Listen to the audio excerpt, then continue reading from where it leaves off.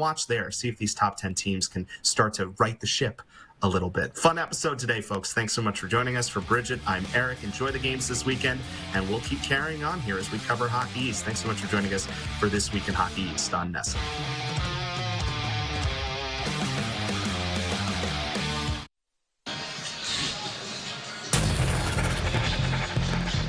Friday night Hockey East on NESN arrives in Amherst. Maine coach Ben Barr is back at UMass, where he learned hard-nosed hockey from Greg Carville. Tonight, it's a top 15 rematch as the Black Bears shoot for a road sweep against the Minutemen.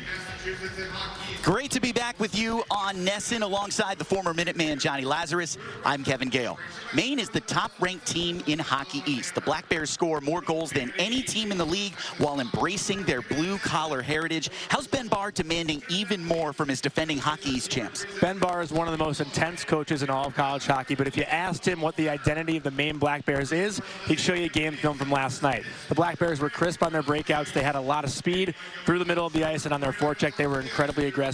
They got skill up front with guys like Justin Poirier. And oh yeah, in goal, they got an All-American Alvin Boya. This team is loaded from top to bottom. And that led to a dominant 6-2 win over the Minutemen. UMass coach Greg Carville said it was the worst his team has played in 10 years. Wow, what went wrong for the Minutemen? The Minutemen came out of the gates pretty flat, but credit to Maine. They were above the puck all night long, smothering UMass and beating them at their own game. So tonight, the Minutemen need to get pucks in behind the Maine defensemen, get on their forecheck, get pucks from low to high, and make life hard in front of Alvin Boya by getting bodies to that net front. Josh Nadeau netted a hat trick. He scored in all situations, including a shorty. That makes him an easy pick for our player to watch in the rematch. How can he replicate that kind of scoring punch? Josh Nadeau stands at 5'8", but he plays like he's 6'2". He's got speed, he's tough, he's fearless. He's got a lot of skill as well, and oh yeah, he could shoot the puck. Nadeau scored a shorthanded goal, a power play goal, and an even strength goal last night, so look for him to be all over the ice tonight as far as offense goes as well. And for UMass, you're looking at Jack Musa, the junior, who's a guy with a lot of NHL attention coming into this season. His motor never stops. He's got a ton of energy. He's the leader of this team. Everyone looks to Musa to set the tone for the Minutemen, and tonight, he'll have to have a very loud performance after what was a quiet night for the Minutemen last night. UMass looking for revenge. Maine shooting for a 5th straight win. Should be a great one tonight at the home of the 2021 national champs. Stay with us for Friday Night Hockey East on NESN. Now that Morgan & Morgan's the official personal injury lawyers of the Boston Red Sox, Wally's joining the team. September was a killer month. And even better, Q3 was the best quarter we've had of all time. This is where we separate ourselves. Get in here early. Wally, we're trying to have a meeting in here. Sorry, guys. It's October. We need to lock in. Everybody needs to lock in.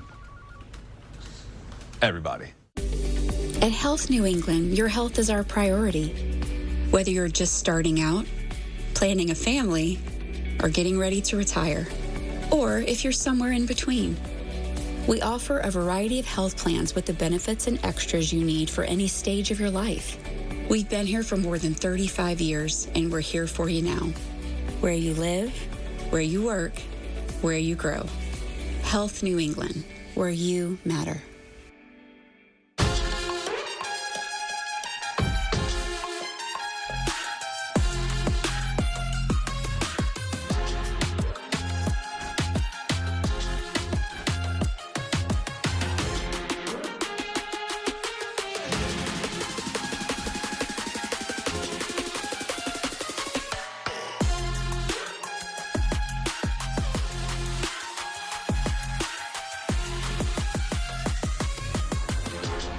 Protecting this beautiful world requires balancing our needs with the planet's well-being. The biodiversity of North America's wetlands is an indicator of our ecosystem's health.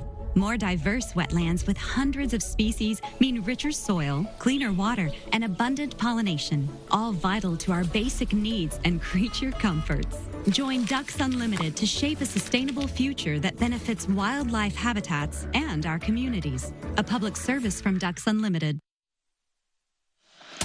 Friday Night Hockey East on Nesson, set to go. Number 6 Maine, number 13 UMass. Let's take a look at tonight's starting goaltenders, presented by Agnelli Law Offices, attorneys who once protected the Nets, but who now protect your workers' compensation rights. One of the best in collegiate hockey, Albin Boya, All-American last year, needs just 14 saves last night in that dominant 6-2 win here at UMass. He's facing a surprise starter from last night's game, Jackson Irving. His first start since January of last year, made 48 saves. Johnny, wasn't enough against these electrifying Black Bears. Jackson Irving was probably the only player for UMass last night that showed up and competed for the full 60 minutes. Coach Carvel preached that he was as good as he could have been in that game last night. Tonight, they got to play much better in front of Irving. But on the other side, in Boya, you got a guy who Coach Barr said has just been okay. Hasn't lived up to the standards that he's usually set. So UMass does have a strong chance tonight. We are working here in the first period, and there are no secrets when you hear from Greg Carvel after a loss like that for UMass. He said, we have got to be better tonight, and they have got to deliver right out of the gate. Expect some hard-hitting shifts early here for the Minutemen to set a tone in front of a nice crowd on Friday night here at home. I'm Kevin Gale with Johnny Lazarus. Two top 15 teams, and they play such similar brands of hockey. Maine was just better at getting into the dirty areas last night. The biggest thing for Maine last night was having a strong F3. The Minutemen weren't able to make any plays over the blue line on offense, and when they tried to dump pucks, Maine was right back on the counterattack going on offense themselves. Mikey Angelo was trying to get a little physical there on the forecheck. Flipped the sheet for UMass. Scrapping along the far wall, trying to free that puck up. Just out of the reach of D'Angelo, the Michigan State transfer. Scored last weekend against Cornell as we get a stoppage here and a face-off in front of Jackson Irving. These are two teams that are young. They are bringing in young freshman talent, starting to work into the fold. It's been funny talking with Ben Barr in his 5th season. He's still clinging to that idea that he doesn't have the best talent in the league, but I'm looking up and down this roster, especially Justin Poirier, John. He looks like an elite scorer.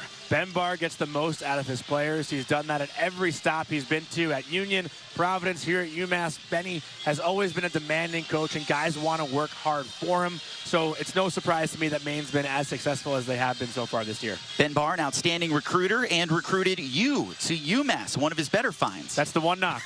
The one negative on his resume. Cale Makar and you. Nice handles right in front, and that one goes through the blue.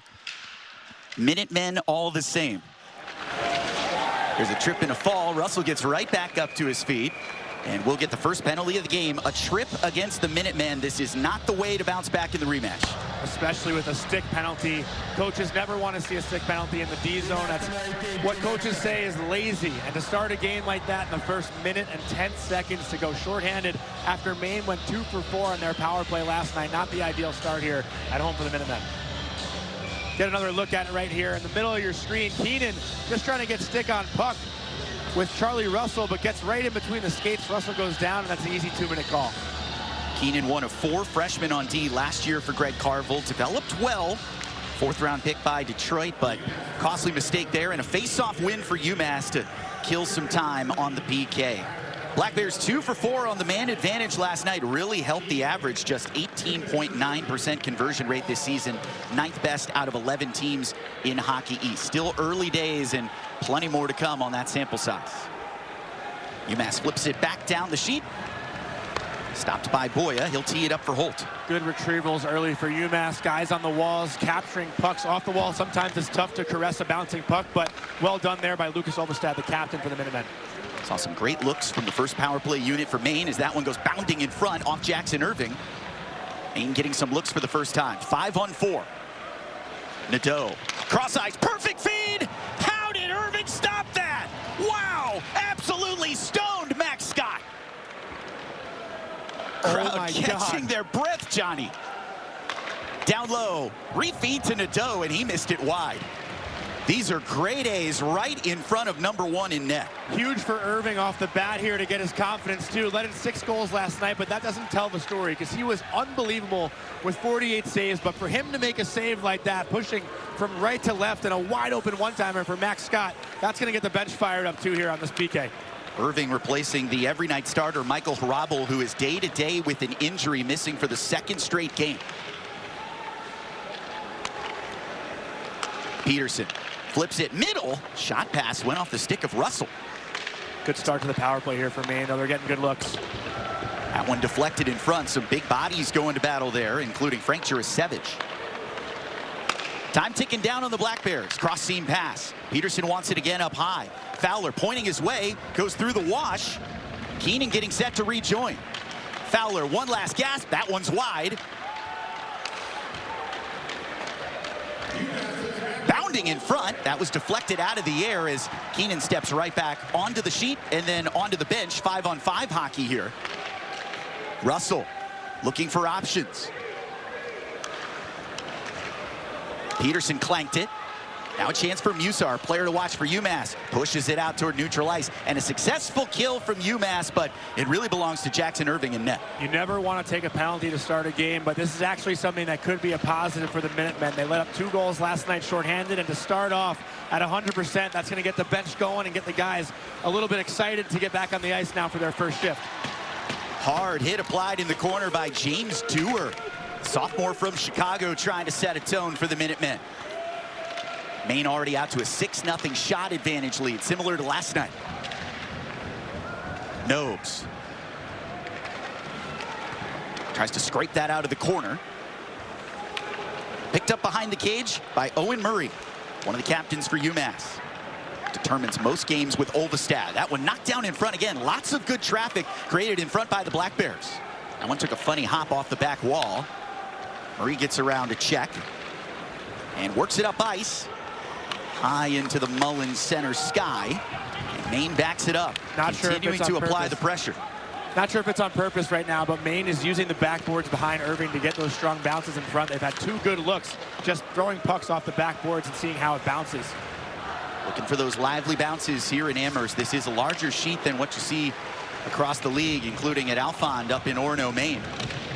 Always a mental consideration for a team here on the road. Know they have to work a little bit harder and cover more space. It has been all Maine early here, but UMass with a successful PK, keeping it level at 0.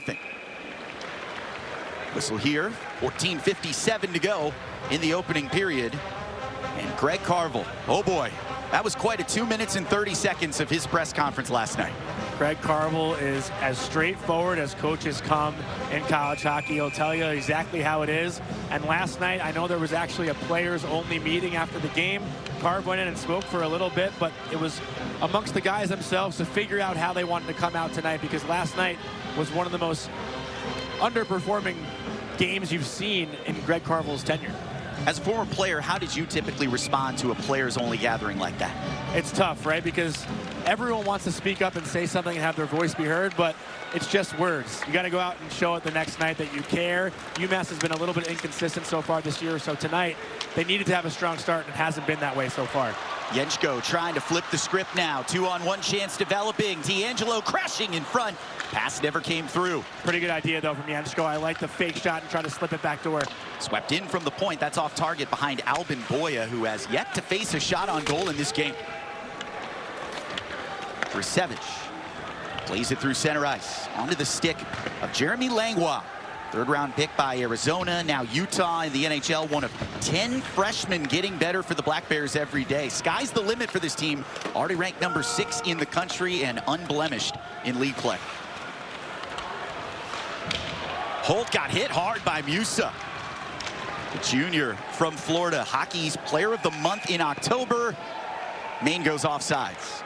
14 minutes exactly to play in the first period. Both teams getting settled in. UMass trying to bring the energy after going down by 4 goals last night. Jackson Irving has 50+ saves this weekend. What a start. Get in and get comfortable. You'll be comforted knowing you can rent what you need or buy what you rent. Get comfortable with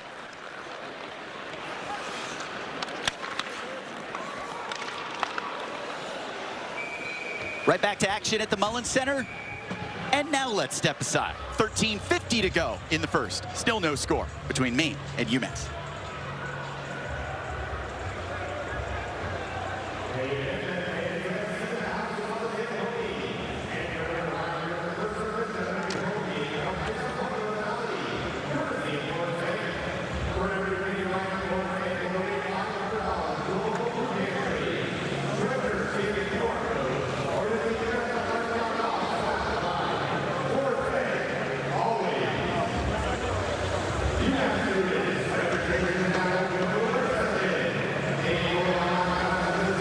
never can expect what's going to happen on this half-an-hour program. We got one! We are on the water, Billy's favorite place to be. We're hopping around the harbor. Okay, Jenny, get your bearings. So much fun. This duck looked much better 5 minutes ago. This is the best season to be a New Englander. New England's premier food and lifestyle program, Dining Playbook. Saturday mornings at 9, Encores Sunday night at 9 on Nesson, driven by your New England Chevy dealers.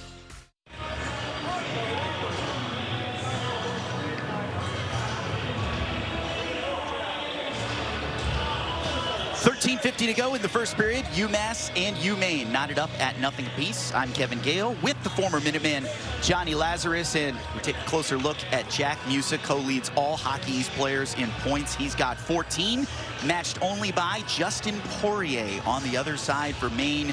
Two of the better scorers in the league this year. How do they differ, Johnny? Jack Musa is more of that energy spark plug that is all over the ice for the Minutemen, while Poirier is a goal scorer and is dangerous everywhere in the offensive zone. Not necessarily known for his defensive zone, but he's learning a lot coming over from the CHL. Ben Barr has been working with a lot of those Canadian major junior players that have now made the jump to college hockey, where Jack Musa has 3 years already under his belt, so a little bit more experience in that end. Canadian major junior players are pushing the average age up for players all across college hockey this season. It's putting a little bit more pressure on those young talents that jump into the mix, and we have a hooking penalty spotted in the main end of the ice. And we will wait for confirmation on the call. It looks like Nestrasil is going to go second Minuteman to the box. UMass has taken a lot of offensive zone stick penalties this weekend, and that is just very undisciplined. The freshman this time, Vaslav Nestrasil, just gets his hook in the rib cage of Peterson. It looks like as Peterson's going back on that puck to start the breakout, and now the UMass Minutemen find themselves killing another penalty before we even hit the 7-minute mark of the first period. Nestrasil, another young player, freshman from Prague in Czechia. The offense really flows through him, and he will sit for 2 minutes as Maine gets another crack on the power play. Nestrasil also one of the better PKers too, so that's another big loss to this PK unit. Jackson Irving fought off the first shot he faced on this 5-on-4. Frees it with 13:28 to go here in the first. The Minutemen had 3 shots on goal in the first period in last night's game, where Maine had 19, and it looks like we're kind of on the same track so far tonight. Maine already with 6, and the Minutemen with none to show here in the first 6 minutes and change. Black Bears outshot the Minutemen 54-16. Scored 2 goals in 16 seconds late in the first period, including a shorty by Josh Nadeau. Here's a wrist shot stopped by Irving. Fat rebound into the circle, stopped again. Poirier was creeping in front. UMass wings it down the ice for a reset. The Minutemen wanted a penalty there too. It looked like Owen Murray got slashed as he was trying to clear that puck, but a good look at the danger of Justin Poirier. 9 goals in 9 games, and with that shot, you can see why.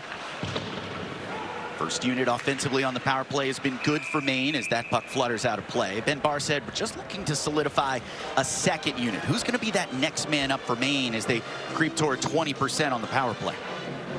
We'll take another look at Justin Poirier right off the face-off, walking into the slot, trying to go high glove on Jackson Irving, and actually gets a rebound to himself, but I don't think that second chance actually got through. The Minutemen do a great job of blocking shots, but Poirier is going to be that #1 option here on this top unit for a one-timer. PK starts with the goaltender, and Irving is dialed in this one. Russell can't pinch, and down it goes to Albin Boya. Surprised to see the second unit out actually this early. Only 30-40 seconds into the first power play chance, and the first unit is now on the bench. Still 1:08 to go on this main power play. Top side for Peterson. Into the circle. Collapsing the defense of UMass. Off the back wall again. Fowler can't reel it in. Now he's got it on his blade. Marked closely by Del Elche. Good pickup by Keenan right in front of his own goal. Backhands it out of the zone. Really good play by Larry Keenan, 6'4" blue liner, using his reach to protect the puck and go backhand glassing out. That's a much harder play than it looks to clear a puck on your backhand like that. UMass only 10th best in Hockey East killing penalties this season, but Greg Carville said, I'm not worried yet. Van Tassel with a shorthanded chance. Killing some time as he pushes into the corner. Got around Miguel Marquez, 3rd-round pick by Nashville a year ago. Smart play to pin it against the boards too. That kills off around 10-15 seconds. Van Tassel was one of the bright spots last night for UMass when there weren't many. Final 10 seconds on the Black Bears' advantage. Russell is outnumbered. Pushed out to the wall by Olvestad. Joining the play. Ooh, hard hit. Langlois got sandwiched by the Minutemen, and we're back to 5-on-5. That's 2 successful kills for UMass. Nestersill nifty behind the back. Boya scoops it up and freezes for a face-off. Little pushing and shoving here as the captain Olvestad gets into the lap of Albin Boya. Looked like Will Gerwa also tried to lay the body on the UMass first-round pick to the Blackhawks as Vaslav Nestersill with a pretty little pass to himself in the neutral zone and just wants to throw a puck on Boya. But we get another look right there, that sandwich hit on Langlois from Van Tassel and Olvestad, 2 of the more physical guys on this Minutemen team. Olvestad led all UMass D with 13 points last year. His head coach said he was the most important addition to the roster. A transfer from Denver where he learned how to play championship hockey off the outside of the pipe and right back onto the stick of Landon Nyes. Keeps the puck moving. Another talented freshman into the mix for the Minutemen. Fans liking this physical play down in the main end. Students getting involved. Good crowd here on a Friday night. Tried to get the Minutemen back on track. Losers of 2 in a row. Maine has rattled off 4 wins straight to move to 3-0-0 in Hockey East. The physical play coming from the top line also of Musa, Galanic, and Nestersill, who are more known for their playmaking and their flair. But right now, getting on the forecheck, throwing the body, letting Maine really feel them, where last night they didn't get many of that. Hand pass called. Galanic centering that top line. And how young are these centers for UMass?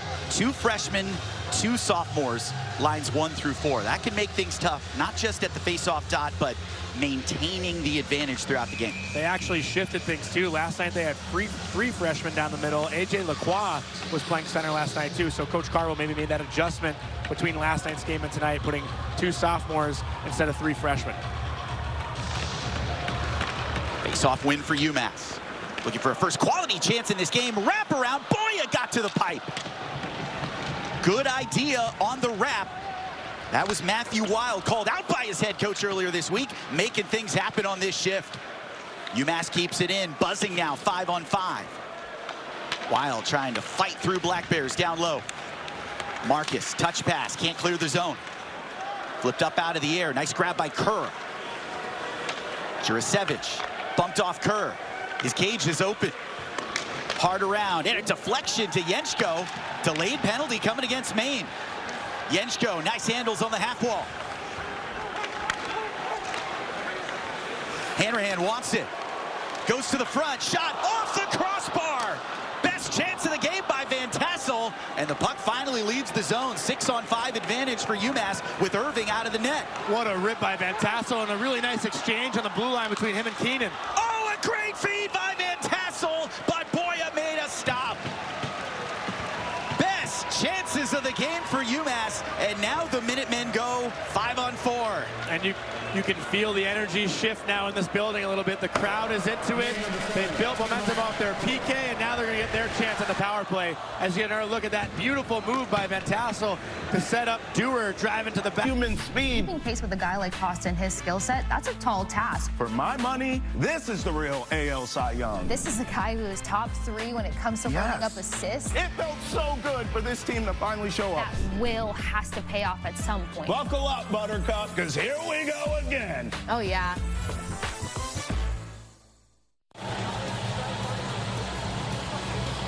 Hockey East on Nesson is brought to you in part by Boston Children's Museum. Visit Boston Children's Museum today, the official children's museum of Hockey East. No score, 9:35 to go in the first period here in Amherst, Massachusetts. UMass is going on the power play for the first time with Jeremy Langlois sitting for 2. Watch for Daniel Yenchko on his one-time flank. That's the #1 look for the Minutemen on their power play. Yenchko actually had a great chance in the soft area on that last shift when the shot went off the near side netting to the left of the post. But Yenchko's shot is so dangerous when he gets it off and he has time and space. UMass 0 for 4 on the power play against Maine last night. Had gone 6 in a row with the power play goal. Greg Carville's team second best overall this season in Hockey East. One-timer and a goal! UMass on the board with Francesco Del Elche.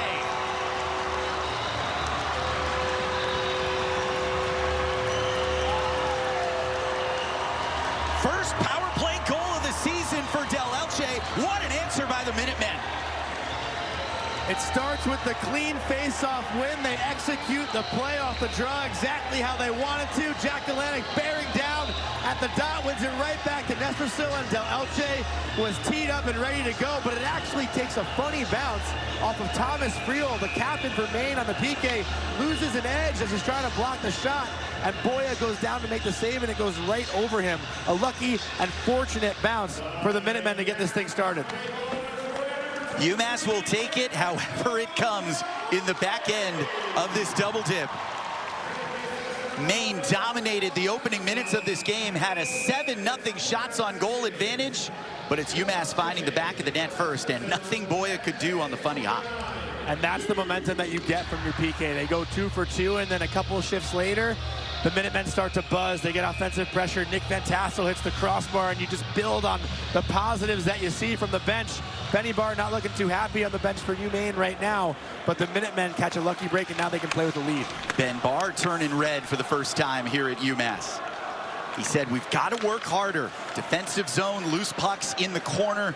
We've been dominated some nights. Hard to believe for the number 6 team in the country. UMass playing with some sizzle now. Nice handles there by Murray. Gets back to his feet. Played it along the goal line, extended. Chance now for Kerr, the freshman, who's been awesome at the face-off dot. Looking to add some offense as that one goes cleanly out of play.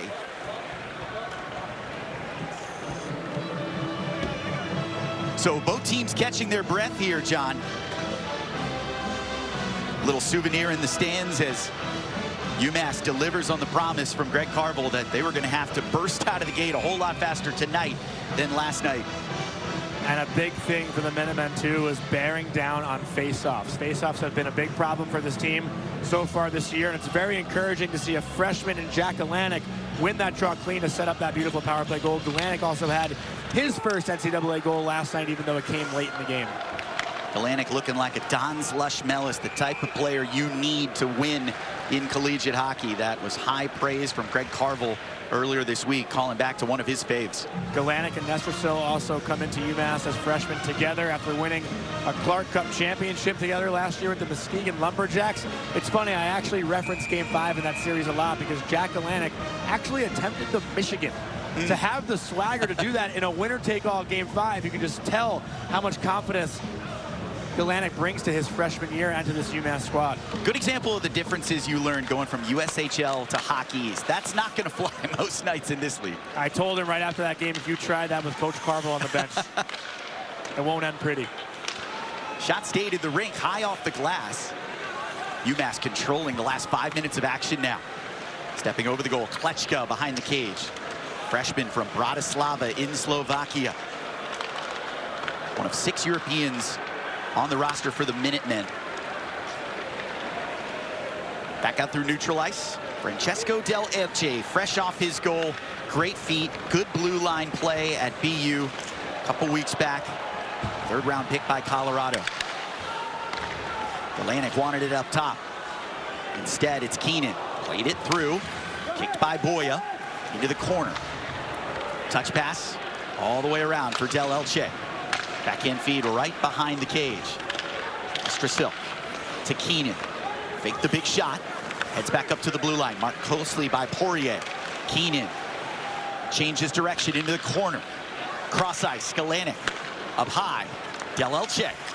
Great possession here. 5-on-5. Fluttering puck buzzes the tower. Scott gets pinned. UMass dialing up the intensity here midway through the first. Long skate for Galenic. He's fresh. The freshman feeds it through. Off a deflection, Musa had Nestersil for a moment. Now he's jammed up behind the cage. Musa comes in for support for UMass. Best offensive zone shift of the weekend for the Minutemen. Oh, and a bold pass out of its own zone. Maine finally gets it clear with less than 7 minutes to go. Icing called, so this tired 5 for Maine will have to stay on the ice. You can see right now Luke Peterson, the defenseman for Maine, the freshman from the Green Bay Gamblers last year, hunched over. He's exhausted from a long D-zone shift right now. The Maine Black Bears are certainly breathing heavy, and Charlie Russell, the junior, veteran move here, taking his time to get back into the zone for that face-off. But the Minutemen group, they know they have a chance here to attack. and possibly extend this lead to 2-0. Russell's got all kinds of experience. Transfer last year from Clarkson. Scored the overtime game winner against Northeastern during that thrilling Hockey East Championship Tournament run for the Black Bears last year. It's been a long time since a non-Massachusetts school had taken home the title at TD Garden. Another icing here with 6:49 to go in the first period, and the script has completely changed as UMass is pointing down here. Lucas Olvestad taking charge as the captain. Maybe that players-only meeting worked because they're playing with some fire, John. The Black Bears trying to confuse the linesman right now, but to that point, Lucas Olvestad telling the bench, hey, they made a change on the icing and tried to trick the officials here to get some fresh guys out on that icing call. Olvestad and Hanrahan slowed down to allow the icing to be called, and that's why Maine's complaining as well. We play on 5-on-5. Boya hugs it. Maine has been hemmed into its own end. And I got to tell you, Boya looks a little shaky right now. He wasn't tested much last night, only faced 16 shots. He had 14 saves. UMass really peppering him here in the last 4 or 5 minutes or so. Boya, not the biggest goaltender. Junior from Sweden, stands just 6'1". He's always been great in the mental game, but sometimes, Johnny, when he gives up early goals, he gets a little hard on himself. It's something that Ben Barr's been working with him throughout his career. It's hard not to be, and actually last night I referenced the mental performance coach that we had at UMass when I was here, Luther. He's actually with the Maine Black Bears now, so Ben Barr took him over from UMass to Maine, and I'm sure he's a big help as well for these kids. And Tassel nearly threaded the needle for UMass. Kerr gets nudged off in the corner. Another deflected shot in front, and Van Tassel is taking up residence at the top of the blue. Maine doesn't like it. Nick Van Tassel, 6'5" junior out of Basking Ridge, New Jersey. The Ottawa Senators prospect, just trying to rattle the cage of Alvin Boya. And that's something that I love as a player. I mean, I used to always stop right at the blue paint, get in the goalie's face, let him know I'm there. And right now, the Minutemen have the Maine Black Bears on their heels, and they're going to try to do everything they can to unravel them a bit. Too many penalties last night for UMass. Now finding the edges of physicality without stepping over. Had a couple penalties early in this game, killed them both off. That built all kinds of momentum leading up to the power play goal. Special teams, the difference so far, 1-0 UMass. Van Tassel flings it into the corner. Long chase there for Justin Kerr. Boya stuck on the ice sheet again. And Tassel gets around Motu. Circles back below the goal line. That up high to the point. Hanrahan can't get it down low, and it's a race towards center. Marcus there, the youngster for Maine, and finally Jackson Irving springs into action from the UMass net. Minutemen doing a great job to protect their goaltender on the other end. Just his third start in the last 10 months. He's been lightly used, waiting behind Michael Harabel, but up to the task the last 2 nights. Marcus, straight feed, nearly 5-hole, and Irving covered it up. Boy, he had second thoughts there. That puck was loose in between Irving's 5-hole and Sully Sholey, who had a great game last night for Maine, tried to poke it home after the whistle, and he has to answer the bell right away from A.J. Lacroix. But heck of a play there by Miguel Marcus to cut back and find that little seam to create that scoring chance.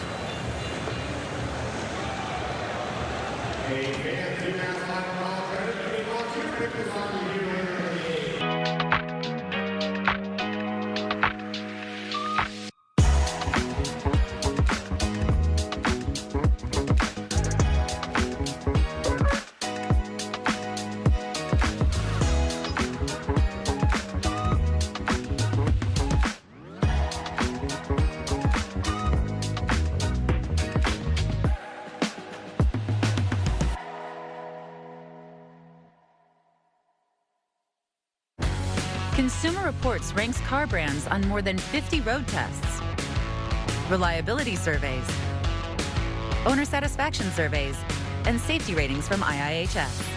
And for 2025, Consumer Reports' most reliable automotive brand is Subaru. It's no surprise they also named Subaru the best overall automotive brand. Find yours and learn more at SubaruofNewEngland.com/CR. Go beyond with Service Credit Union. From pre-checking to high-rate savings. Learn more at servicecu.org. UMass doing a service to its fans tonight. 1-0 lead at home early. Down 7-0 on the shot counter. Maine dominated the early action with a couple power plays. UMass hit back courtesy of Francesco Del Elche's third goal of the season. Off a face-off win. Kicked into the corner by Jackson Irving. Now UMass climbs the ladder. UMass hustling into the Maine end. Watches Langlois take it back the other way for Maine. Doe, touch pass to his captain, Friel. Great feed in front, and Jackson Irving had it turned away. Kalanick got knocked over behind his own cage. Now it's Olvestad into action. Huge energy booster when he's on the ice. But that one wanders down for icing.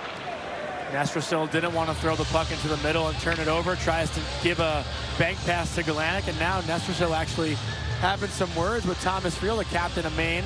Nestrasil doing a lot of yapping so far tonight. I like to see that out of the first rounder. But this line so far already in the first period has been much more noticeable than they were all night last night. Kalanick gets one late in the third, but they didn't generate much in the first two periods. Greg Carvel was asked last night after the 6-2 loss, "You going to tinker with the lines?" He said, no. This is not a line chemistry issue. This is just an effort issue. And his team has answered the call tonight as Irving wisely covers off the faceoff. And here goes a little more of that pushing and shoving. This thing's getting more physical than we saw last night. To that point you were just making, Kevin, about last night's game, I was talking to the coaching staff after, and it's just one of those nights where you burn the tape. The answers weren't in the video. It was simple. The Minutemen didn't come out, they didn't compete, and they didn't execute. And you don't need to rewatch that and bury them even deeper. So it's important for the captain, Owen Murray, and Lucas Olvestad to step in front of the team and talk and just say, this is not who we are. This is not UMass hockey. We know we play fast, we're prepared, and we play the game hard, and that's not what we did last night. So tonight, let's get back to our identity. Let's get back to what we do, and so far we've seen that. Greg Carvel had no indication that was coming as that one takes a kick off the back wall up high around Irving. Nice idea by Poirier. Last weekend, a split weekend home series for UMass. Carvel said against Cornell, our mistakes were down, our checking was up. We played a full 120-minute weekend for the first time all season, and then they reverted back to the negative. Surprising to see, Johnny. That's what happens when a lot of players leave a program. I mean, this UMass team is missing guys from last year's squad like Cole O'Hara, Idar Sunyev, Kenny Connors, Lucas Mercury, Ryan Lautenbach, guys who were staples here for so long. When you put it that way, yeah, I mean, it's understandable. There's a lot of new faces and a lot of underclassmen that come in, so it does take time. Poirier off the draw. Irving got the pad extended. And Tassel gave it up to Maine. Chance in the slot. Poirier wide. Gets his miss. Tried to tuck it in, and Irving's got it with the glove. A little more of the rugby scrum in front, and no surprise, Charlie Russell's in the middle of it again. I gotta say, I really enjoy watching this Justin Poirier play, the Carolina Hurricanes prospect. Every time he gets the puck, he shoots it. He looks like he's, I'm gonna make a weird comparison here. I'm a big NBA fan, but he's almost like J.R. Smith.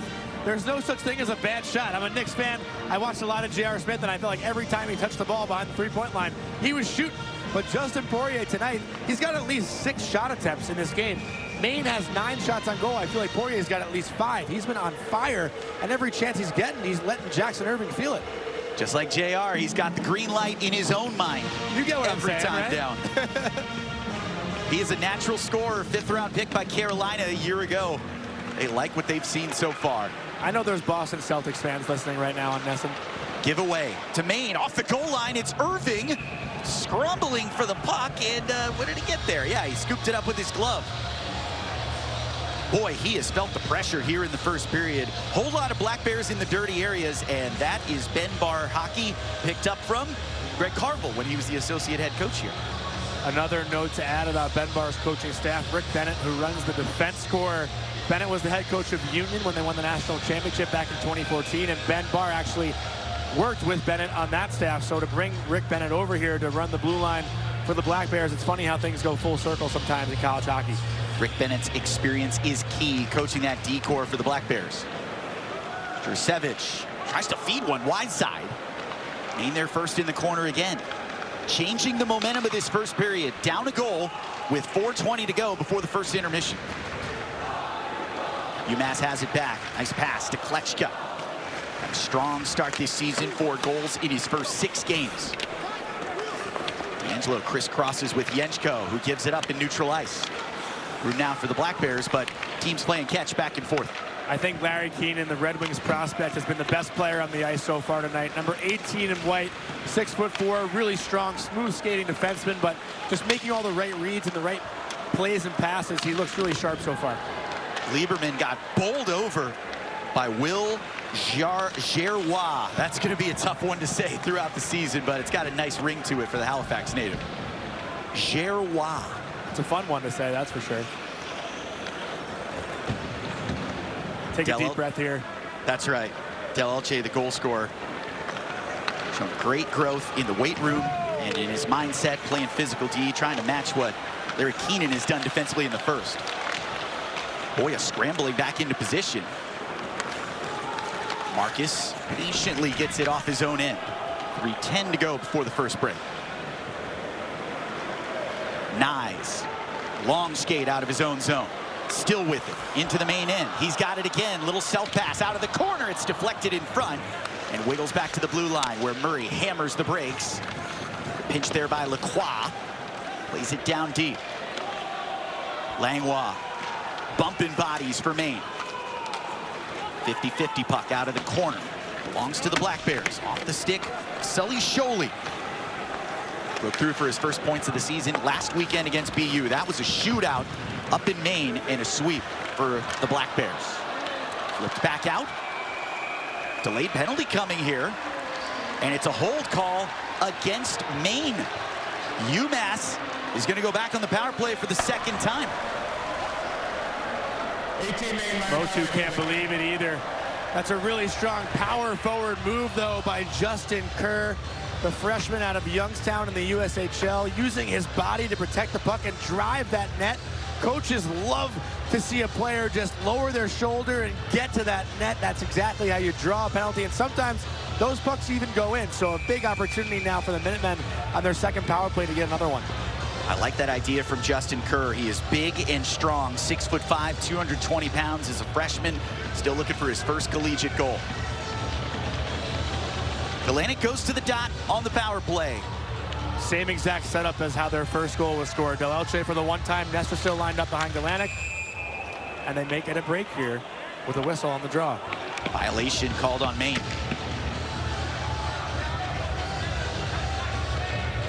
Tense moments here for Maine. Backed up in the back half of this first period. Massachusetts looking to go 2 for 2 on the power play as Galenic steps out. Something's going on. One of the officials is at the score clock. I think they're trying to put the 2 minutes back on the board. 1 second came off. They're resetting that. Walker Holton and Michael Zyla are 2 referees tonight. Nick Briganti, Anthony Val are linesmen. They have missed a sneaky Black Bear getting on the ice after an icing. Estersill trying to set up 5-on-4. Here go the Minutemen. Off the wall, it's Galenic. Good in tight spaces. Plays it down deep. Nestrasil tried to touch it to Musa. Picked up right in front by Maine. Nice handles by Max Scott, the Brown transfer, brother of Harrison Scott. They are like clones of each other in this Maine program. Benbar loves those two. He was very happy to get Max Scott as a transfer. Misses his brother, but tough start to the power play here for the Minutemen. Nestrasil just fanned on a pass to the middle, and right now you're seeing a very aggressive PK for Maine. Usoro got the better of Jack Musa. Tough to do. Elche at the line. Played off the wall by Galenic, goes down to a knee. And another successful clear by Maine. Now a shorthanded chance. Nadeau nearly got a gift. Back in comes UMass. Final 1:28 in the first period. Stepping in, Del Elche already with the power play goal. One-timer. Boya didn't get it clean, but made the stop. Jensko showing his speed down the far side wall to get set up for the Minutemen, while Maine was all over them on the initial opportunity. UMass finally gets set up, and Jensko gets that one-timer off, but Boya read it the whole way. Del Elche did a good job of moving laterally along the blue line, but it was pretty obvious the pass he was going to make over to Jensko. The average might not be where UMass was last year on the power play, but Greg Carville says he thinks this power play unit can be better now than a year ago. What was interesting last year, too, the Minutemen had 5 forwards on the power play. You don't normally see that in today's game. Now, you typically get 1 defenseman, 4 forwards, and that's what we're seeing with this unit and the first unit as well. A little more balance this season, but hard to argue with the results with those 5 forwards a year ago. It's always funny when you tell Carve his power play percentage. He goes, oh, is that what it is? I didn't even know. He doesn't care. Eye test. UMass trying to figure out a zone entry here with less than 1 minute to go in the first. Still 26 seconds on the man advantage. And UMass has to regain the zone again. When you have a goalie that's so confident playing the puck, it's such a big advantage. Alvin Boya just essentially broke out Maine himself on the PK. So advantageous to have a guy who's confident coming out of his crease. Another missed pass to Van Tassel. This is killing precious time for UMass. 4 seconds to go, 5-on-4. Galanic hustling. Spun off a check. Got undercut by Bodie Nobes, and we're back to 5-on-5. UMaine now 1 for 2 on the PK. Closing seconds in the first period. UMass fans getting a little restless. Minutemen just trying to get into the room. Had some pushing and shoving by the UMass bench. Cam O'Neill and Charlie Russell were going at it. One last chance for Scholey. Stopped by Jackson Irving, who flipped it right up to his glove, and that finishes off a sparkling first period for the backup goaltender turned starter. 11 saves and a 1-0 lead heading into the room. Johnny, that was a great response by UMass after being outshot 7-0 early. Not exactly the way you want to start a game, having to kill off 2 penalties, but the poise and composure of Jackson Irving in the net allowed the Minutemen to take a deep breath and relax and then finally get to their game. But special teams right now is telling this story. It's a power play goal for UMass that separates these 2 teams, while Maine 0 for 2 on their man advantage to start. That goal belongs to Francesco Del Elche, his first power play tally of the season. UMass looking for revenge against the Maine Black Bears. Good start, 1-0 lead heading to the room. You're watching Friday Night Hockey East on NESN. This is Boston and Toronto. Bring the attitude. The Bees take their first trip north to write the next chapter in a historic rivalry. Coverage begins at 6 on NESN. This original 6 matchup is presented by GMC. Confidence is not a mindset. It's an achievement. In the GMC Sierra HD AT4X. Get 3.9% APR on 2025 GMC Sierra heavy-duty models.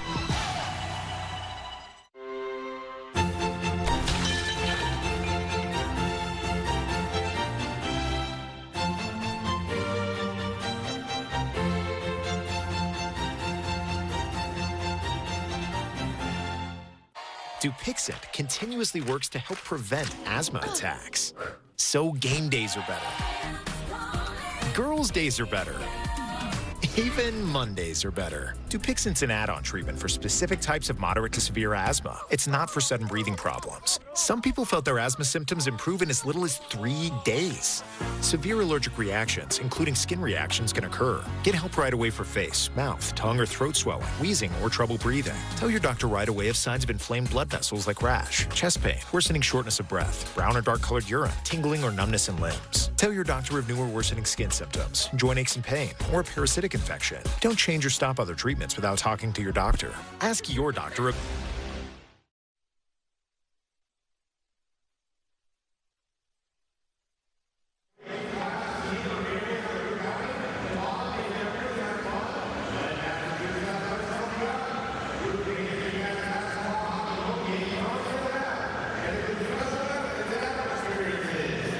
Friday night Hockey East on NESN. UMass with a 1-0 lead over Maine in a top 15 matchup. First intermission presented by Boston Children's Hospital.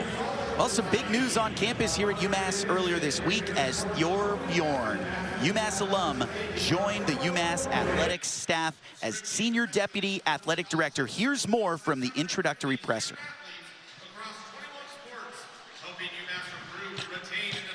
I am so happy and so thankful to Ryan, so thankful to Joe for the opportunity to be back on this campus.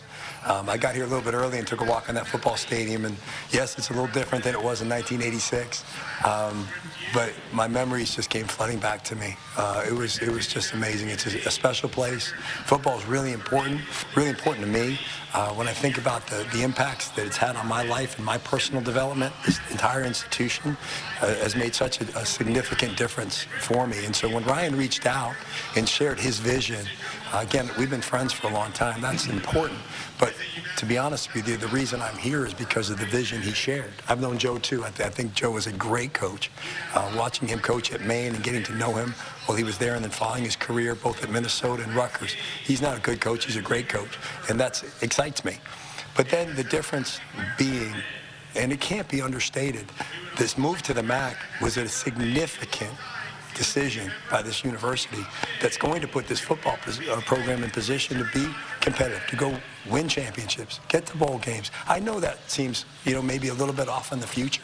And that was a great question you asked Joe about immediate, what type of immediate success can you see? There is no such thing. When I look at this program and I look at this move to the MAC, the thing that gets me so excited is their stability now. Stability that you can't have as an independent unless you're Notre Dame. And again, that gets talked about a lot, but it's real. And that's the piece that excites me. And then when we start talking about, Ryan shared with me his vision about stadium renovations and support as it relates to NIL and support as it relates to staff. Those are significant commitments that this university's making, that Ryan's making, the chancellor's making, to put Joe and his staff and these amazing players who I had the chance to meet with today a little bit, in position to achieve all their goals. So this is exciting. I'm fired up. It's something that makes me really jacked. And it's funny, I was saying to these guys at lunch, being around football players my entire life, whether it was here for 14 years or at Rhode Island for the past 18, they're all the same. And what they are is great character men. They're people that understand what leadership is developed by being part of a football program. And I can already see their love and passion for this school. It's the same love and passion that myself and my teammates, so many of which I heard from yesterday when this announcement came out, and then also 14 years with the guys that I got to know when I was working here. It was special. It's family. And I am so honored and thrilled to be here. Aha! I knew it! You are stealing my Jersey Mike's gig. Danny, it's just because Jersey Mike's is an official sponsor of the NFL. I'm not taking your gig. Now you're taking my look. This is how I dress. My glasses. I've been looking for those. I wear glasses. I have astigmatism. I'll give you astigmatism. Ready for you on set, Eli. I gotta go. Oh. This ain't over, Manning. Jersey Mike's, a sub above. Hey, that's my line. A sub above. Nothing gets handed to you here. And those banners, they're not only earned by the players on the ice. There's a team behind the team that makes it all happen. No glory, no crowds, no parades, just hard work. And we're standing behind them. Run is proud to be the official workwear brand of the Boston Bruins, TD Garden, and the TD Garden Bowl Gang. We've got them covered.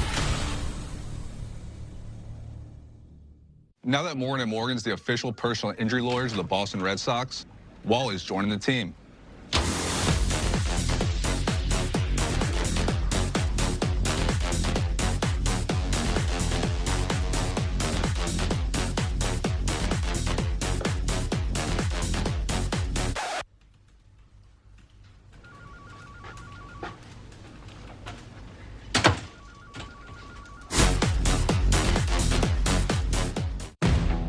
My dad and I share three passions: family, law, and hockey.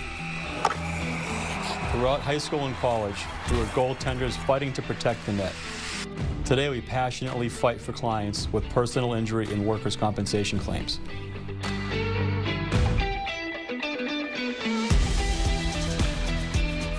We are the family of Agnelli Law. Trust your hometown lawyers to win for you. The UMass 5 Farm Loan is really an awesome program that we get to promote to our CSA members. A lot of people get edged out of being able to get CSAs because of how much money that you have to pay up front. Being able to get this loan and it's zero interest, so you're paying exactly the money you would have been paying. It's just a little bit of help up front. Makes it so that more people can enjoy our food, which is awesome.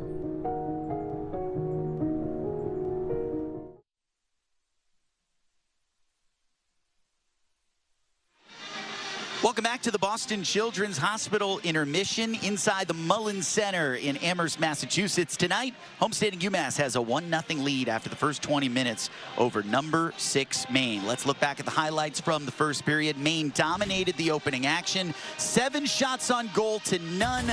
Got a couple power play opportunities, but Jackson Irving was the man in the first 20. Jackson Irving set the stage with that incredible save right off the bat on the Maine power play, pushing from right to left, and that got the UMass bench fired up to kill off 2 penalties in the first 7 minutes of this contest. But we saw some physicality, some big hits, some great plays. Nick Van Tassel with that backhand toe drag, but it's the power play right now that's the difference in this game. Off a beautiful face-off by Jack Galanick, Nestrasil in a set play finds Del Elche for that one-timer. And the Minutemen do get a fortuitous bounce off Thomas Friel, who tried to block that shot. Unfortunate for Albin Boya, but the Minutemen were off and running at around halfway through that first period. Galanick and Nestrasil get the assists on that Francesco Del Elche power play goal. Relatively even through the first period, but the difference on special teams, UMass 1 for 2 on the 5-on-4. Let's step aside. We'll have plenty more to come here in Amherst. Don't go anywhere. This is Friday Night Hockey East on NESN.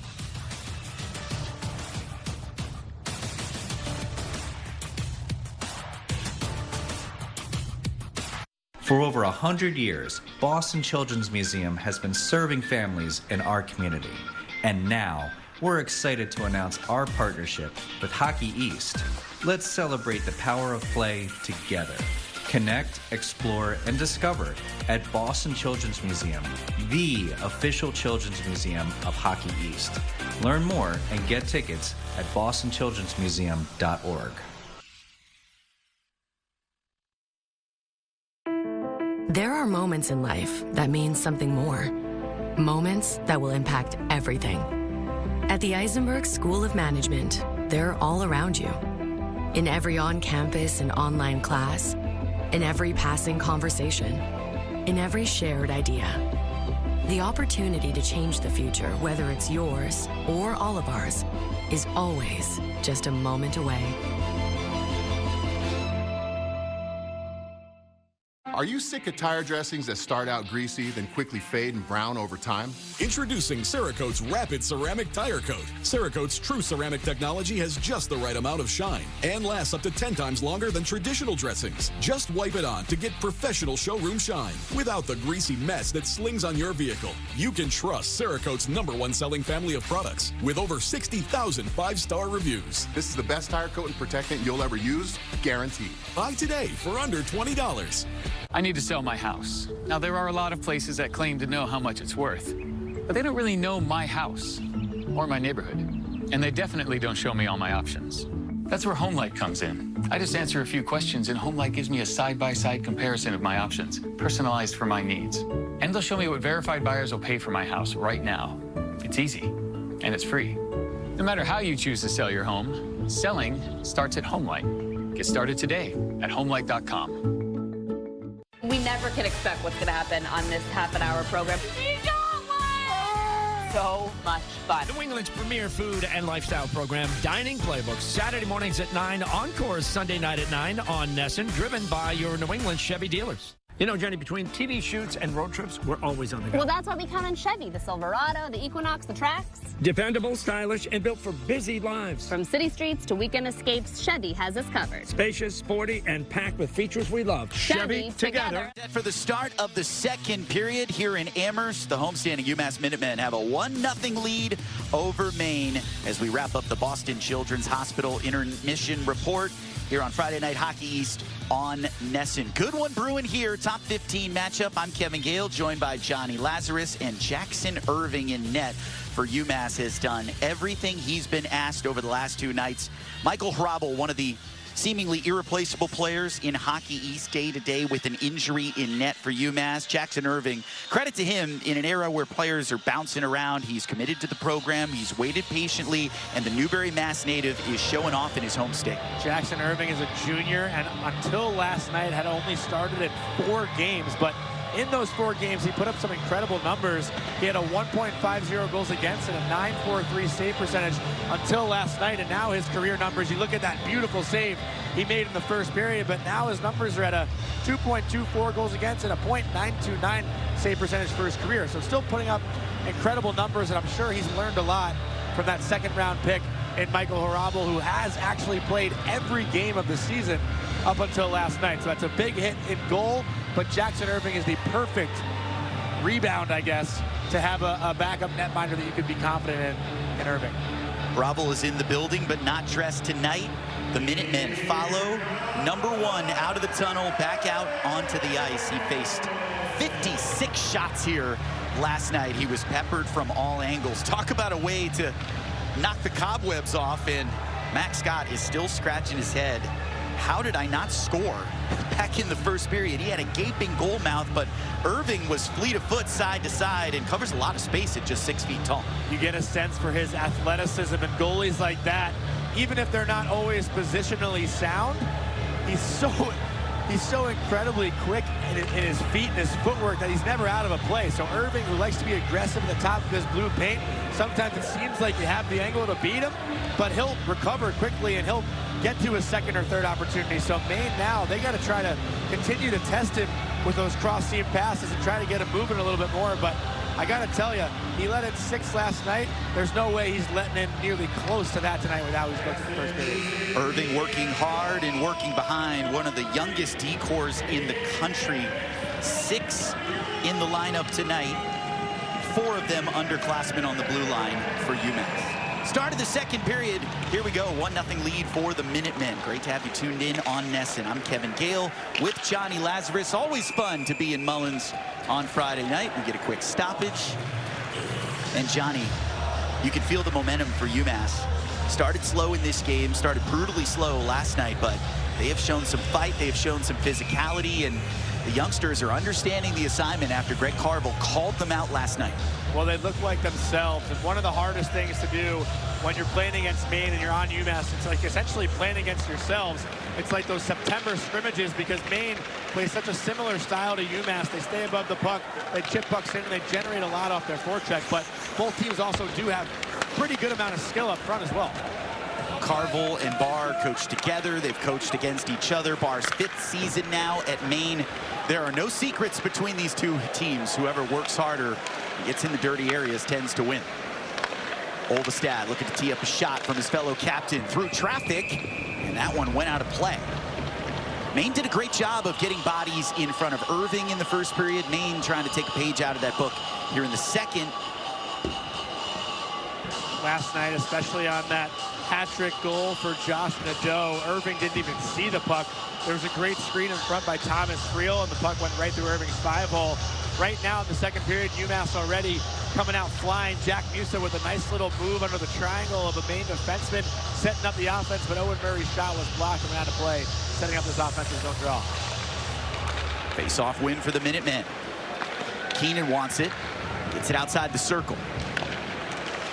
Del Elche trying to shake off his defender. Russell steps to it. Now a little room for Keenan. Wrist shot, stopped, and Boya covers.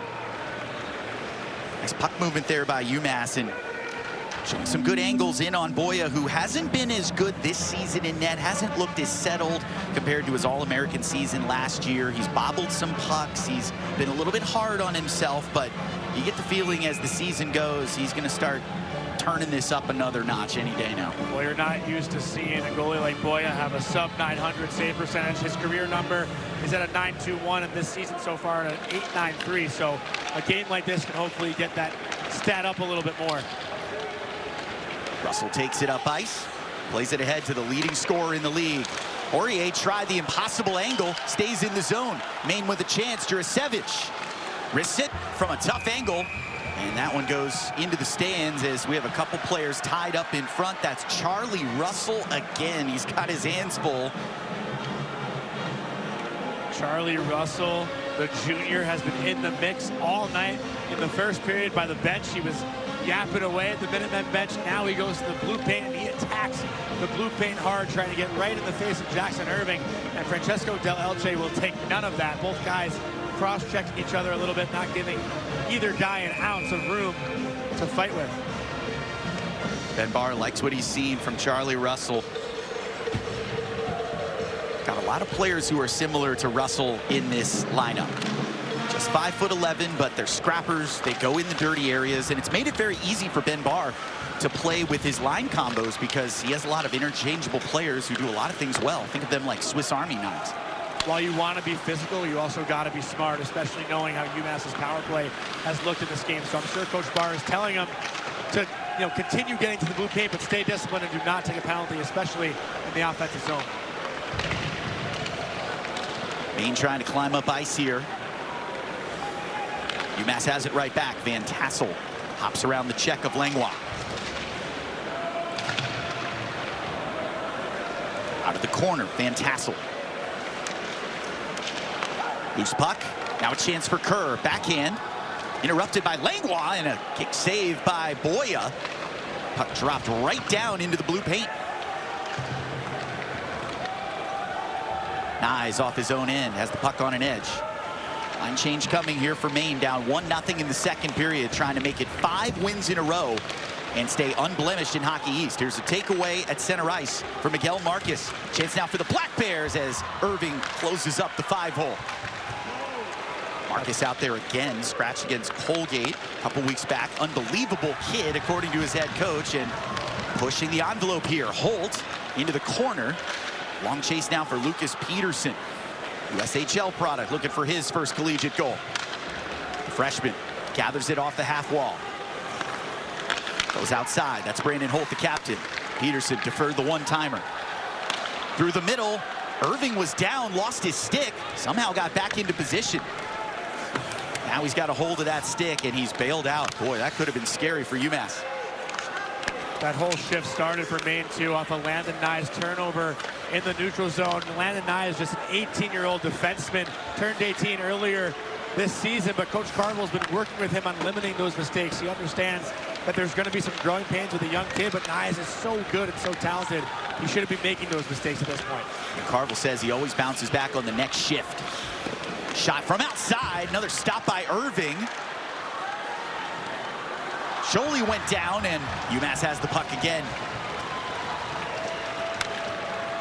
Irving has been up to the test in net, but this is an icing that'll bring it all the way back down, and Jackson Irving just collecting himself in net. He has been so fiery the last 2 nights and maintains the 1-0 lead here. And now Nyes and Olvestad are caught out on a long shift. They've been on the ice for north of a minute, just off that Nyes turnover in the neutral zone. Remember, in the second period, it's a long change, so it's much harder for the defenseman to get off the ice. You got to wait till the puck's in the offensive zone to go for a change, and now these guys are caught for what could be 2 to 3 minutes. Friel, the intended target at the top of the house, trying to win it back for the Black Bears. Soro instead plays it up top, batted through traffic. Nice block by Lacroix. Wins his NIL deal coming from the sparkling water. Too obvious. Too obvious. Nadeau was teed up by Galenic, got away from the check. Nestrasil, so good on his feet, but here's a giveaway. Friel, wrist shot, and a stop by Irving. Oh, he was shielded by Lipinski. I could barely see him grab the puck. He did well to hold on. I'm not going to lie, I thought that puck was labeled top corner. It looked like that was a perfect opportunity for Friel to put that one home.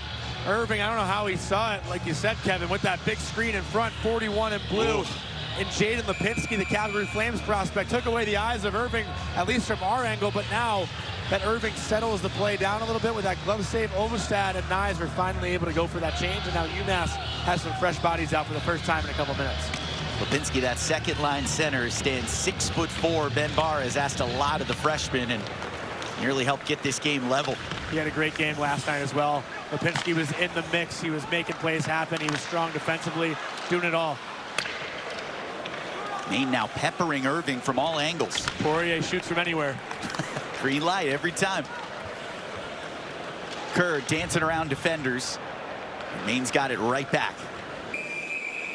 Puck goes into the UMass bench. We'll freeze it with 15:24 to go in the second period. Feels like a little reset here, Johnny. Maine still looking to break through against Jackson Irving. What changes can they make to get back to the offensive intensity we saw last night? Well, UMass is doing a really good job at boxing out in front, so Maine just got to try to win those 50-50 battles if there is a loose puck in the blue paint. Irving has smothered most of the shots he's faced, but there have been some chances low. So if the Maine Black Bears can shoot the puck a little bit low and crash that back post and try to bang home a rebound, they're going to find themselves on the scoreboard.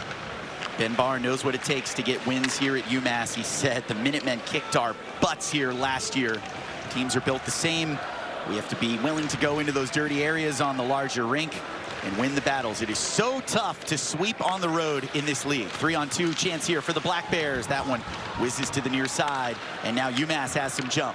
Nestrasil can fly off the right wing, gets crossed up with Del Elche. Del Elche stays with it, evaded Scott. Del Elche trying to go help, but that puck left the zone. UMass has to retreat. 3-on-2 chance again. Scott's turn, lifts it off the glove of Irving. Big rebound collected by UMass. Juicy rebound there for Charlie Russell to put home. UMaine pinches, keeps it in. Russell just wide to the near side. Russell throws a check. He's got the puck right back. He is everywhere on this sheet. Looking for the cross seam pass. That one goes wide. Irving back into position. Good battle brewing behind the cage. UMass skates away. Maine's buzzing right now. The Minutemen are starting to weather a storm here a little bit. Galanic lost his stick. Felt like a 5-on-4 for a moment as Poirier looked a little slow getting off the ice for Maine. We'll monitor that. Top scorer may not be 100%. Whistle at neutral ice. And bring a face-off right in front of the UMass bench. Wasn't sure if that was going to be a too many men call on the Minutemen, but it looks like it was an offside. Another look at that save by Irving right into the glove. You rarely see a rebound that juicy. Charlie Russell, if he was almost later, he got there like too quick, but that's how hard he works. Russell's been in the blue paint all night so far tonight. Peterson was waiting at the back door. 06 birth year, Johnny. Man, these kids are young. So weird to think. 14 years old during COVID. Imagine that. Icing called. UMass fans don't like it. A big offensive zone draw here, though, for the Minutemen. They haven't had many O-zone starts in this period. It feels like they've been in their defensive end for the first 6 minutes and 12 seconds. So Maine's got to bear down, not allow the tired legs to get the best of them, and UMass has got to start to get back on their forecheck and start to maintain some offensive zone pressure.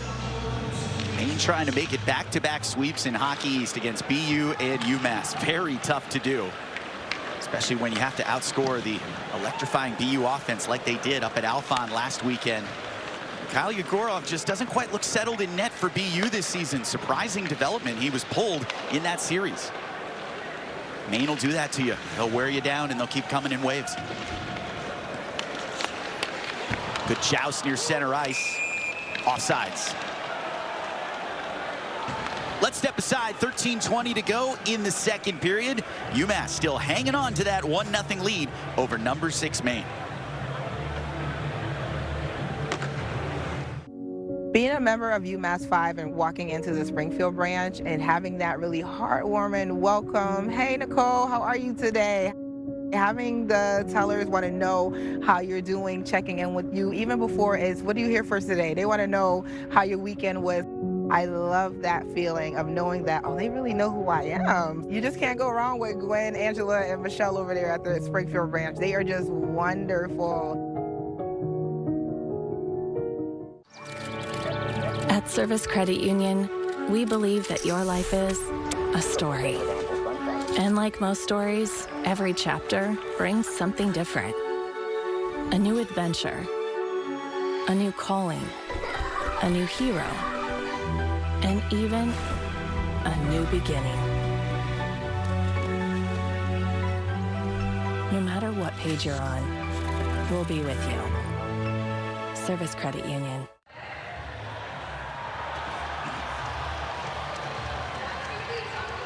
Maine out shooting UMass 21-11, but the Minutemen have a 1-0 lead here in the second period. Friday night, Hockey East on Nesson. It's a top 15 matchup. UMass trying to bounce back from a lopsided 6-2 loss last night. Jackson Irving has been outstanding in net. What can Greg Carville compliment his team on most here through the first half of the game?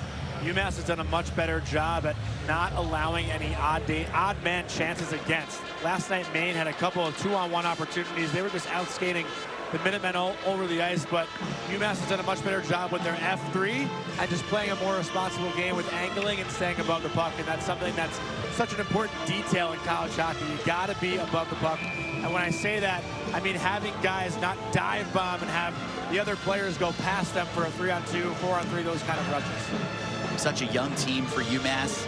11th youngest in the country. Greg Carville said it would take some time to understand the systems, understand the assignments. You can't go rogue, and you can't cheat the game. Both of these coaches love to say that, and really what they mean is you've got to work hard in every little detail. Raw scoring talent won't be enough at this level. I remember our first day here, Greg Carville's first day as the head coach of UMass. He showed us video from the previous year, and the main teaching lesson of that video was checking forward. Every time a forward lunged at a player that had the puck that went by them, he'd stop it and go, checking forward, boom, checking forward, boom, checking forward. It was crazy. But Carville will be the first to tell you, I can show you videos all summer, but it's all different when you get out there yourself. Scholey tried to shovel it in front. Van Tassel vacuumed it up, and he gets tripped. Power play coming for UMass. Oh, and a little late action here. Teams chirping at each other again. This one's getting testy on Friday night. My guess is that the Maine Black Bears were telling Van Tassel to stay on your feet, but that's a blatant trip by Miguel Marcus, the freshman, another offensive zone stick penalty.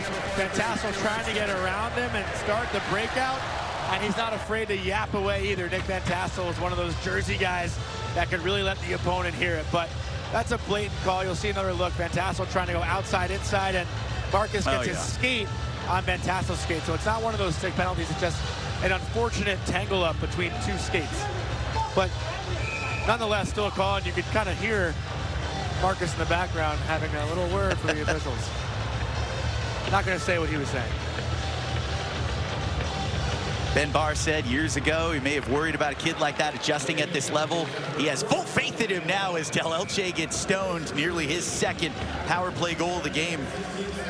Marcus got one late last night for the Black Bears too. He was able to put the 6th goal home, and Ben Barr actually did mention that he did healthy scratch Miguel Marcus earlier a few weeks ago, just to not punish a kid, but also just let them watch the game, right? He's a freshman coming over from the CHL, adjusting to the college hockey style of play, and sometimes when a kid is able to sit in the stands and watch, you do learn a little bit from that. Learned from his mistakes and making amends here on the road against UMass. Minutemen 1 for 2 on the power play. Trying to hand Maine its first loss of the Hockey East season. Nobody's done it yet. Face-off win for the Minutemen. Yenchko surveying options. Plays it to the middle and turned right over. Good stick by Will Gerrois.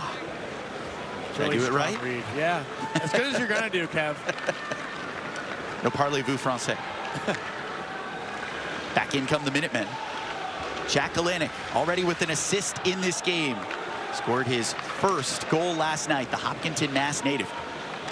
For Greg Carville, he said, I don't get a lot of Boston area players. Down low, Nestrasil got stoned by Boya. Good positioning again by the All-American. Didn't look like much, but took away the chance at the doorstep. High fluttering puck stays on the rink. A gift to UMass. Chance for Yenchko, off a deflection, and Boya reels it in. Oh, a crisper pass that wasn't deflected might have been golden for Yenchko. Hard for Nestrasil to settle that puck down too. He knocked it out of midair and tried to feed Yenchko for that one-timer. Yenchko looking to go across the crease almost for a backdoor pass to Jack Musa, and actually almost took a fortuitous bounce off the defensive stick and went 5-0 on Boya, but Alvin Boya was able to recover. So many offensive options for UMass. 15 forwards have played this season, the most depth that Greg Carville's ever had. Wave after wave of scores on the power play as well. Maine fires it all the way down to Jackson Irving. Less than a minute to go on this UMass power play, still leading by 1. The Minutemen haven't gotten many quality looks since their first goal, which also came right off of an offensive zone faceoff. So it's been a little hard for the Minutemen to get set up, but now they'll have a 5-on-3 opportunity as the stick is slashed out of Mikey D'Angelo's hands. D'Angelo drew it, and now a golden opportunity for the Minutemen. Josh Nadeau going to the box, so now the Minutemen will have 45 seconds of a 5-on-3 opportunity. The Maine Black Bears were able to capitalize last night on their 5-on-3 as we get another look at the top of your screen. D'Angelo tries to chip it by Nadeau and skate into it, but Nadeau who comes down with 2 hands chopping at a tree. Mikey D'Angelo, now he's going to have to sit for 2 minutes. Costly loss for Maine. One of the best players in the league goes away for 2. Now a 5-on-3 advantage for UMass. Jurasevich, Holt out there giving instructions to Owen Fowler, the UMass Lowell transfer. Scored 10 goals last year for the Black Bears. He goes to the draw, and a win for Maine. Nicely done by Fowler, but the Black Bears can't exit. Del Elche at the top. Jack Musa played it down low, swept behind the cage. Here come the Minutemen. Del Elche, great feed. Musa, big rebound, and another stop by Boya. That one goes wide. Nestrasil had a gift, couldn't finish. Oh my God. Still 5-on-3. Yenchko, now a wraparound chance, denied. Nestrasil. Good pass in front. Galanic gets back to his feet. Musa to Del Elche, cross ice, score!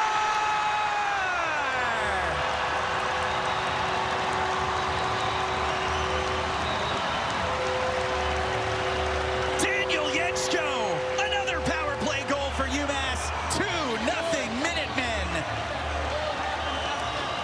A beautiful 5-on-3 setup for the Minutemen. They have Nestrasil and Yenchko playing below the goal line to keep the Maine PKers honest.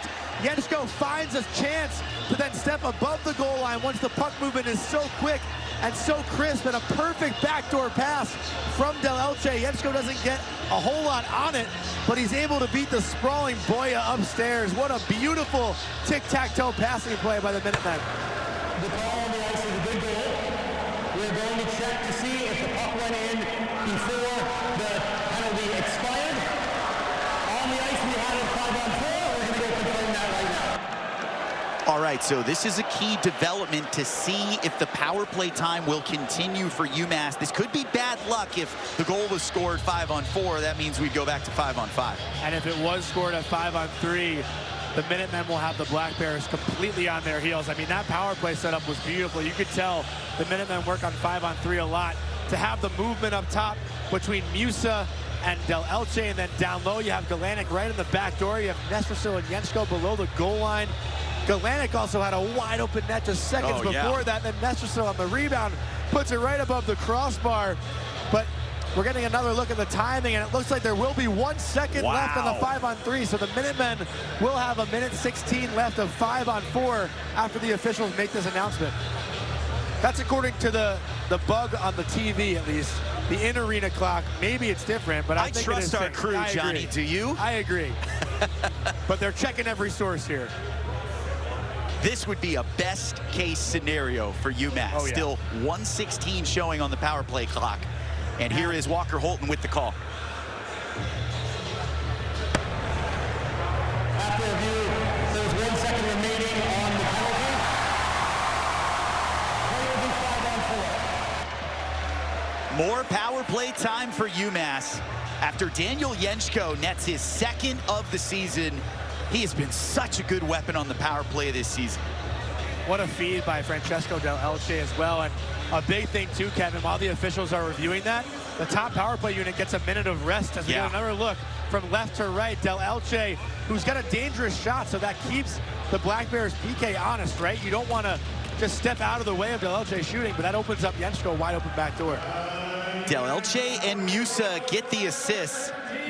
It's a 2-point night for Francesco Del Elche. That power play unit is clicking on all cylinders, and more time to make it 3-0 for UMass.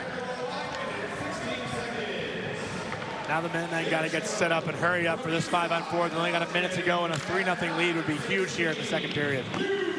This would be a total reversal of fortunes from last night when Maine went up 3-0 early in the second period. That was lights out at Mullins.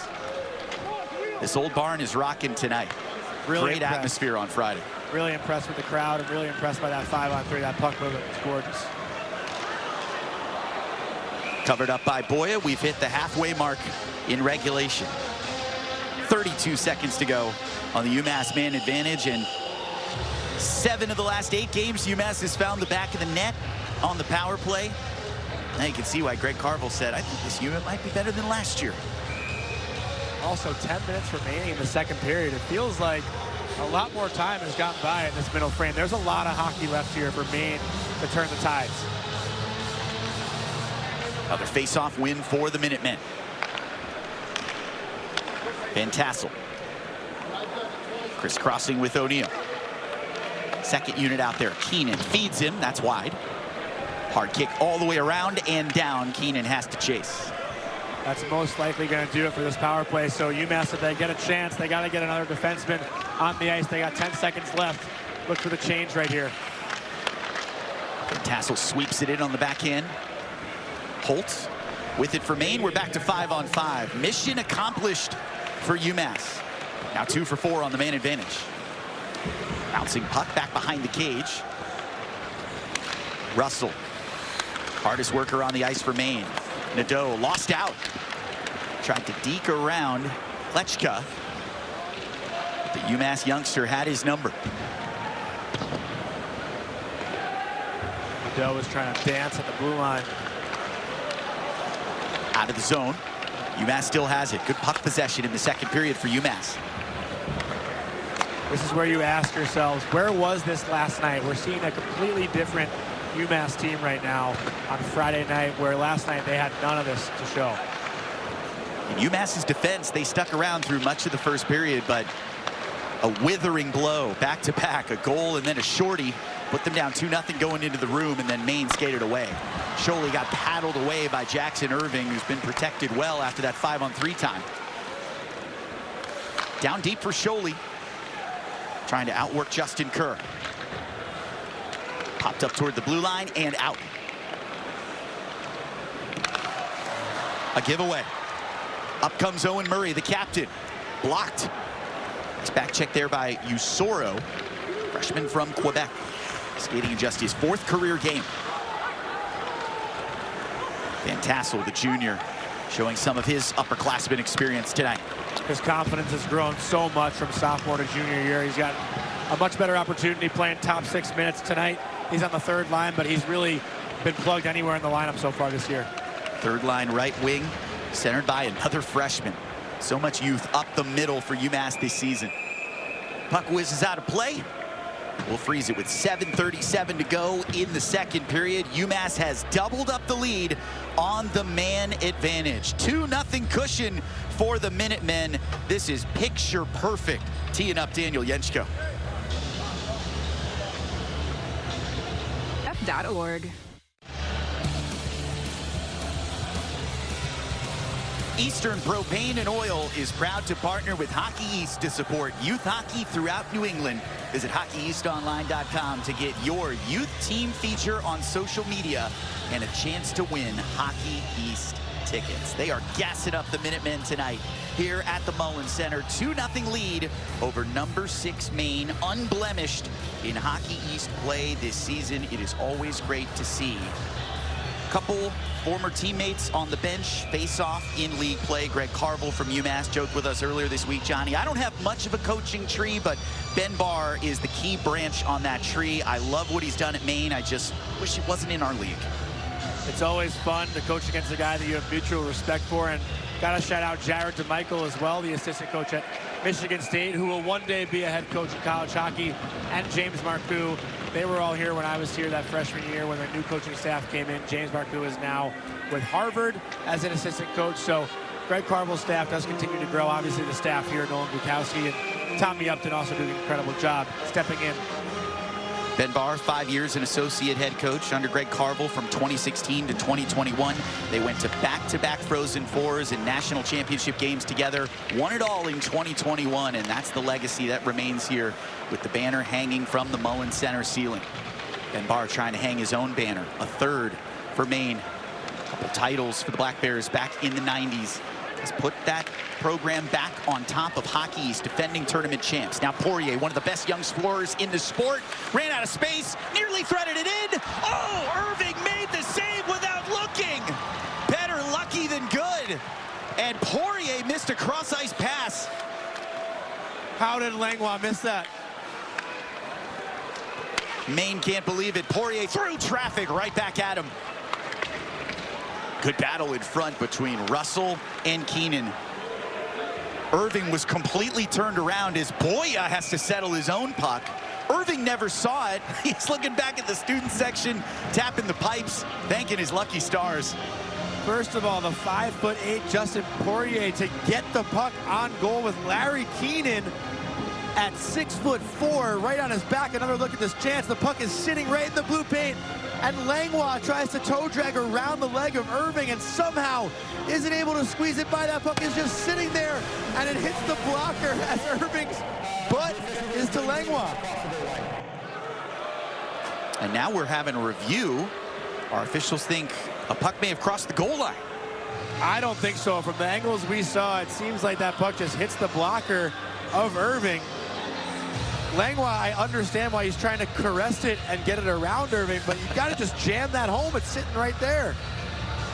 Perfect camera angle here, too. It's right in between the legs of Irving. Russell poking at it. Then Langlois tries to toe drag it, and not even close. That's not even close. That's an easy call for the officials to make. Looked like Irving was just bringing his blocker hand down to brace himself and look back behind the cage, and that turned out to be the perfect spot. Insane, insane. We've seen some crazy misses tonight. Nestersil on one end, even though he missed the net, it wasn't a save. But then Langlois, if you're sitting there on the main bench, oh, that one stinks. Puck has to completely cross the goal line to count. And that is a great view from upstairs, thanks to our production crew here at UMass. You're going to be seeing that highlight all night long across social media. Jackson Irving is actually known for those highlight reel saves. Last year, he made like a behind-the-back glove save, which was sick. But what a performance he's putting on tonight. 24 saves. And does a great job between plays. Just centers himself, gets in that crouch, looks down at the blue paint. He's probably asking himself, how the heck did I do that?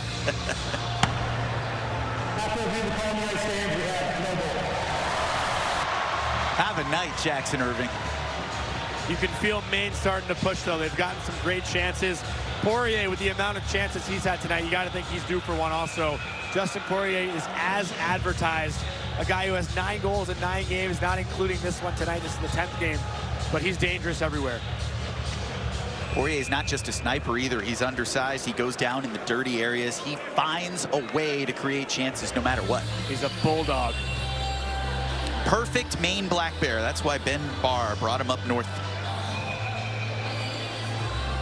Both these coaches talked about going way outside their footprints to find the best talent. They've been great destinations for international players. So much young talent on this ice. More than 20 freshmen factoring in to this Thursday-Friday tilt. Maine trying to make it back-to-back weekend sweeps against BU and UMass. Minutemen trying to get back on the front foot after dropping 2 in a row. Less than 6.5 to go in the second period. I'm Kevin Gale with Johnny Lazarus. Friday Night Hockey East on Nesson. And another stop for Jackson Irving. Just call it Friday Night Jackson Irving. He's feeling himself. Jackson Irving putting on an absolute show right now, and the more he sees the puck, the more confident he gets. 25 saves tonight. He made 48 saves last night. My math isn't the best, but at this pace, he might be going for 100 over the weekend. Probably doesn't add up, but let's pretend it does. Michael Robel just watching in street clothes, tallest goalie in D1. Watches a guy 7 inches shorter than him fill up the blue paint tonight.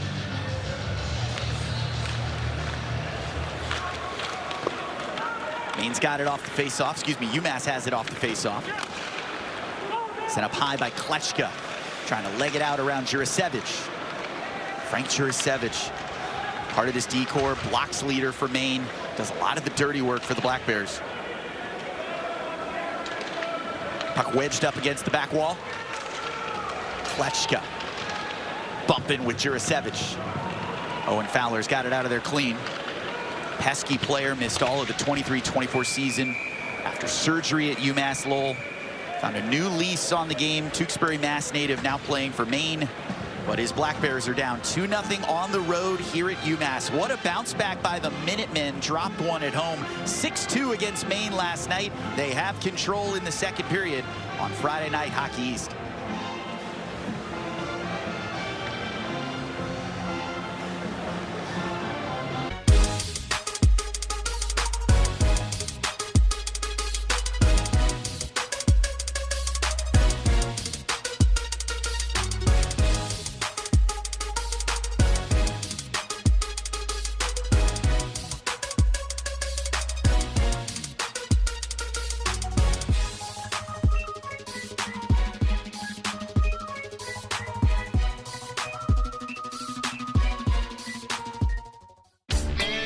Get in and get comfortable. You'll be comforted knowing you can rent what you need or buy what you rent. Get comfortable with the features and performance. Use eligible models for up to 90 days. Then apply that rental cost to the purchase. Now that's comforting. Rent to purchase, the most comfortable way to get into a cat.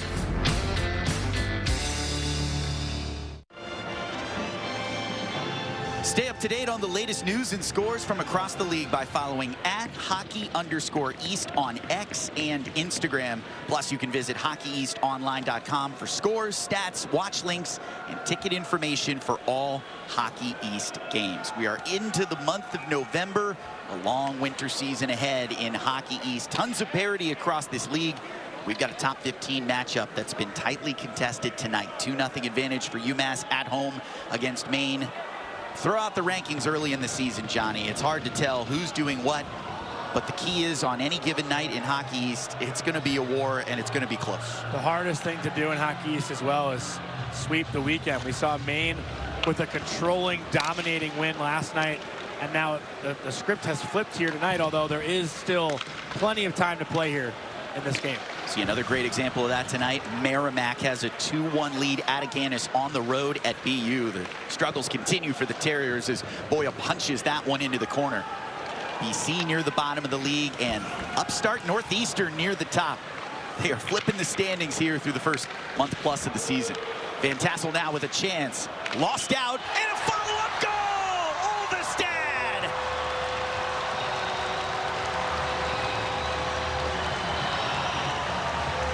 First goal of the season for the senior from Sweden, Lucas Olvestad, 3-0 UMass.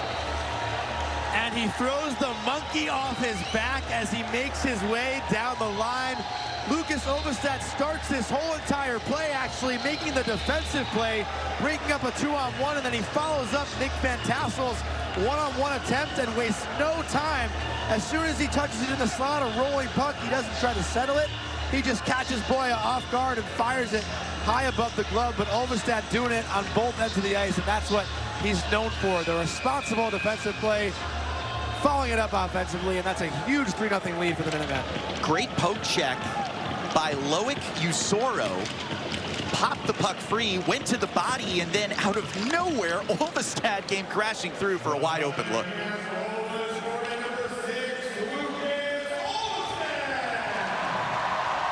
Olvestad, blocks leader on this team, wearing a letter. He's done the dirty work, and he's finally been rewarded with a goal. 3-0 UMass. Maine has had chance after chance. Irving has been dancing with the devil in net. Puck left the zone. Yet it's all UMass on the scoreboard. This is something, Johnny.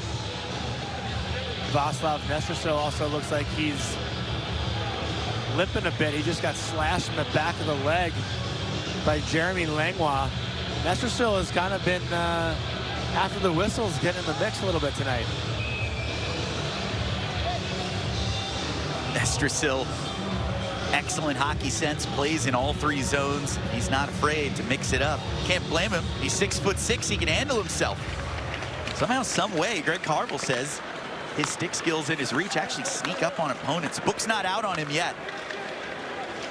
He's got it all. That's why he's a first-round pick. They love that size, they love that length, and he can move for a big man. Little trip there. Owen Fowler goes down in a heap. Maine's got it back, and here goes Larry Keenan, buzzing up ice. Boya makes the easy stop. Outnumbered, but Keenan giving the fans something to cheer about. They are so excited about this bounce back from UMass. It's the right play, too. Larry Keenan could have tried to pull up and make a pass, but it would have been a force. It seemed like it was a 3-on-1 at the start when Keenan got the puck, but credit to Maine for back-checking hard and turning it into what looked like more of a 3-on-3. So smart play there by Keenan to just try to put the puck on net and see what could happen. But the All-American goalie on the other side, Boya, smothering it up. Another look, Keenan tries to use the defenseman as a screen, but Boya right at the top of this crease doesn't allow any second opportunity.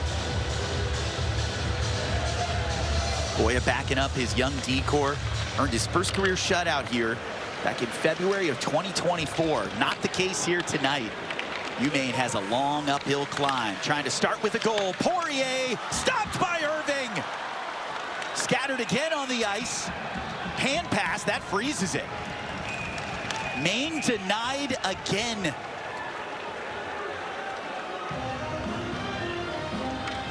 Kevin, I think Charlie Lieberman, the defenseman, actually blocked this shot.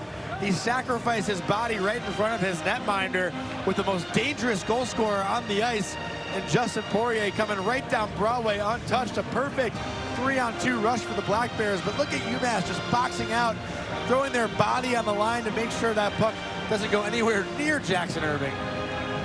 Irving tapping Lucas Olvestad on the back with his stick. Loves the work by his defenseman in this game. Surprised Poirier waited so long with his quick release. I thought for sure he was going to rip it as soon as he touched the hash marks.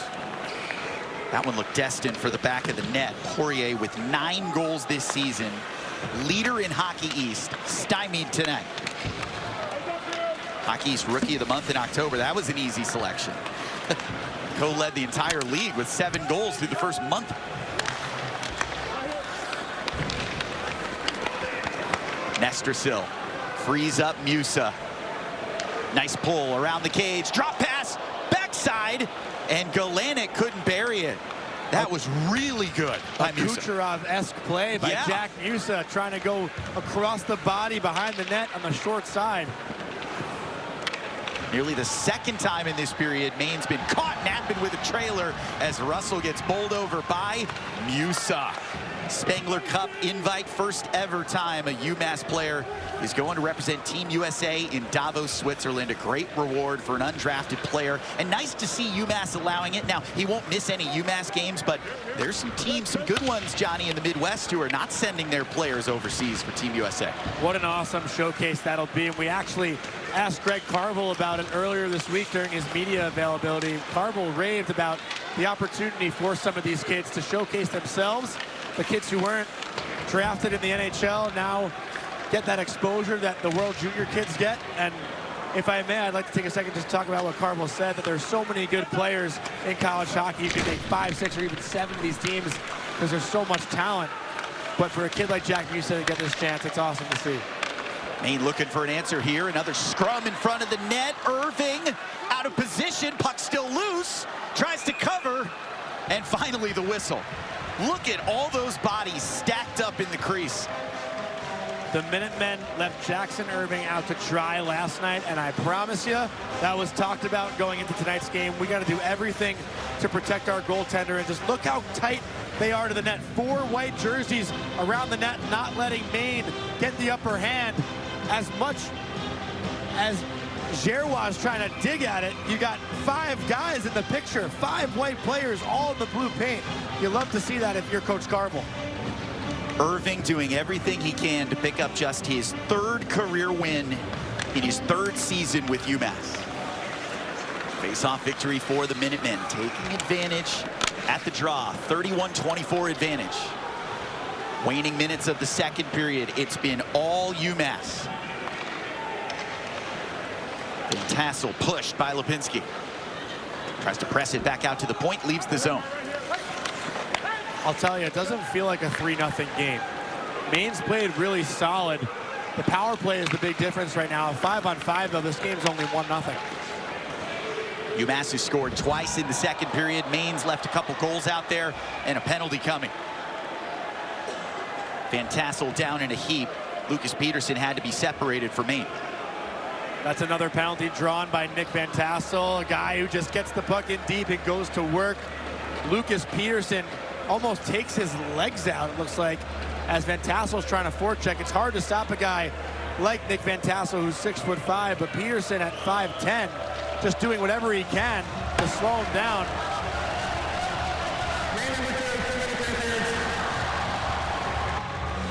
Peterson goes away, 2-minute interference call. And UMass has a chance to potentially slam the door here before the second intermission. On the left of your screen, 22 just trying to get behind Peterson, and he uses his stick to almost shield off Van Tassel. Van Tassel goes down and looks to be in a lot of pain, but Peterson just got to go back for the puck on that sequence. Van Tassel skated off under his own strength. Peterson, the freshman, stuck watching from the sin bin. That's a couple freshmen now who've taken penalties for Maine. 5th penalty on Maine. Already 2 power play goals for UMass. Chance to go up 4. First unit out there. 4 outstanding scores. Musa. Lulling Maine to sleep. Del Elche. He's got it again. Galanic. Bounding puck up into the mesh, out of play. The Maine penalty killers know exactly what UMass wants to do. They want to find Yenchko, who's creeping off to the side for that one-timer. The Black Bears active sticks in the middle, super aggressive, not allowing any of those cross-seam passes after they saw Yenchko score one on the 5-on-3. UMass scored with 1 second left on a 5-on-3 earlier in this period, gobbled up some more power play time, drained the resources of Maine. They've really taxed this PK unit tonight. Good battle for the face-off. Holt gets away. Scored last night in that 4-goal win by Maine. Black Bears now trying to avoid a 4-goal deficit of their own. Final minute in the second period. Minutemen regather in the offensive zone. Yenchko. Saucers one across the ice. Galanic tried to work it down low. Musa, cross ice, loose puck, shot and a save by Boya. Yenchko uncorked a big one in the slot. If that pass got through to Yenchko, he was teeing that thing up top glove. He was waiting for it with his tongue out like Michael Jordan, just licking his chops. Another great opportunity for Daniel Yenchko. We'll get another look here. They try to do that cross-seam pass. Galanic bobbles it a little bit, but Jack Musa is able to find this puck in a tight space. Tries to saucer it over Holt, but it hits the shaft of Holt's stick, and then Yenchko has no real angle there as Boya cuts him off. Yenchko had a big follow-through, looking for his 2nd power play tally of the night. UMass has it again. Del Elche so clean with it on the power play. Steps in. Musa back to him. Yenchko's turn. Fires. Boya got the stop. Good clean look after the screen. Nestrasil sort of angled away. Good idea by Yenchko too. He's got Vaslav Nestrasil at 6'6", taking away the eyes of Albin Boya. Also knowing there's only 13 seconds left in the period, so good game management there. You're not going to get many other looks here in the final 13 seconds or so, so you got to get the puck on the net as much as you can.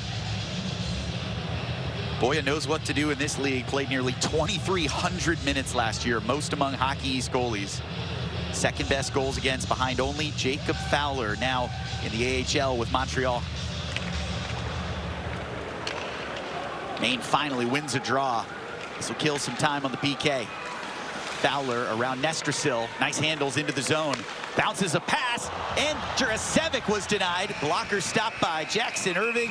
That takes us to the 2nd intermission, and the Minutemen fans bounce to their feet. Round of applause after UMass scores twice in the 2nd frame to make it 3-0, and they will have 24 seconds more in power play time when we come back in the 3rd, Johnny. Vaslav Nestrasil again, yapping with Owen Fowler. Jackson Irving, though, you got to give this kid credit again in goal, putting on quite the performance. He's got 29 saves, and we're not even in the 3rd period. Still a 1/3 of the game to go, and Irving is having quite the response. But Ben Barr right now is giving the referees an earful before he goes to the locker room. That's as heated as we've seen Ben Barr all season long. Oh, he got his money's worth shouting at Walker Holton and Michael Zyla. Minutemen leave the sheet after Yenchko scores on the power play, and Olvestad makes it a 3-0 lead in the 2nd. Jackson Irving putting on a show. He's got 29 saves in net. Big lead for UMass. They'll try to slam the door when we come back in the 3rd. You're watching Friday Night Hockey East on NESN.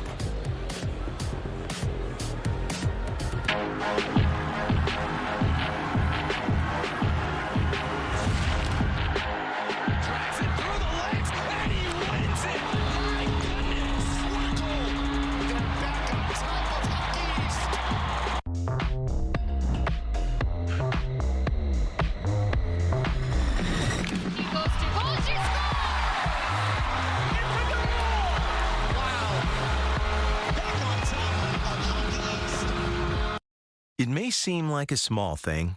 Tiny helmets, junior jerseys, pint-sized skates, and the little ones carefully finding their rhythm on the ice. But for anyone who's been there, this small thing is very big. It's the love of the game. At Sullivan Tire, we're proud to salute everyone who helps make small dreams big. Sullivan Tire, we're always here to get you there. Are you sick of tire dressings that start out greasy, then quickly fade and brown over time? Introducing Cerakote's Rapid Ceramic Tire Coat. Cerakote's true ceramic technology has just the right amount of shine and lasts up to 10 times longer than traditional dressings. Just wipe it on to get professional showroom shine without the greasy mess that slings on your vehicle. You can trust Cerakote's #1 selling family of products with over 60,000 5-star reviews. This is the best tire coat and protectant you'll ever use, guaranteed. Buy today for under $20. Nothing gets handed to you here. And those banners, they're not only earned by the players in the ice. There's a team behind the team that makes it all happen. No glory, no crowds, no parades, just hard work. And we're standing behind them. Brunn is proud to be the official workwear brand of the Boston Bruins, TD Garden, and the TD Garden Bowl gang. We've got them covered.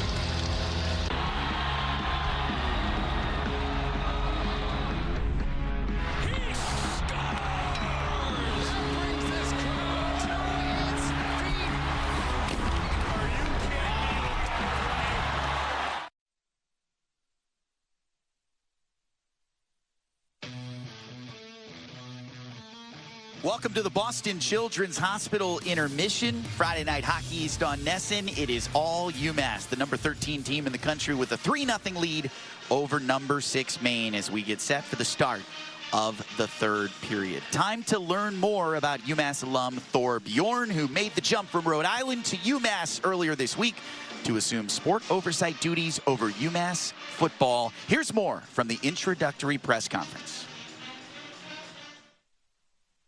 Sure. I think again, I can't emphasize the move to the MAC.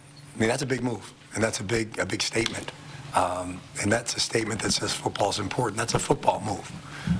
So it starts with that. And when I got that phone call from him, when the decision was made, I still remember where I was sitting in my house, and I just thought, wow, that's a bold move. I think it's great. And then when he starts talking about some of the investments around the stadium, again, I wasn't kidding when I said I walked around the stadium, and it's definitely different than it was when I played here, sure. But it brings back great memories. And but it needs some work, right? So when he shared with me some of the vision about what that work can be and is going to look like, and I get to be part of that development and so forth, that was exciting because that's going to make another significant move to this program. It needs to be done. And I also support another thing that's going to be really important, whether people like it or don't like it. It's critically important to the success of all athletics programs now. So as we've all navigated that for a couple of years, and under the new House settlements, it's different and in some ways better. I think that gives us a lot more flexibility. So when he talked through some of the specifics with that, I realized, again, significant investment in vision there. Vision is important, but then deliverables are even more important. And I think that's what the comfort level that I got and the things that he shared with me that got me really fired up and really excited. So, I think that, everything's teed up to have a lot of fun and see some great success here. I was very fortunate to be part of a lot. Yeah, FCS, I get it. A lot of great championships throughout my career here. So it's there. It's doable. And again, all the confidence in the world to go out for Joe and his team to go out and his staff to go out and evaluate players and get them here. It's a great place to sell to young men to be part of. And in terms of improving the product on the field, is that the area you think that you'll be the most helpful in terms of NIL and acquiring talent? No, I think my job is to work with Joe from an administrative side, from a development side, work with Ryan as it relates to every administrative aspect to this program. I can certainly help and be part of that, but they're the experts in that area. My job is to be supportive and advocacy. What does that mean? It means looking at budgets. It means thinking creatively. It means thinking about scheduling, looking at ways that we can come up with significant maybe changes in how we conduct ourselves and our program, but not as it relates to calling plays. You happy about that, Coach? Not as it relates to picking out a recruit. Am I going to meet with every recruit if, as part of this? Absolutely, because that's the part of my job that I love. I get to sell something I believe in. And there's something that when you can answer those questions to parents and kids and be able to say what my experience has been like, that's an important piece for me, and I hope that we can deliver on that.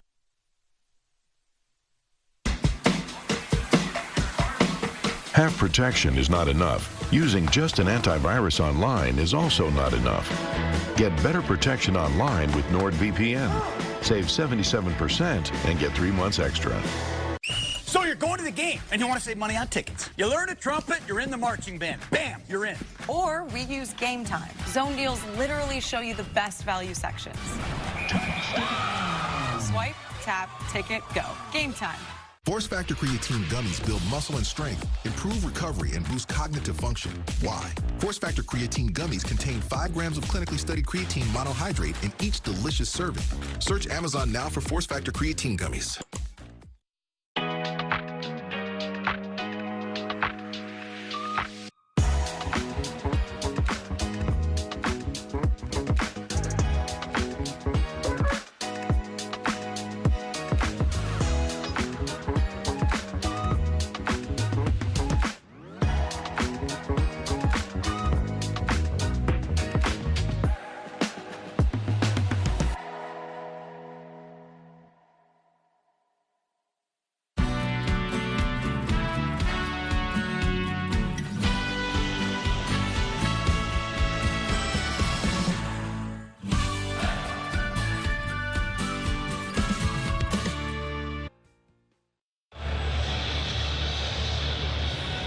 Welcome back to the Boston Children's Hospital intermission. Friday night, Hockey East on Nesson.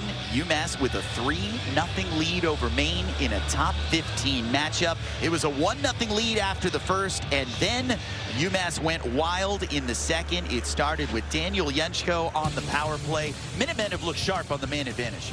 The power play has been the biggest difference in this game outside of Jackson Irving, who's been an absolute stud in the blue paint for the Minutemen, but UMass's skill was on full display in that middle frame as you get a look of Jack Musa's Kucherov-esque pass to Galanic, who couldn't finish it, but this was the biggest story of that second period. Langlois with a wide open cage, and Irving just gets so lucky with the blocker stop to keep his S word. I will not say that word because I don't want a broadcaster's jinx. But, oh, my God, this game has been wildly entertaining, and the 3-0 score does not tell the story of how tight this game really is. Look at Ovestad joining the play late, buries it for his first of the season. He had been working hard to earn that. Everything going UMass's way. What a response after last night's loss. Maine bullied the Minutemen on this ice sheet. Tonight, Johnny, completely different story. Minutemen are up to the test.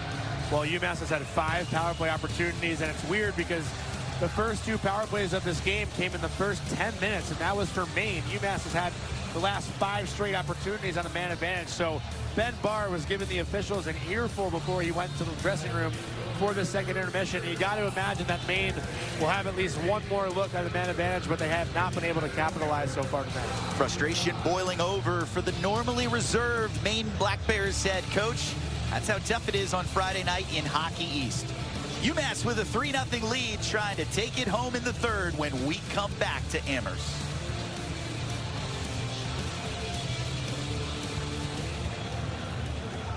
My name is Jeremy Swayman of the Boston Bruins. I played college hockey at Hockey East at the University of Maine. Hockey East is the toughest conference, top to bottom, in college hockey. Watch this hit. Thundering hit. Shot seen by Swayman. You could never take a night off in Hockey East. His shot is pulled down. What an outstanding save by Swayman, who flashed the leather. Hockey East, where champions play. From the practice field to game day, this is the team that makes it all happen. Front Workwear is now an official sponsor of the New England Patriots Gillette Stadium and the Gillette Stadium Field Crew. These guys do it all: mowing, sodding, removing snow, lining the field, setting up equipment, and breaking it down. And we're proud to keep them covered with product that keeps them protected, comfortable, and safe when they're putting in the work.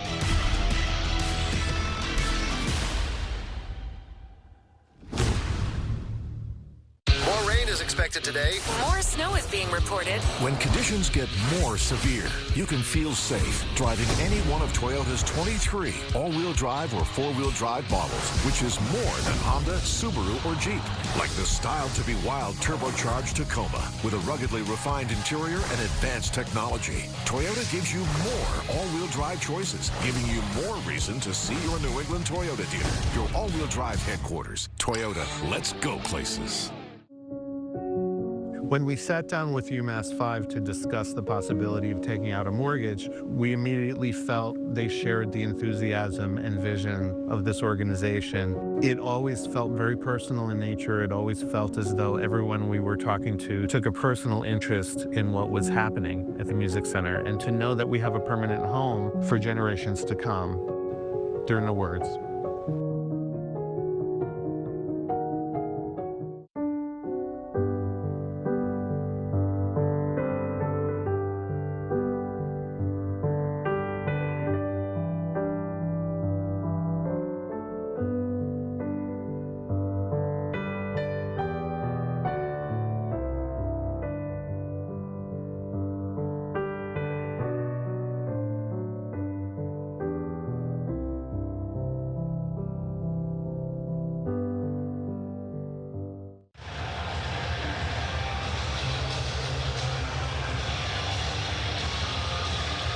Minutes gone, 3-0 lead for UMass over Maine in a top 15 matchup. Friday night, Hockey East on Nesson. Two programs who know the McCarrs. That name carries a lot of weight, not just at UMass, but at Maine as well. Cale McCarr, one of the best players ever in Hockey East. Came through UMass, his brother Taylor followed suit. Cupboard was pretty full of talent at that time, so Taylor moved on to UMaine, and boy, was that a great decision. Had a breakout season, earned the opportunity to join his brother in the NHL on the same ice in San Jose with the Avalanche for the first time, and how cool is that picture for the McCarr family? What an awesome moment, what an awesome picture. Two incredible kids. I got to play alongside Cale for a semester here at UMass. I didn't get to know Taylor too well as a person, but watched his games over his 3 years here at UMass and last year at Maine. Coach Carville understood his decision to want to transfer and get a better opportunity for himself, and he had a phenomenal senior season under Coach Ben Barr in Maine. And as you get a look at that Cale McCarr, Hobie Baker banner that will live in the Mullen Center forever, but an incredible family, and I got to imagine the McCarr parents being in the building for that moment. Their sense of pride to watch their two sons skate together in the NHL. Not many parents get to live out that dream. So really happy for the McCarrs, and hopefully more brothers to come through both programs get the chance to do that. Greg Carville told us frankly earlier this week when Taylor came into his office to discuss it, he said, I think that's a great idea. I really wish you the best.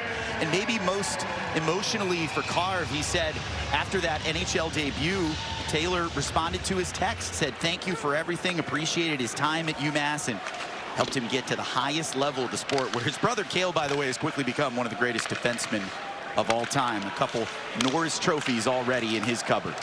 Third period underway here in Amherst. 3-0 lead for the Minutemen. What a response after losing by 4 goals here at home last night. They were bullied, they were outworked. Greg Carville was in and out of his post-game press conference in 2.5 minutes. Message received. Minutemen have answered the bell. The thing about the Minutemen tonight, too, is 2 goals coming from defensemen. Olvestad, his first of the year. Del Elche, obviously known for his offense, but that's how you need people to step up. Maine will take a goal from anywhere, but still can't solve the puzzle of Jackson Irving, who just picked up his 30th save of the night. This is just his 3rd start in this calendar year. Lightly used, waiting behind Michael Hrabal, who is a great international talent from Czechia, unavailable day-to-day with an injury. But man, talk about a confidence boost for UMass going forward. They have an awesome option waiting in the wings with Jackson Irving. A great kid, too. Jackson Irving comes every day to practice, to work, knowing he might not even get an opportunity to play. So really cool to see him seize this moment. But also, I got to say, Justin Poirier had his 6th shot on goal of the night. He's got 5 through 2 periods, the most dangerous goal scorer on the ice amongst both teams, looked up at the sky and just has to question himself, what else can I do to beat this kid tonight? Poirier has had some great A's from a whole lot of angles, unafraid to shoot. Ben Barr said he's been looking for more work from him away from the puck. That's where the buy-in has to be key for all the outstanding freshman talent from both of these teams. It's an ongoing project. Still early in the campaign, people don't realize how long this college hockey season goes and how important the long weeks of practice are between games. That's why college hockey is so important and so crucial for development, because you get all that practice time, so much video and time spent in the weight room to just become not only a better hockey player, but a more knowledgeable player and person. You learn so much just going to a university like Maine, like UMass, where you have all these incredible resources that you can use every single day. There are kids who go to the rink at 9 a.m. and skate before practice, before class. They're back in the gym at noon and back on the ice at 3. It's incredible what college hockey can do to some of these kids. Collegiate hockey has become the prime destination for future NHL talent, especially now with CHL talent. Former pros now with the option to join collegiate hockey. Some heads have been scratched about if that's the right choice for the sport, but Ben Barr's a great example at Maine. He said, look, this is the new world we live in. We have to find our own advantages. Orono, always a tough place to get recruits to come visit, but man, once you get them on campus, they start to buy in with the energy and the support from that fan base. Maine testing Irving from all angles, and a delayed penalty coming against the Minutemen. Looks like Larry Keenan going off for a hook. His second penalty of the night. He's been so good all night defensively and chipping in a little bit offensively as well, but a crucial time to take a penalty here early in the 3rd period. Now Maine gets their first power play chance in the first 10 minutes of this game, and they have a chance to get themselves back in this game. Boy, those first 10 minutes were dominated by Maine. Couple power plays, couldn't convert, had a 7-0 shot advantage, and since then, all UMass all the time. And it's happened on special teams with 2 UMass power play goals. The Black Bears send out their 2nd unit to start this power play because the top guys were just on the ice for a bit. But look for a quick whistle to get Ben Barr's top unit out there as soon as he can. Another face-off win for UMass, 10th best in Hockey East win and draws this season. They've dominated at the dot, now 35-27 the lead. Delanek also had taken north of 20 face-offs so far tonight. He was 13-14 after 2 periods at 48%. Good feed to the middle. Russell tried to play it on the backhand. Captain Olvestad, who had a goal in the 2nd period, knocks it out of the air. Puck will come out of the zone. Justin Poirier looks eager to get off the main bench right now. He wants to get his look on the power play. Poirier, obviously a guy right now who's a goal per game, 9-9. Has had so many chances tonight, but hasn't been able to beat Irving. The faceoff looks like it might be coming outside. Olvestad taking charge. Denver transfer. Experienced that 2024 national championship. He has earned the most ice time since day 1 joining Greg Carvel's program here in Amherst. He said the highest praise, Johnny, he is UMass. He's a horse. He's tough, he's strong, he's fast, he does everything. He's the perfect hockey player. Bumped around by UMass off their own end. And trying to get that puck free won't happen this time. This PK unit has looked sharp to start this 4-on-5. And to no surprise, it's Olvestad who gets the clear. The right reads, guys know where they're supposed to be, and they're executing. Another successful clear and a golf clap from the Mullins faithful. That is what it sounded like. They appreciate good hockey. I love that when you go up to NHL games in Canada, you go to Montreal. They applaud every little detail. They are students of the game. The Bell Center is the best, and honestly, it reminds me a lot of Alphon Arena. Obviously, different sorts of atmospheres, but Nadeau missed one high and wide. Good challenge by Jackson Irving, took away any chance Nadeau had to go top corner. There is no better atmosphere in college hockey than Alphon Arena. And they've made it better somehow. I would kill to play another game there. Ben Barr says we have everything we need in year 5 with this program. It was such an emotional time when he took over after the loss of Red Gendron in April of 2021. It's the same week that UMass won the national championship with Barr on the bench. Nadeau pushed out wide, marked closely by Del Elche. He's played all the special teams tonight. Nadeau off target. Poirier, little head fake, and then threw it out of the zone. Holt has to retreat, and we're back to 5-on-5. Everything going right for UMass, a successful kill, and Maine drops to 0 for 3 on the man advantage. Biggest thing for the Minutemen here in the third period is to not take their foot off the gas and just protect the lead. They got to keep their forecheck going and keep their foot on the gas here. That's why that even strength goal by Olvestad late in the second felt like great insurance. Here is Lucas Olvestad from Stockholm. Leads the charge up ice. Shot was nudged off by Maine on the back check. Played up high, swept in. Boy got a touch on it. Olvestad to the near side. Puck loose. On a backhand, it's Dewar. Bodies go flying in front. And now some room for Sully Scholey. Olvestad there first for UMass. Another strong play by Lucas Olvestad. Such a veteran presence back there with him and Murray. The two guys who wear the C, leading the way here in the third period for the Minutemen. Maine backed up again. Clunky pass off the back of the net. UMass takes advantage. First there, Justin Kerr. And now Maine with a takeaway. Scholey at the end of his shift trying to leg it out. Maine is also missing a piece tonight on defense. Brandon Chabrier was a late scratch. We're told that there may be a little sickness bug bouncing around the Maine locker room. It's that time of year, folks. Bugs all over the league. Chabrier had a heck of a game last night, too. An integral part of the win for Maine. Loose pass to Motu. Maine looks completely unsettled here. Running out of time. 14 minutes to go in regulation. Black Bears down 3. Looking down the barrel at their first Hockey East loss of the season. Winners of 4 in a row. D'Angelo kick save and a beauty by Boya. What a play by D'Angelo to win that race to the puck and get a scoring chance. D'Angelo got off to a rocket fast start in this game. Boya down on one knee, protected nicely by the Black Bears. D'Angelo centering that second line. Another underclassman playing in the middle for UMass. The future is now for Greg Carville's team. Yechko, nice handles, but he's 1-on-4. Galanic joins late. Another talented freshman. Boya bumped that one to the backside. Long stretches of whistleless action here in the third. This is good news for UMass. Just draining the Black Bears on the back end of this road trip. Benbar was looking for another power play opportunity, though. Thought one of his defensemen was taken down by a slew foot. Benbar has turned into a legislator over on that far side bench. He is debating with anyone who will look his way, especially if they have a striped shirt. Galanic blazing up the ice. Musa was the target, but a nice back check by Fowler got the active stick in there. Caught out of the air by Miguel Marcus, another freshman. Got his third goal of the season last night, late in the contest. Predators prospect. Future talent all over the ice, going to the highest level. Wild has taken his position back in the lineup for UMass. Answered the call from his head coach.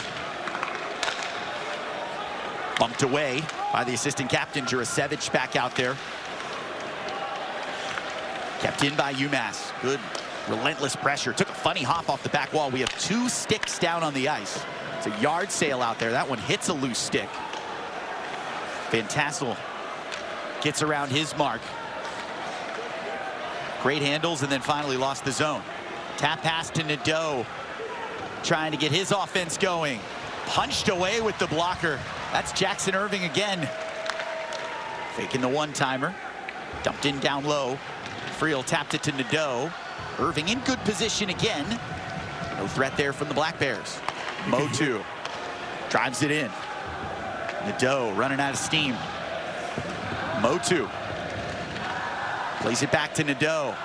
Bumped off by Olvestad. Nice defensive play. Now the captain's got it for UMass. Can't clear it. Finally, it flutters to center. Quick catch by Langlois, the freshman. Looks fleet of foot. Drop pass. Nadeau bumped out of play, and Van Tassel is exhausted. Great defense by UMass. Van Tassel and Murray blocking some big shots in that last shift. You can see both of them hunched over, Jackson Irvin going to give him a love tap.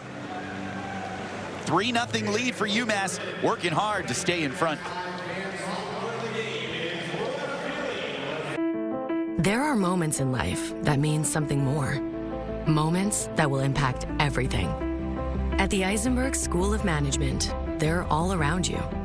In every on-campus and online class, in every passing conversation, in every shared idea. The opportunity to change the future, whether it's yours or all of ours, is always just a moment away. Aha! I knew it! You are stealing my Jersey Mike's gig. Danny, it's just because Jersey Mike's is an official sponsor of the NFL. I'm not taking your gig. Now you're taking my look. This is how I dress. My glasses. I've been looking for those. I wear glasses. I have astigmatism. I'll give you astigmatism. Ready for you on set, Eli. I gotta go. Oh. This ain't over, Manning. Jersey Mike's, a sub above. Hey, that's my line. A sub above.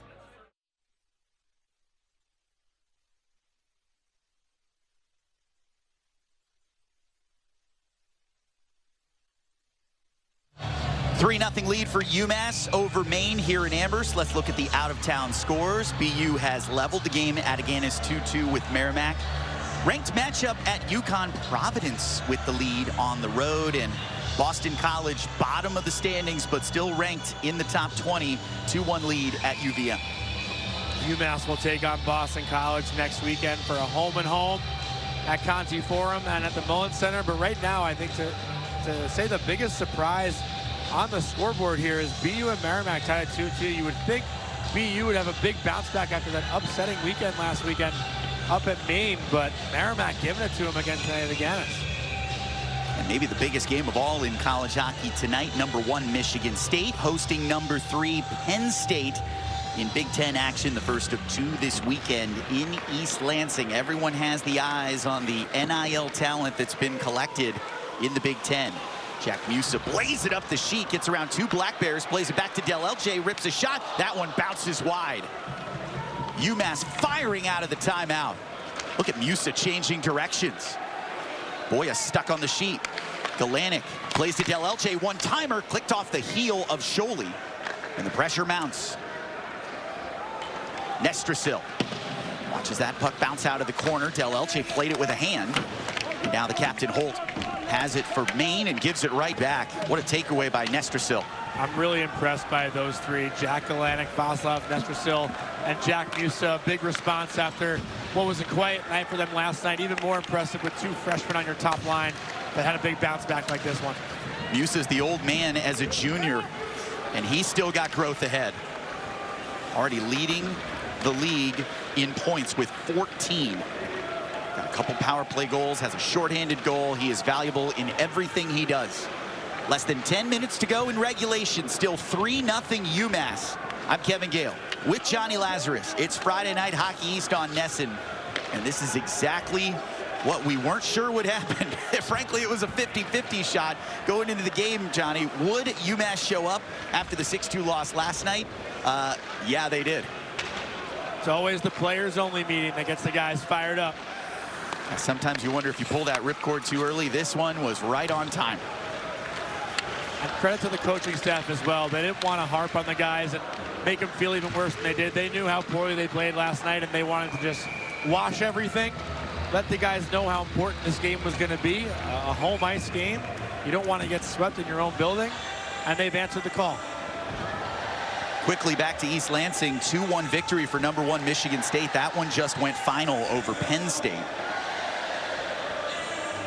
Michigan State is going to be a problem for a lot of teams this year. They've been unreal to start the year. We actually had Adam Nightingale, the head coach of Michigan State, on our show this past week, and that program is in great hands.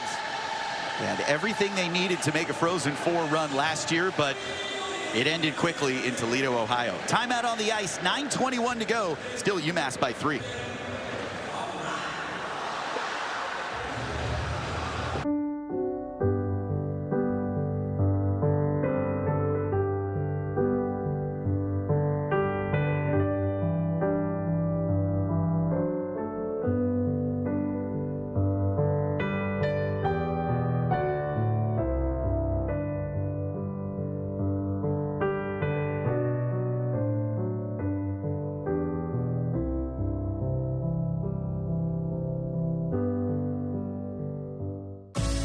your Toyota because Toyota is the longest-lasting brand.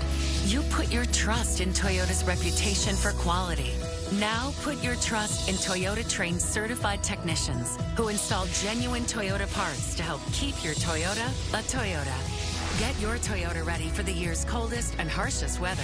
See your New England Toyota dealer for affordable service offers. Trust the experts at Toyota Service Centers and keep your Toyota a Toyota. Time running out for Maine to avoid its first Hockey East loss this season. UMass has a tight grip on this lead, 3-0 with 9:21 to go in Amherst.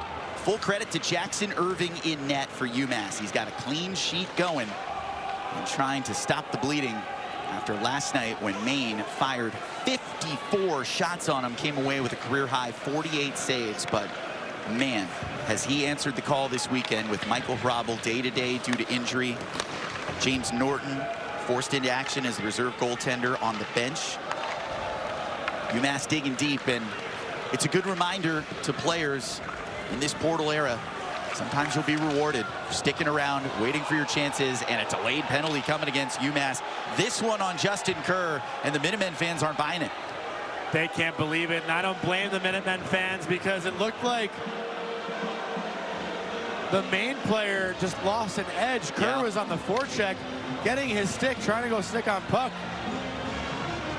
But Kerr didn't really touch him. I don't blame him for arguing his case. Looks like the officials are discussing it as well. I like this huddle here by Walker Holton and Michael Zyla just to really think about it. Fans have seen the instant replay up on the big screens. It is clearly just a blown tire and not a trip. Let's take a look. Simon Motu goes back to receive this puck. Kerr coming from the other side, but Motu's already going down before Kerr even gets there. I agree. I don't think Kerr touched him. Now you could see though from where that official was stationed, it looked like a trip from his perspective. It's not an excuse, but it looked a lot different. We also... Wow. Coach Carvel's losing his mind right now on the UMass bench. I don't blame him. Again, we get to see a replay in slow-mo, so it's easier for us to tell. The game happens at a really fast pace, but I gotta say, Justin Kerr came nowhere close to touching Motu on that. Bad call burns UMass. Here's one last look. Motu's already going down when he touches the puck. Kerr not even a foot away yet. Maybe when he pulled his stick out of there, the official thought that was trying to plead ignorance, but tough luck for UMass, protecting a 3-0 lead. And a face-off win. Musa trying to win the race. Short-handed. Musa goes down. No makeup call. Nadeau blazes back into the zone for the Black Bears. Good feed to the middle. The captain plays far side to Poirier, who is so due. Minutemen fans aren't being polite. I don't blame them. Down it goes. Back to Boya. Jack Musa, what a warrior. First he gets a one-on-one opportunity shorthanded against Brandon Holt, gets a shot off, then comes back in the defensive zone and sacrifices his body to block that shot. What an incredible player Musa is. Maine was handed a gift. The Black Bears have got to take advantage to get back in this game with less than 8 to play in regulation. Now a whistle from behind the play and another penalty for a high stick.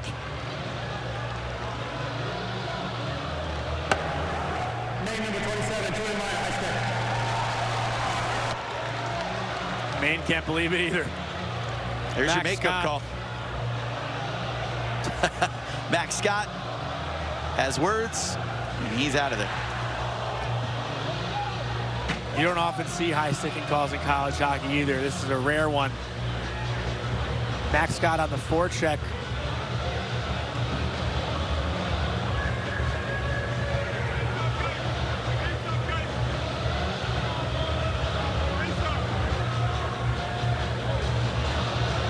Max Scott, the Brown transfer, important piece to the puzzle after Maine lost top 3 centers from last year's team. I mentioned his brother Harrison Scott, now playing for the Texas Stars. That's the Dallas Stars AHL affiliate. Scott, a valuable piece from the hockey hotbed of San Jose, California. Don't sleep on those junior Sharks, folks. Here's a look at the high stick. Don't really see much there. Surprised there wasn't more of an argument. Okay, we play 4-on-4. Rasheed Wallace, puck don't lie, or just a makeup call. Either way, UMass dodges a bullet. Still a 3-0 lead. Minutemen trying to close the door. Give Jackson Irving a shutout win. Oh no, I said it. We're not that important. We can't jinx it. I promise you. Spent a lot of time in minor league baseball.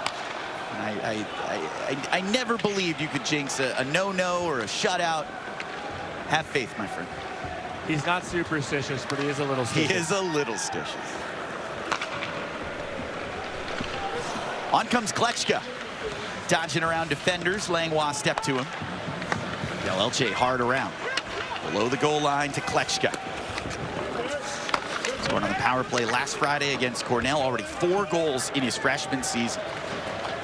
UMass really refilling the cupboard with scoring talent. Drasevich trying to make a difference here late. Surely went down behind the play for Maine.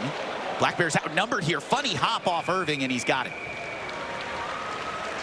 Owen Murray was going for a little backhand saucer pass, but took a very weird bounce.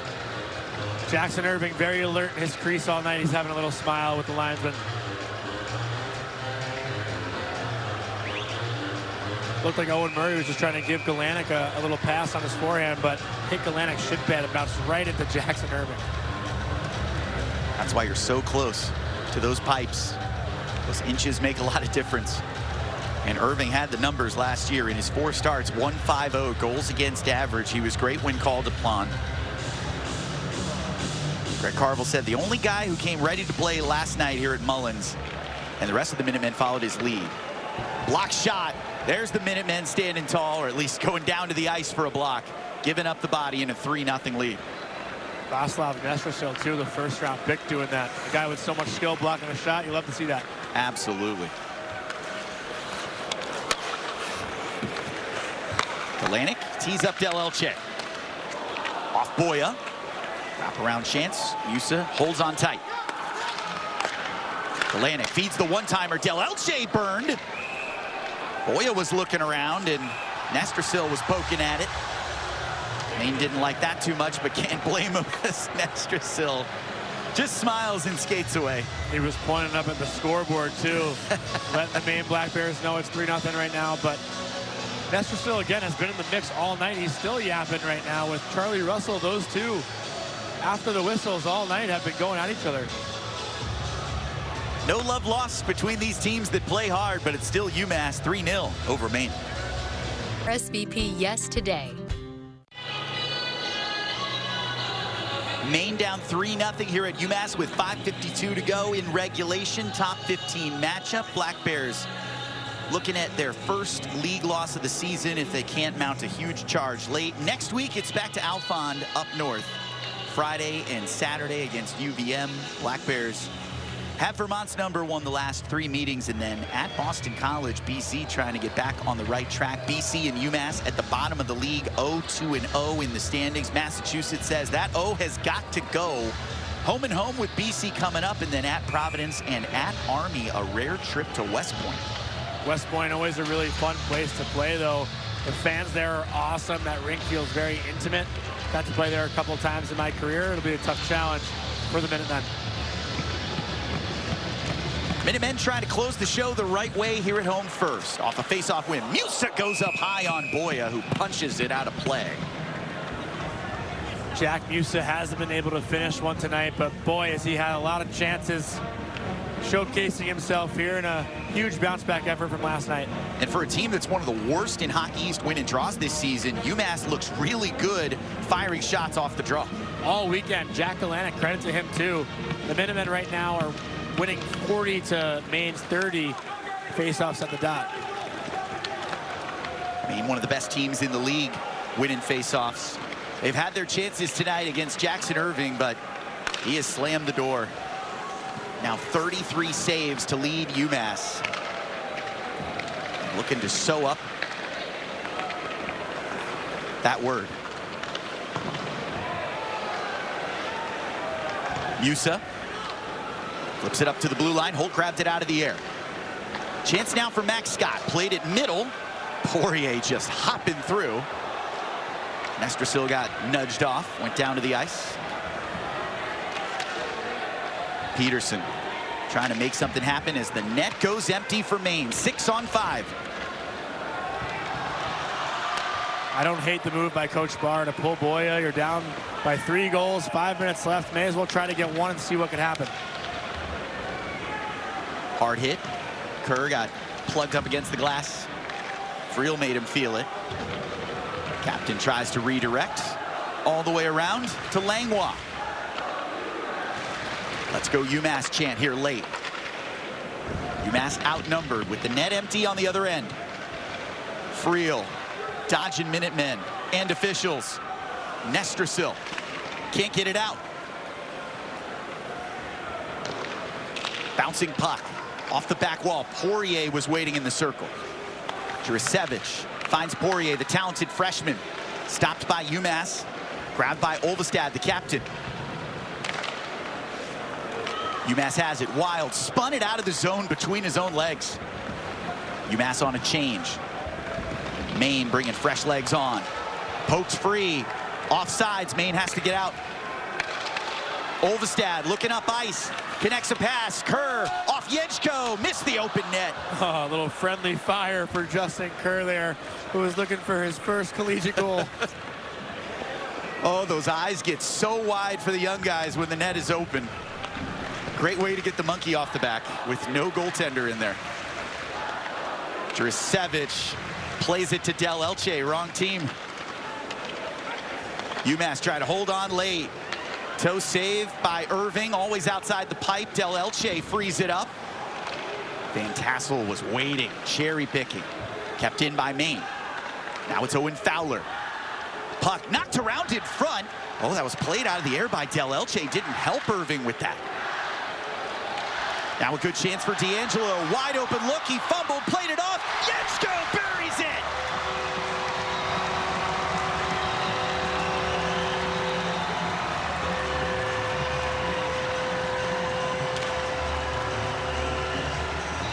Second goal of the night for Daniel Yetsko. This time with an empty net. UMass has 4 on the board. And credit to the goaltender, Jackson Irving, who knocks the puck out of midair instead of trying to smother it in what would have been a defensive zone draw. This allows Mikey D'Angelo to pressure along the boards, get a lucky bounce, and then take it all the way himself until he bobbles it. But lucky enough, Daniel Yetsko was there to follow up the play and put it home for his second of the night and to basically close this game out. He'll tell you that's a pass. He gets an assist. And the crowd loves it. What a response by UMass tonight. Closing in on its first Hockey East win of the season. For Maine, nothing went right tonight. Now just trying to avoid a shutout as that one goes into the stands. Really good stuff by the Minutemen. Carvel called them out. They called a team meeting. The players took ownership. And they have controlled all phases of the game tonight. This was a big test for the Minutemen, and something that has been a challenge for them all year is staying consistent. They had a really strong first period, and they followed that up. Even though Maine had plenty of opportunities to get themselves back in this game, they just weren't able to beat Jackson Irving all night. You got to credit the man in between the pipes for UMass. Greg Carvel told us simply, if you want to sweep weekend series or avoid getting swept, it all comes down to special teams and goaltending. Jackson Irving, elite in net tonight for UMass, and special teams owned by the Minutemen. 6 penalties committed by Maine. 2 found the back of the net for power play goals. But we'll see another penalty on UMass, so Maine will get another power play chance here late in the game. Nick Van Tassel going for boarding. Hit a guy in the numbers, he can't do that. So UMass will have to kill one more off to close out this game. Yeah, he knows it. You can see the frustration in the box. And that's going to put a little pressure on Jackson Irving. The only drama left here with 2:21 to go. Don't say it.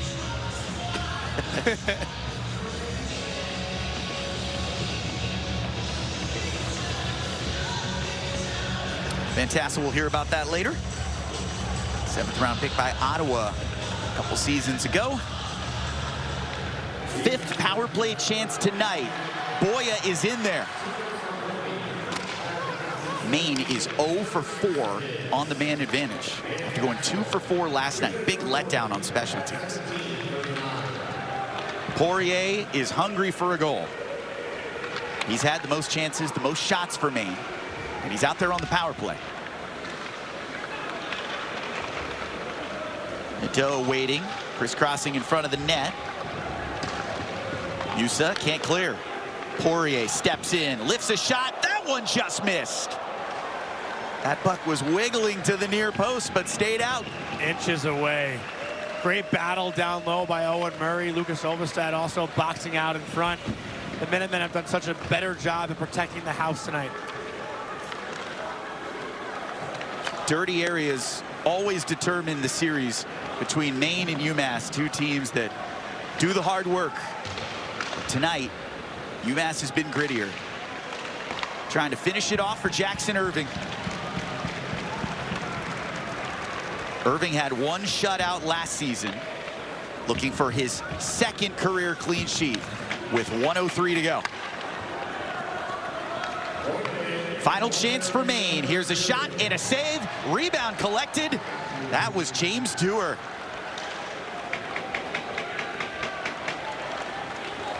Maine having a hard time setting up their power play all night long. Last night, it seemed easy for them, but tonight the Minutemen have really shut down the middle of the ice. Marcus throws it through traffic. Body goes flying over the top of Jackson Irving, who is flat on his backside, and here we go. Teams didn't like that contact right in front of the goal mouth.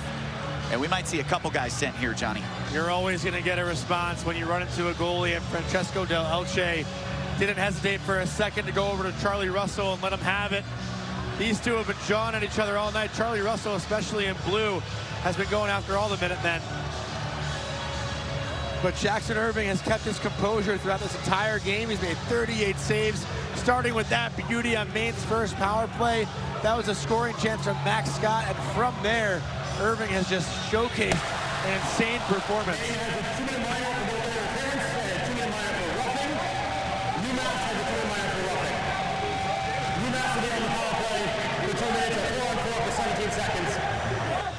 Russell, Del Elche, and Van Tassel are screaming at each other from their opposing penalty boxes. We can hear some of this from our broadcast position, and nobody's happy. They're interrupting a beautiful saves package for Jackson Irving, who's got 38 stops tonight, and the scorer is buzzing the horn. He's had to hear some colorful language. And we're just trying to get this thing across the finish line now with 38 seconds left. You can feel the frustration from Maine. They've been knocked around tonight, and they will not get out of here with a sweep. Looks like someone else is going to the box. Bodie Nobes has stepped in. Both coaches probably telling their bench also to stay smart. Don't want to cost yourself any suspension or anything along those lines to cost your chances at playing next weekend. UMass student section knows it's time to go. You know, they're going to have fun on Friday night in Amherst. Oh, yeah. Still early. Not for us. We're old now. And maybe the players can enjoy their Saturday after a Friday night win. Yeah, that's the rare nice to get thing. a Saturday off. That's the nice thing about a Thursday-Friday tilt. Maine's got a long ride back after tonight's game. Just looking for one goal late for a little respect.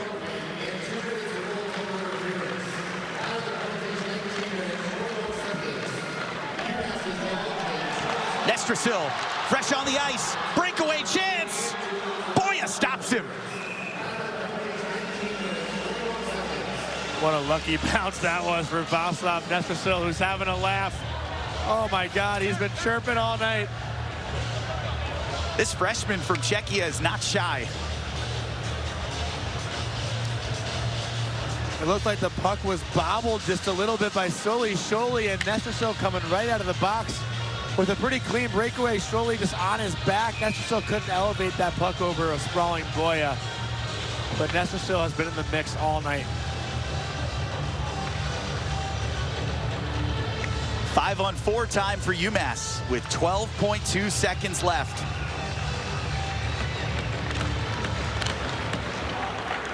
Nestrasil chasing. Black Bears running out of time. One last gasp. It's not going to happen tonight in Mullins. Jackson Irving gets the second shutout of his UMass career in a 4-0 win over Maine. And check out the scene in the crease. Look at the love the Minutemen have for their backup goaltender. Turned starter, he picks up the 3rd win of his career. Just an incredible response from a young group and an inexperienced goaltender to come out and shut out the Maine Black Bears 4-0 after losing 6-2 on home ice the night before. That is a very mature win for this young Minutemen group, and it's something that they can hang their hat on and feel really good about going into this week and topping off the weekend. 38 saves for Jackson Irving. He had to fight through the first period. Maine set the tone in the first 10 minutes. UMass had the answers time and again. 4 goals on home ice. Yenchko with the pair. And here are some of the sizzling saves for Jackson Irving. This one, the best of all. Blocker on the ice. That's how he kept the clean sheet. A fun one tonight. Friday night hockey East on Nesson always delivers. For my broadcast partner, Johnny Lazarus, on our entire production crew here at UMass, I'm Kevin Gale saying thanks so much for tuning in. This has been a presentation of Hockey East Association on Nesson. Your final score, UMass, its first win of the Hockey East season, 4-0 over Maine. We'll see you next time. Have a great weekend, everybody.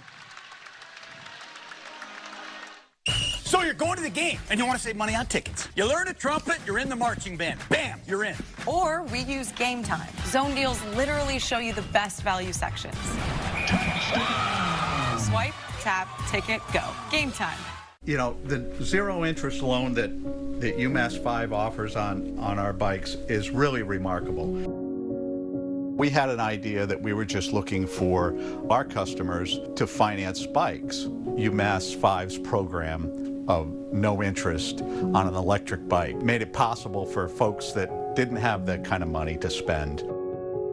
It works for the consumer, it works for us as a small business, and it works for UMass 5. It's the biggest deal in breakfast, Dunkin's $6 meal deal. You get a medium iced or hot coffee, bacon, egg, and cheese, and 6 toasty hash browns. Dunkin's $6 meal deal is back. Get in and get comfortable. You'll be comforted knowing you can rent what you need or buy what you rent. Get comfortable with the features and performance. Use eligible models for up to 90 days. Then apply that rental cost to the purchase. Now that's comforting. Rent to purchase, the most comfortable way to get into a cat.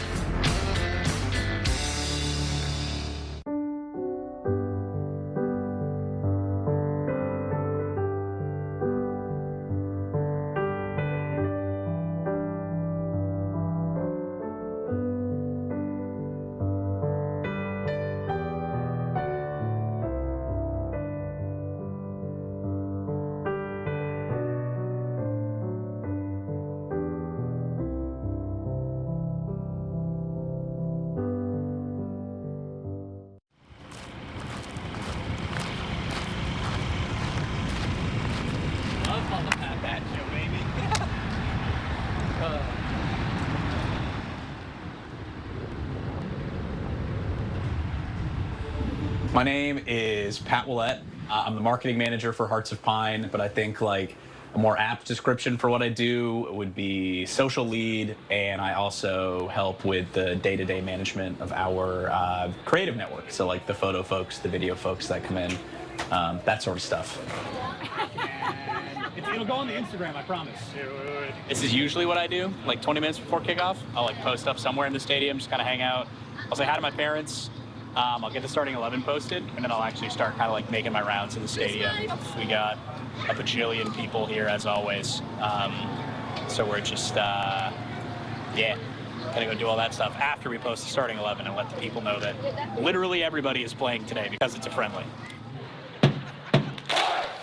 Stream set to go live at 6:30. Can I just email you the login to our YouTube and have just one of you jump in and set the stream to live?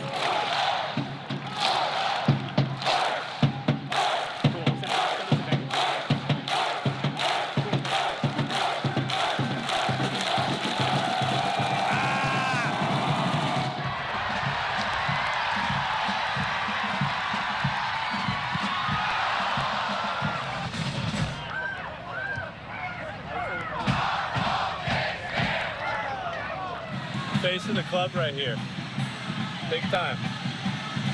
He's gonna get too big. We're not gonna be able to keep him. Man City coming with a $10 million transfer offer. Can't get rid of me.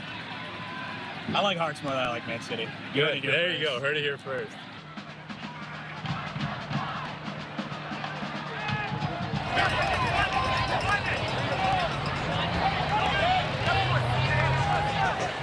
Gives to Gagnon, Laparé, turned it over, and Hearts have the opening goal!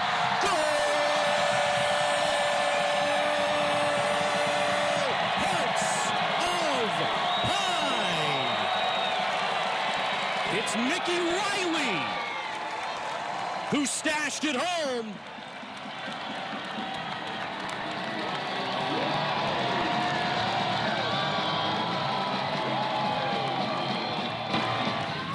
What minute did we score in? Like the 18th minute? I love every time we score goals. It is the sickest ever. I'm right, dude. I mean, like the ball hits the net there and I'm right here. You know, it's just like so cool. I mean, to chase them down, it's just like, what's better than that?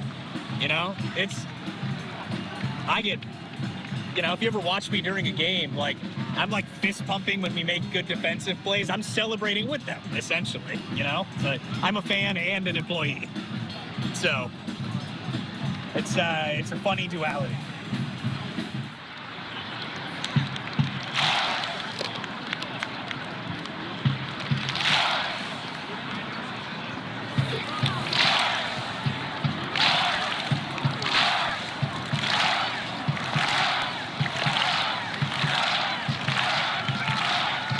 So sick, man.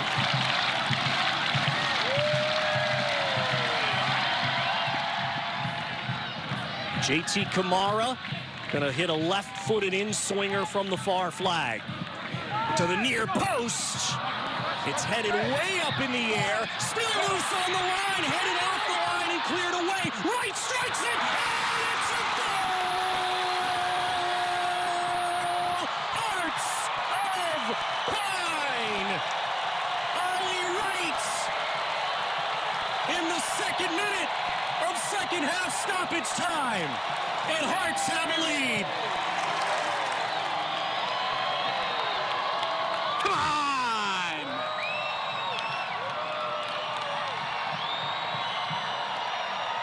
I personally feel when it's game time like I'm the luckiest person in the world. I always kind of tell myself that I want to continue to make content that would excite the 8th grade me that like just fell in love with soccer. And that's kind of like how I feel every day is I'm just like, can you believe that this sport that you started playing when you were like 13 because you didn't want to play football turned into this like unbelievably massive passion. And now you're sitting right next to the goal for the professional team in your home state and you're doing it. You were like one of the first 10 employees and now you're sitting next to the goal. The players know you by name, the fans are like kind of recognize you sometimes. Like it's surreal. It's just like every day it's just like a lot of gratitude, a lot of like there's 6,000 people in here every game. It's just like it's insane. And being able to be a part of the making the magic happen is super exciting.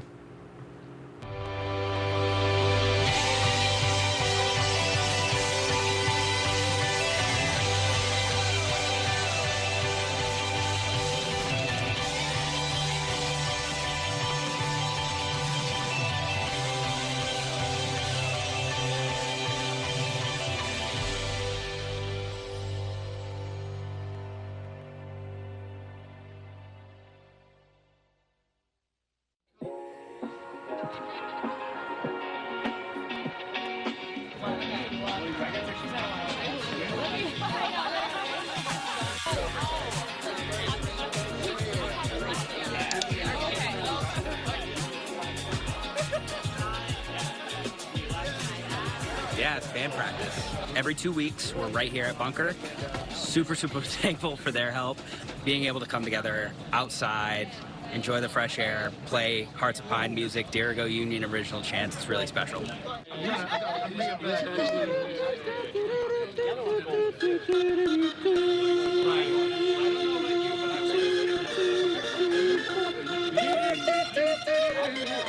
what I mean? Yeah. So just, one more minute. Exactly.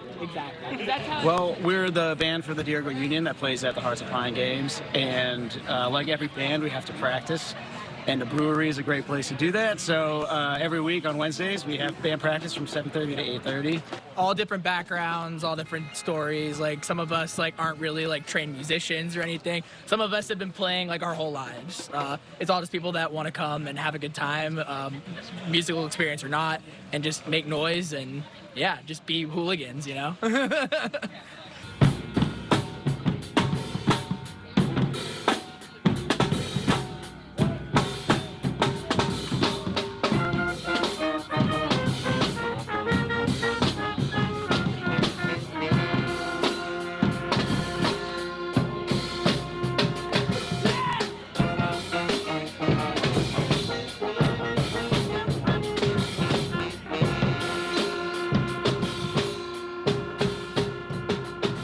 Every game we get a little bit louder. Every game we get a little bit rowdier.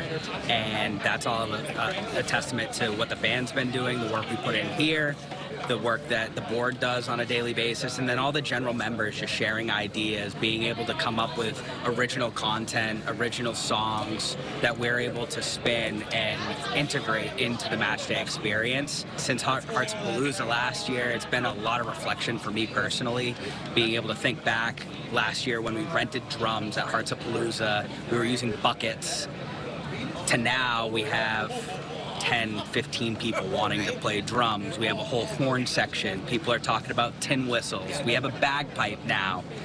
It's incredible to see that type of growth and that much community support. All these musicians that showcase what Maine's music scene is all about, coming together to bring that love to the team. I don't think words can really describe it. It's incredible. I think we've been absolutely rolling. I think we learned more songs than any other band in this league, honestly. We've been pretty prolific this season, ambitious even, I would say, but it's been really, really great. I mean, the vibes are amazing. I think our chemistry is just getting better as a group, and we're playing pretty, for what we are, we're playing pretty tight, man.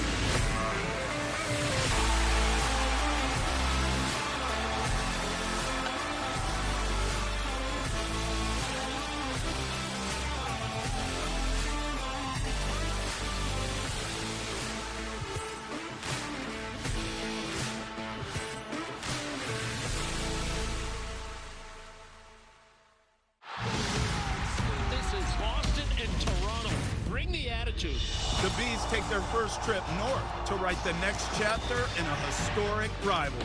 Coverage begins at 6 on NESN. This original 6 matchup is presented by GMC. Style and substance in the GMC Sierra. Or current eligible GMC owners get 20% below MSRP on this Sierra 1500 model. Hockey season is here, and the black and gold are ready for another round of hard-hitting action on the TD Garden Ice. Don't miss out on your chance to lock in a front row seat to all the excitement. Watch the Bruins take on Original Six opponents, division rivals, and more down on Causeway this fall. Spectacular! Secure your spot now. Visit bostonbruins.com/tickets.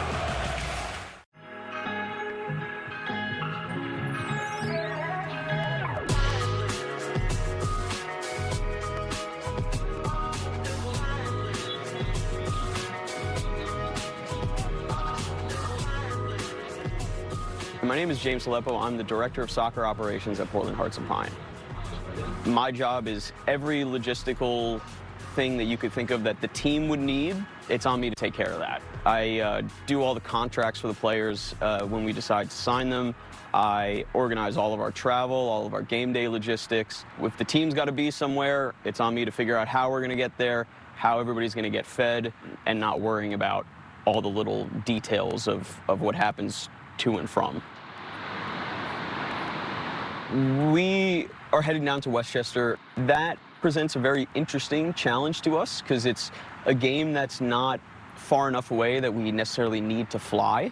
It presents an entirely different logistical challenge, one where you're allowing yourself to not have to worry about flights and external factors like that, where you can really say, hey, we are controlling every aspect of our preparation going into this game. We're gonna prepare in the way that we want to, in the way that we might as if it was a home game, and then hop on a bus, super focused, get down there, and be ready to go in Mount Vernon.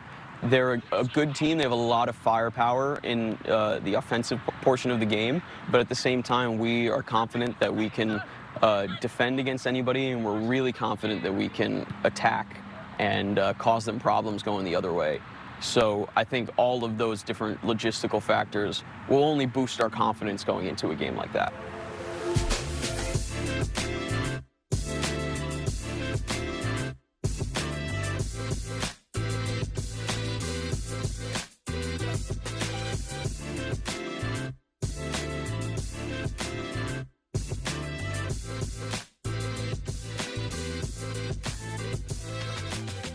We have hit the road. We are looking for a road win. We have come in massive numbers to Westchester SC. The buses are behind us. Dirigo Union's on the way. We are about to invade enemy territory.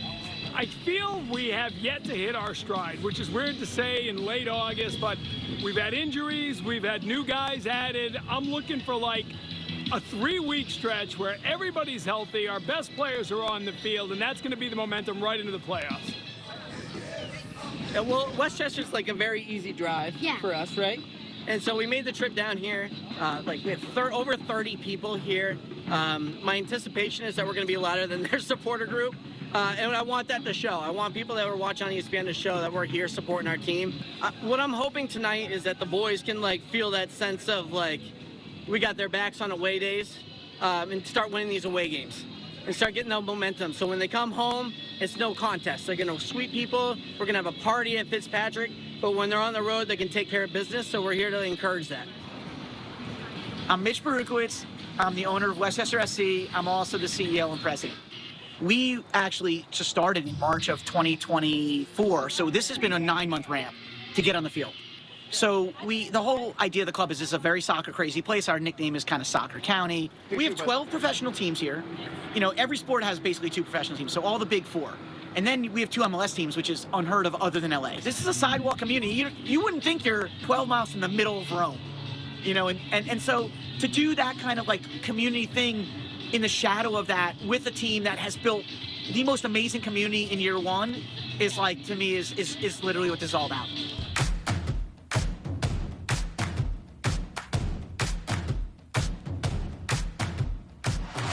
We said it off the top. New York against New England is a rivalry that dates back decades, centuries even, over the course of so many different sports.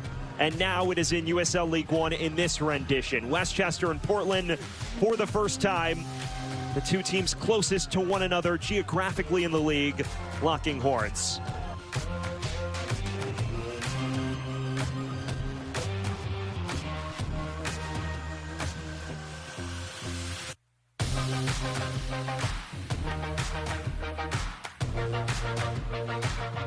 Powder, low cross in, and knocked home. Erman Makic on the score sheet, and Westchester in front. Westchester cutting through Portland like a knife through butter.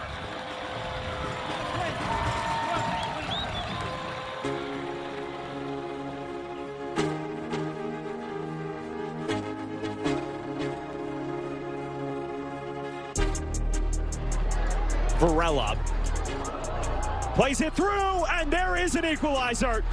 Titus Washington on the score sheet, and Portland fires right back.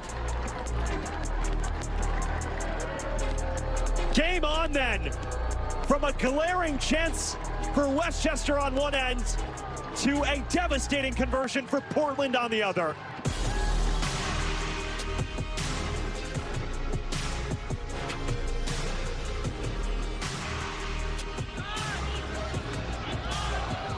Here's a switch of the play to right. Flag stays down. Ollie Wright cutting inside and finishing. Portland ruthless, and they lead 2-1.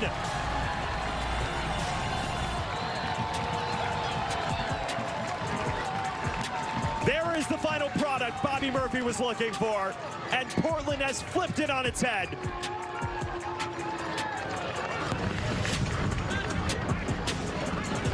Does Westchester have time to advance one more time? No, they do not. There is the full-time whistle. Portland Hearts of Pine notched their first victory in league play since mid-July, and they match themselves on a level playing field with Omaha and Greenville for that 8th and final playoff spot. They are right in the thick of the playoff chase. Meanwhile, they doom Westchester 8 points adrift with just 10 matches to play for the Golden Apple. A strong performance by Portland. 2 more months left in the regular season, right? You guys are kind of mid-table right now. What's the team's mindset? What's your mindset going into the next 2 months? Win. We have to win. As easy as that. We just have to win. I think we are 3 games behind at this point. So, it's going to come down to the end, almost, maybe. But we'll see. We just have to win. The mentality for the rest of the season, the mentality for the run-in has to just be determination. It has to be not like sticking to our principles, but knowing that our goal is to get results in the books, get our way into the playoffs, find and scrape and claw for every little point that we can get, because it's so tight in the table at the moment. So there's a level to which we need to stay committed to what we're trying to do and grind our way just to get to that point, just to get our name in the book through the door, and then find our way to November and just stick around as long as we can. It has to be just togetherness and determination to get to our goal. Gina loves her Jeep so much, she's still singing its praises. I am a singer, and I bought a Jeep Wrangler, a white one. It's beautiful. I love it. If you own a Jeep, and I think it's only the Wranglers, other Jeep Wrangler owners will put these on your driver's side door. So when you come out of wherever you've been, they're right there. And it's so cute, and you just put it right on top of your dash so everybody knows you've been ducked. It's very exciting. I'm Gina, and Lee is...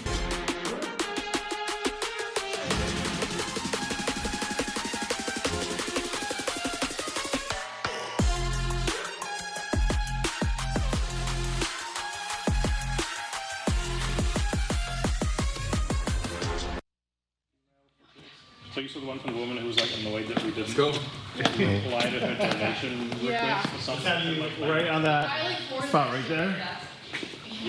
All right, looking right forward here, yep, just like that. Okay. I'll move a little bit to your left, just a yep, right there, perfect. Right now, yeah, we're doing a photo shoot, yeah. We're taking the headshot, so they'll come out soon, yeah. You'll see this beautiful face on the website. I've always, dreamt of being a professional soccer player, and that's what I strive to achieve every day. And through college, that was always the goal. And then when Coach Bobby came to me in August, beginning of August, I thought there was no better place to be. I mean, you guys have such a great community here, and yeah, the team is great, so I couldn't say no. I mean, the home games is just different. It's amazing. I mean, it's what I've dreamt of since a kid, you know. And any soccer player, I think, because the vibe that the fans create here is crazy. So I think but that's just honestly a boost. I love playing in front of people. I love showing what I got, you know. For the team, we got to get to the playoffs, and hopefully, you know, ideally it would be top 4 so that we get to play at home for our first playoff game. And I mean, the thing with it is, once the playoffs come, anything can happen. We got 3 games. If you win 3 games in the playoffs, you won the league. So I think that's a goal that's very, very possible for us. For me, I want to make as much impact as possible, come in, score goals, and obviously get more starts. So.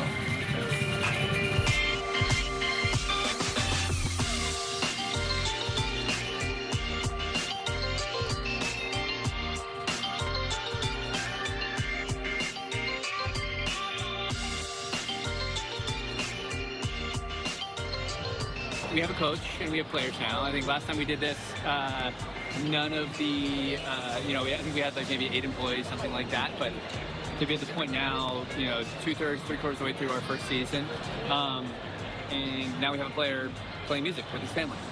I get asked all the time, did you ever in your wildest dreams expect, what this has become? And there actually is really no easy way to say like, yeah, it's exactly what I expected, which it is. But I still think the living it is beyond my wildest dreams. Like the magic, the relationships, the seeing it come to life, being in it as it continues to grow and evolve, and nights like this where you get an excuse to convene and sort of be away from the game day and some of those pieces. It's super special. I feel like, for the players' perspective, this felt like a hometown homecoming, where they're mingling with the audience. They're meeting people who are usually separated by a field, sitting in the bleachers, cheering and applauding every play. But they're really connecting with fans tonight. And those who have played other places have said this is not the experience they've had in other destinations, and that they all love Maine. And we love them back. Living in the wrong, living in the wrong, living in the wrong, living in the wrong time.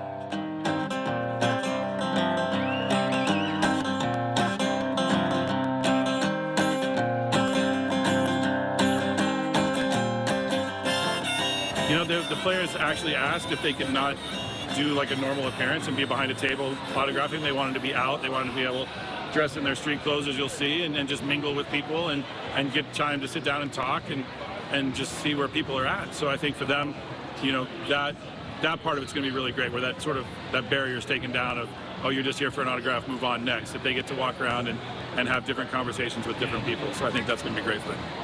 It's like that stress factor that we can just let our hair loose and just relax, right? Because every day we go into training and it's stressing about the weekend. The weekend comes and we're stressing about performing well, winning the game, and kind of moving up the table and trying to win trophies and stuff. So it's like every day is kind of a stressful day, and you need these type of moments to get your head right for the run-in. So I think this is extremely important for us, and I think it'll show in the next games to come. I think sometimes sports in America forgets what it's actually about, and so much of it's focused on TV markets and revenue and things like that. I often think about college sports and the way I grew up in Pennsylvania originally, and State College, Pennsylvania is 30,000 people with a massive university, and you can put 108,000 people in a football stadium. So you can be a bigger fish in a small pond, and I think Portland really understands the value of the Maine brand and how much people want to be a part of it, and are able to create this environment that people want to be a part of. And remember that we're really just watching a bunch of people kick a ball and a goal. It's pretty silly at the end of the day, but there's something really magical about being able to join arms and experience that together. This season our schedule is a little bit backloaded for home games. We weren't sure how the spring was going to go at Fitzpatrick, so a lot of the schedule was backloaded, and we're going to enjoy the benefits of that coming up. We've got a lot of home games here. We've got more home games remaining than the rest of the league does, and we're going to take advantage of it. We know that the fans are going to be packing that place. We know that that place is going to be rocking, and trying to make that big push to the playoffs. It's going to be intense, but it's going to be fun.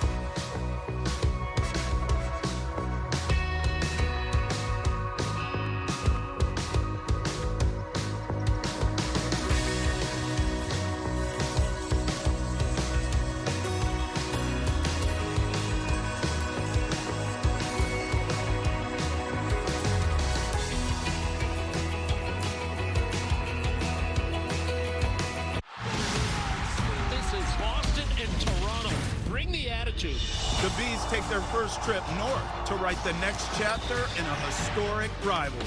Coverage begins at 6 on Nest. This original 6 matchup is presented by GMC. Confidence is not a mindset. It's an achievement. In the GMC Sierra HD AT4X. Get 3.9% APR on 2025 GMC Sierra heavy-duty models.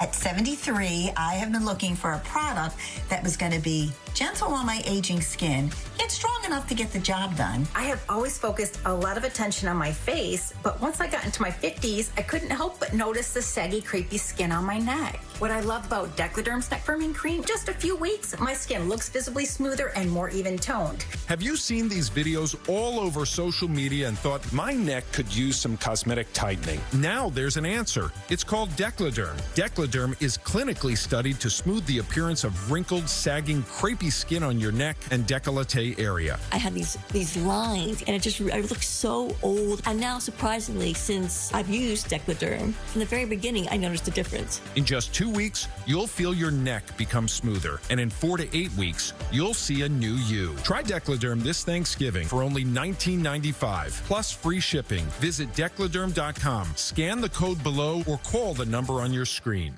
I'm attorney Rob Levine, and I want to thank our community for supporting us year after year. This Thanksgiving, I will be giving back in the best way I know how, by helping those around us. Rob Levine Law will be donating Thanksgiving meals to families who need it most. If you or someone you know could use a free Thanksgiving meal, download the Rob Levine app and sign up. I'm attorney Rob Levine, and I want to wish everyone a happy Thanksgiving. Rob Levine knows what to do. Call 888-ROB-WINS for you. Catch Charlie Moore Outdoors Sundays on Nessid. Presented by Obashan Hardware Subaru of New England and Eastern Propane and Oil.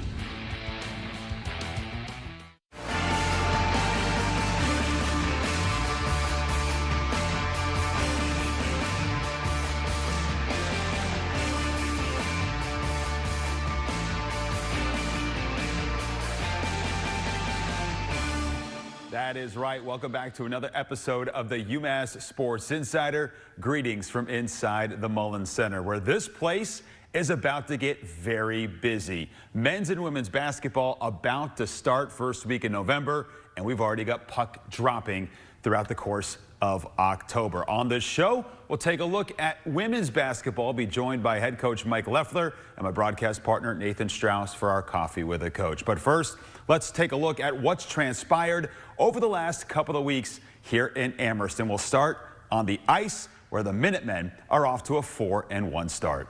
The number 13 ranked Minutemen split a weekend series with a 4-2 loss to open conference play against Northeastern on Friday, October 17th, and then bounced back with a thrilling 4-3 overtime win against Bentley on Saturday. Freshman phenom Václav Nestrasil buried his team-leading 5th goal of the season, while junior Bo Kosman scored his first 2 goals of his career. Sophomore Francesco Dell'Alce scored the game winner in OT, his 2nd of the season, and goaltender Michael Robel stopped 23 shots to earn the team's 4th win in 5 chances. UMass hockey returns to the Mullen Center on Halloween weekend to take on Cornell, with games against Maine and Boston College on the horizon. UMass field hockey moved up to number 12 in the NCAA rankings with a 3-0 win over Appalachian State on Sunday the 19th. The defense only conceded 1 shot all game, and that was stopped by All-American goaltender Mirta von Herwijnen, someone who we'll hear from later on in the show. The Minutemen are tied with Miami atop the MAC field hockey standings and will host 3 consecutive games at Gladchuck Field at home to close out the regular season. UMass women's soccer turned in consecutive 0-0 contests before dropping a tight 1-0 game to Toledo at home on Sunday.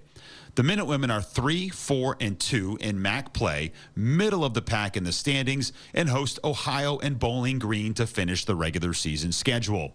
And on to the pitch for the men's team, shifting gears to the Summit League, where the Minutemen are 5-4-5 overall, but just 1-2-1 in league play. In the lone Summit League victory, UMass notched a 2-1 win over Denver with goals from Matt Sensi and Magnus Halderson.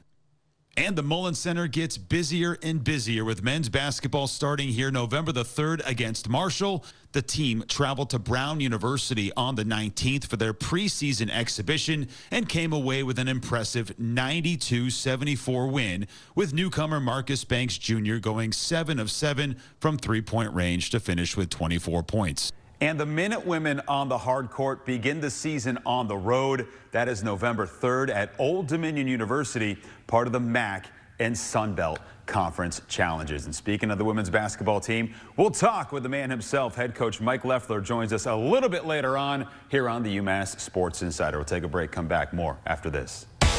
Whether you know what's coming or need to scramble, we've got you covered.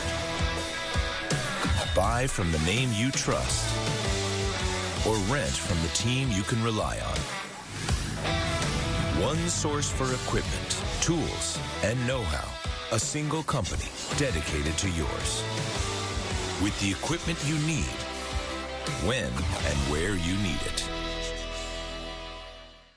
For generations, Bay State Health has helped transform the lives of patients across our community. We know our neighbors and are passionate about meeting the full range of their diverse healthcare needs. We're who you can turn to and trust to support you with care that's essential to heal, grow, and thrive. It's our purpose and our promise.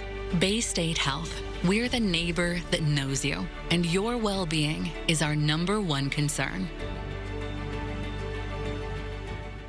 For the big, for the small, the short, and the tall.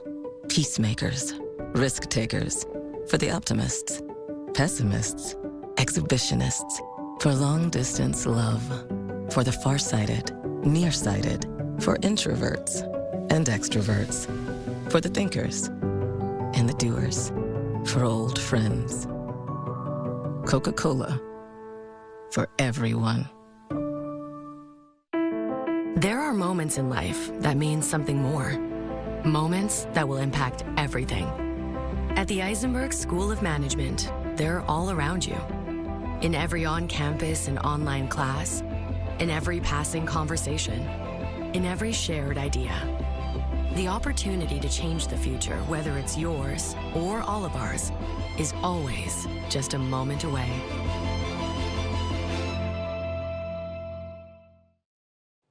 Welcome back to the UMass Sports Insider, and welcome in to our podcasting recording studio, what I'm temporarily calling the Podcast Emporium here inside the Mullen Center. This has been a great space to have conversations on our Plant the Flag podcast, our UMass Minute, and our Just Being Frank podcast with student athletes, coaches, and administrators. Recently, I had a conversation with field hockey goalie Mirta von Herwijnen, who's not only an All-American on the field, but also a double major and an outstanding student athlete here at UMass. Over the course of this show throughout the rest of the year, we're going to bring you some of those snippets from these conversations on our Plant the Flag podcast. And here's one of those with Mirta that we had most recently. What makes you a successful goalie? It's hard to say about myself. Is it toughness? Is it the way you can read how shots are coming in? I mean, what makes you? And I guess let's talk deep from the defensive side for everybody else. What makes you guys so good in that regard? I think. There's a few things to it. I think the first and most important thing is the support from coaches, because I used to say this quote that like hard work beats talent if talent doesn't work hard. So like obviously everyone coming on the team is talented. Hold on, let me write that down. You're gonna write it down? That's a good one, yeah. All right. Okay, continue. Did I inspire you? Yeah, so hard work beats talent if talent doesn't work hard. Obviously every single girl on this team is talented. We got admitted to a D1 program, like there's talent in there. But the thing is that you have to keep working hard. And hard work is stuff like, talking with the coaches, talking with each other, like that's part of it. But I also think part of it is being honest to yourself, like taking accountability. I think one of the things that I have learned is that, I feel a lot of emotions. I'm extremely perfectionistic. Like I wish I had 0 goals against, to be honest, on the whole season. But instead of feeling a lot of emotions about it, I try to separate it and just look at it like objectively, like what do I need to do to get better?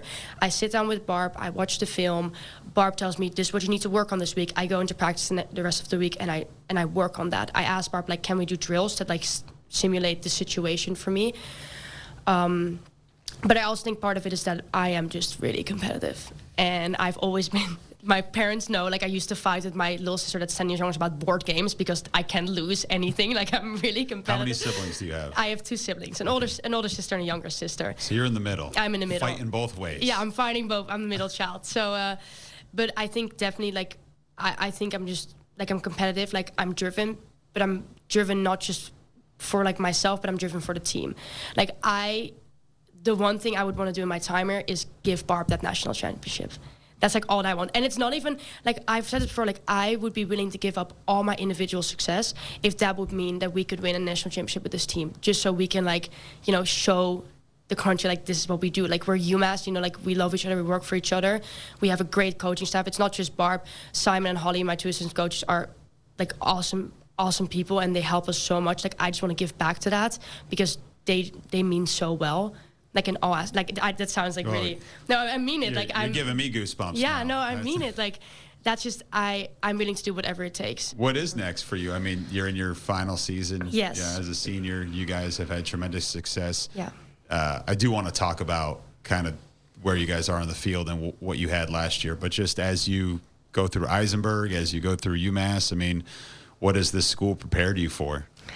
I think for a lot. I think becoming a D1 athlete is such a valuable experience that you can't really describe to people that might have not gone through this, like, tragedy that we go through. I just think that the skills that we pick up, with time management, planning, like communication are so valuable. Like, I think, well, this sounds a little bit cliche, but I really think I've grown as a person to when I first stepped foot in here to like when I'm going to leave. So I think that part is really important, but also academically, I think UMass is a great school. I think I speak very highly of Eisenberg. I think it's definitely a great program overall. But also for me, being able to double major was something that was really big for me as well. And what are those majors? So I'm a double major in HTM, which is Hospitality and Tourism Management, and Psychology. And I did the real estate track in Eisenberg as well. So I got like a certificate in real estate. That's very broad. Wow. I don't really know what I want to do. So I just keep it broad for now. But being able to do those things is something that I don't think I would have ever been able to do back home. So that's just really valuable. And also the people that you get to know, obviously. I mean, the team is my family. I love each and every single one of them to death. Like even the girls that have graduated, I see them as my family. Like that's just my home away from home. So working with UMass 5 has really been a game changer. I worked with several other banks in the past who I felt weren't looking after my best interests. With UMass 5, I feel like I have a team supporting every aspect of my business. I have my personal accounts with them. I have my business accounts with UMass 5. It has allowed me to go from day-to-day operation to, yeah, okay, maybe I can retire in 10 years.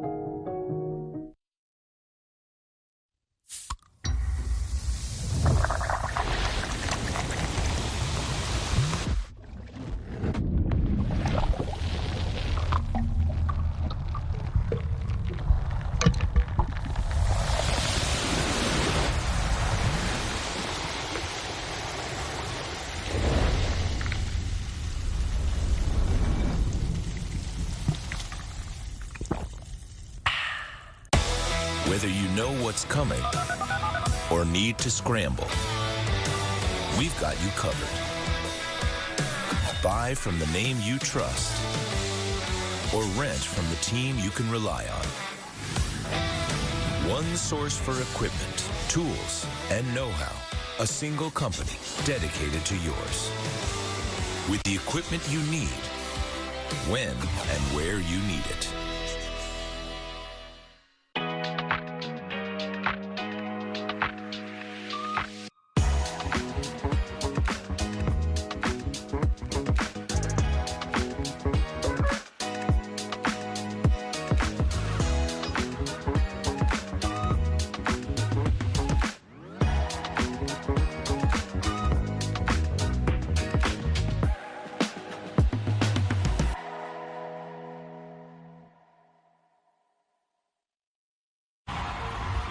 Where did you get these seats?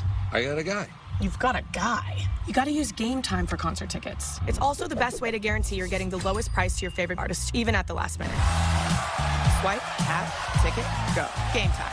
Teachers are skilled leaders, innovating to prepare students for our fast-changing world, expertly discovering solutions. Inspiring, connecting cultures, leading by example. Teaching is a journey that shapes lives. Are you ready? Nothing gets handed to you here. And those banners, they're not only earned by the players on the ice. There's a team behind the team that makes it all happen. No glory, no crowds, no parades, just hard work. And we're standing behind them. Run is proud to be the official workwear brand of the Boston Bruins, TD Garden, and the TD Garden Bowl Gang. We've got them covered. From coast to coast, fans feel it deep. The pride, the pain, the payoff. It's not just a pastime, it's part of you. Join us Mondays for the Boston Globe Sports Report, where we dive deep into the Boston sports world and beyond. Every Monday on NESN and streaming on NESN 360.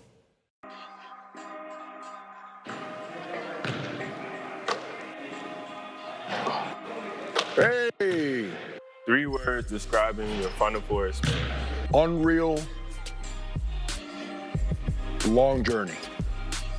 That's considered one of long journey. Unreal, long journey. I heard you were a bouncer back in your days. How was that? Interesting. It's everyone thinks it's a whole lot of fun. You got to remember, it's fun until stuff goes down. And when stuff goes down, there's always a lot more of them than there are of you. And so what you learn when you're in the world is it's not about being a tough guy. It's about learning to escalate. Good questions. Someone did his homework. Should I stand on the baseline so you can, you know? No, that's it. You can stand right there. Just get ready to pull this out of the net for me. Get ready to pull that out of the net for me. Oh! Tell me the most memorable moment you've had as a basketball player before getting to UMass. My first college game against Creighton. And in that environment, I guess at that time, it was like number 18 in the country. Mm-hmm. So being a freshman playing against what I always grew up watching, it was fun. So having that experience. That's awesome. That's awesome. That's my guy, KJ. When you're cutting film after a weekend like last weekend, what are the things you're pulling out of there? Just a theme. You know, every game kind of has a theme, right? Whether it's things that you do good or things that you do bad. And, you know, whether that theme is maybe it's like, hey, we just didn't compete hard this night. Or maybe the theme is, hey, we didn't hold on to pucks in the O-zone to create more offense. Or maybe, hey, we didn't have great detail with our sticks defending in the defensive zone. There's always a theme. So for me, that's a lot of what I look for big picture. Obviously, you know, there's individual stuff that you look for as well. You know, while we rewatch the game, we're doing individual clipping while we're doing that. So if number 19 does something really good, you type in a 19 real quick and clip it. If number 19 does something really negative, then you type that in so that way we can go over it with him this week as coaches individually as well. So you're looking at team stuff, you're looking at individual stuff. There's obviously a lot A lot of different avenues that go into it. I can just see if I was a 21-year-old kid and the coach comes to me and he says, hey, look at what happened here. And I'm like, well, hold on, coach. You don't understand what was going on at the time, right? Like, there's obviously extenuating circumstances for when a player's in a moment and they do the thing they do. So it's your job to kind of coach them through that, right? Yeah, you have to. And I think that's where you have to have open dialogue. I think that's what's changed a lot over the years. You know, when I played, it was like there was no conversation. Shut your mouth. It was like, this is what you have to do. This, like, I think you got to have the relationship with the guys because we're not out there. You know, like I could see whatever I want to see on video or from the bench. I'm not in the moment with them, right? Yeah. So there are things that go on, whether they heard something, somebody calling for a puck, or maybe they saw something that really they didn't see. Like, there's all those factors that go into it. But I think that's why you got to have an open dialogue sometimes. I'm by no means the smartest guy in the room or a genius. I don't think anybody is. And I think that's why you need to really collaborate sometimes with the players. And, hey, I think you should have done this, or you made this mistake. Well, hey, coach, I was thinking this. Like, oh, you were? All right, well, that's good that you were thinking this. Well, how can we meet in the middle? Maybe you turned that puck over not because of the play you were trying to make. Maybe it's because your feet weren't moving. And we'll look at that detail instead of, hey, you turned it over. Hey, you turned this over because your feet weren't moving. You know, encourage the playmaking, but maybe the habits that go into it is the We can all see the what happened. Yeah. But the why, I think, is that important piece. Yeah, of course it is, because you gotta be able to justify what you're running by the players, right? You got to justify, if I'm going to teach you something, here's why it's going to help you, or here's why you made this mistake. You know, you can't just, again, it's not like back in the day where it's just like a coach said it, that's it, right? Especially when you're an assistant coach, right? So, but yeah, there's that's the exciting part for me, at least, from coaching. It's just the games are the best, obviously. Being able to have a great view of the game from the bench as a coach is tremendous, but it's the week after when you really get to dive into the individual clips with the guys. What's one of your more impactful drills that you think works well for guys? We do a drill, Carby came up with it or found it somewhere this year that we've been doing, Griffin 3-on-2, and you work both sides of the puck. You could work on the offensive stuff, but it's all down low, but below the top of the circles, which is how we like to play. Is this where you put one cage at the blue line and one at the goal line? No, this is the one. Right? That's integrity. Okay. Yeah, integrity, obviously, that's UMass hockey through and through. But this one's a newer one this year. We've liked it a lot. I think our guys like it. It just really relates to how we like to play. So it's 3-on-2. 3-on-2 in the corner. Okay. And the two guys defending have a release player on the far side dot. And so they have to win that 3-on-2 battle in the corner and then release the puck to their offensive guy. And then they get into an offensive. And then that activates their 3-on-2. But from an offensive standpoint, it's all making plays below the top of the circles. It's being able to hold on to pucks and cutbacks with pucks below the goal line, and be hard and heavy on the puck. Tight quarters, right? Oh, yeah. Like, yeah. Yeah, so that's one that's personally I've really liked that one this year. I saw you guys doing that. It was, and it's just active. It's just like constant. And guys are sprinting in and sprinting out. Oh yeah, I had to run the pucks on that one last week because Nolan was gone. Usually Nolan runs the pucks on that one. He's got better hands than I do. He passes a little better than me, and I had to run. And things were happening a little quick for me. My brain didn't work that quick when I was playing, so now it definitely doesn't at 40 years old. Hey, we heard from Coach Masslers last week. He said it's best if a goalie doesn't think. So maybe if you're just moving that quickly, 100%. Just stop thinking. 100%. Oh yeah, I've heard that a lot. Can you feel like, hey, the guys really enjoyed playing that drill or doing that drill? Yeah, you could tell by the energy. I mean, these guys are great though. They bring energy in everything that we do. Again, that's a testament to our leaders. Yeah. And our older guys that may not have a letter on their jersey. They bring energy, and that's how we like to play. Let me talk about one of those guys. Yeah. Bo Cosman. Oh yeah. How about this? The cheese, we call him. Wait, hold on. Yeah, Why? Bo Cheese. Bo Cheese? I started calling him his freshman year Bo Cheeseman for some reason. I think it was from a movie I saw back in the day. I'm not sure, but and then it just shortened up to Cheese, and then the cheese thing's kind of stuck, so it's funny. It's fitting for him. He's a great kid. That's what I love about Bo. You can give him crap, he can give it back to you. Like you know what I mean? Like he's got a personality that's larger than life. He brings energy every day. He brings a smile every day. It's phenomenal. So, we're sitting after that first goal, and it also got you guys back into that game against Northeastern. What did you see from the team when that? Oh, just reaction? joy. Yeah. Just joy. Like that's the best. You know, that shows you how important a player like that is to our lineup and to our bench and to our culture.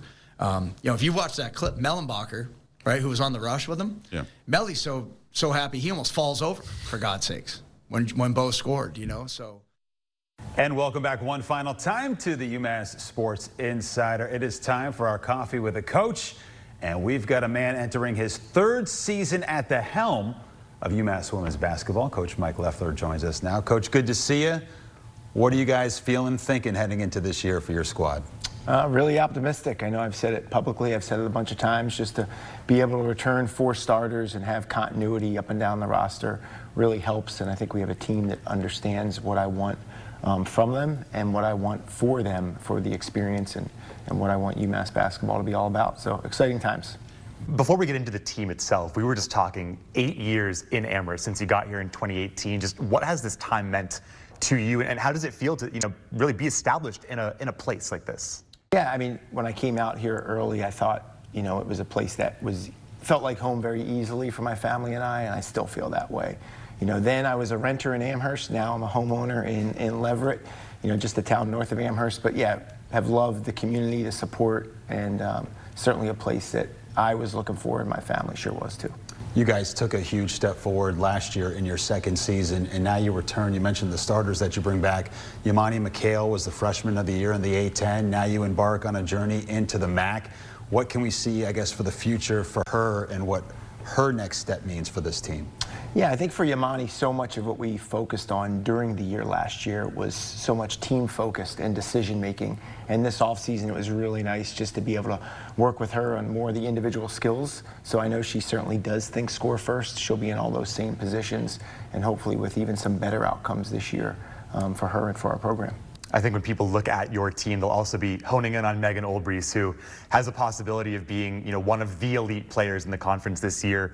What are you expecting from her and her biggest jump coming into this season? Yeah, much of the same that she showed last year. I mean, she is our heart and soul. She's an emotional leader for us. She's so consistent day in and day out at practice. You know, she can shoot it from 3. We want her to expand that perimeter game, something we've worked on, something we've talked about. And I'm hopeful that she's able to help us spread the floor a little more this year as opposed to last. Very sparse in how you use the transfer portal. What were you looking for, and what did you bring in via the portal for this team? Yeah, we've got 2 transfers. Excited about both. Ayanna Franks is someone that we needed to add athleticism to the guard spot. Getting Ayanna, someone we recruited hard out of high school, did that for us. She can handle the basketball. She's a 3-level scorer. Really excited just about how hard she plays. And then depth in the front court. You know, adding Leah Bullard. She's done a nice job so far in her time here. You know, playing hard, starting to understand, you know, what Chineye does every day, what Meg does every day, what Lily does for us every day. And I've been really impressed with both players as their ability to adapt and fit in. You know, there is a big Massachusetts contingent on this roster. We talked about some of them, but Chineye Denebo, someone who it seems like really took a big step forward last year. Now, you know, as a true big coming into a new conference, what does year 3 look like for her? I think her steps forward are also mentally. You know, like she understands the responsibility of being a returning starter. She gets the importance and the weight that's on her shoulders night in and night out. And I think we saw a switch flipped in that regard. And I want her to be more part of the game plan, you know, more part of the offense. If Meg can stretch the floor, we can throw it inside to Chi to score on the block. And I think those are things we've stressed with her starting back in the spring. And of all of our players returning, I think in the spring, Chi took the biggest step forward. And I'm hopeful she can continue that and carry that in the fall. Let's take a look at the schedule for your team. I think one of the fun things about the MAC is that you've got the alignment with the Sun Belt Conference. So you open up right out of the gates on the road with an opponent at ODU, and then you come back here to Amherst with some of the more regional opponents. What do you think about the start to the season for the schedule as it shapes up? I'm excited about the start as well. One, I've said it before, like the Sun Belt is really a diverse conference geographically. I like the fact that we can go down to Virginia for our first game and not to a much harder location or airport to fly into. But excited about the challenges ODU will possess, and they'll pose for us really an athletic team. And again, a team we probably would never schedule non-conference, right? And then the local rivals that we have. You know, really excited to get back here and have a bunch more home games, and which we do, and get back to work against those guys. You know, we're used to the A10. We know what those teams bring. We know their coaches, their personnel, maybe even their play calls after 6-7 years. What does the MAC look like as a conference? Is there kind of a defining style, or how would you characterize the teams that UMass is going to be playing this year for the first time? Well, very well coached and very tough, you know, and teams that really have systems and run their systems well. So I'm excited about those new challenges. You know, there are challenges on the court. There's also logistical challenges. And moving to a new conference and having, you know, 9-10 different road trips, you know, we have to make sure we're on top of our game and get used to that as well, because we'll be flying in different towns, staying in different hotels, and everything will be new, and that all goes into it. Coach, we're super excited to see what you and your team and your staff have in store for year 3. Thanks so much. Thanks so much, Jay. Thanks, Nathan. That'll do it on this episode of the UMass Sports Insider. Big thanks to everybody for joining us throughout the women tip-off here at the Mullen Center on November the 8th. We hope to see everybody inside the arena. For Nathan Strauss, Coach Mike Leffler, and our entire broadcast crew, my name's Jay Burnham saying so long from Amherst. What if I told you that one of the best things you can do to improve the look and performance of your car can be done for under $20 and in less than 30 minutes? Fix your cloudy and weathered headlights with Cerakote's #1 best-selling ceramic headlight restoration kit in just 3 easy steps and without power tools. Just wipe, sand, and apply. It's that easy. Cerakote restores and protects. And for as long as you own your vehicle, it's guaranteed. You can trust Cerakote with over 60,000 5-star reviews. Don't wait until it's too late. Buy today for under $20.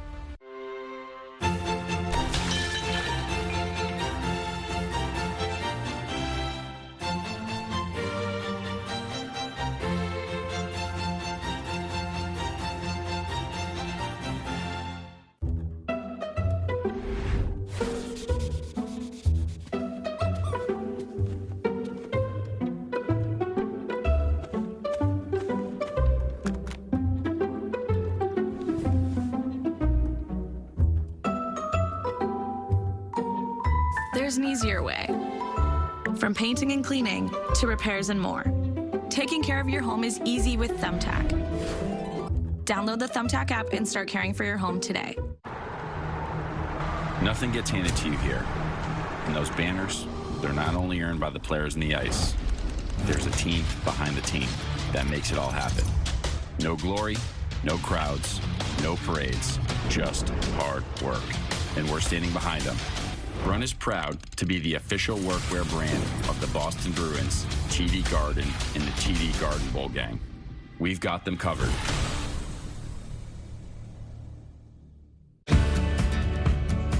We are the National Park Foundation, and together with your support, we are building a bold future where national parks are vibrant, protected, and welcoming.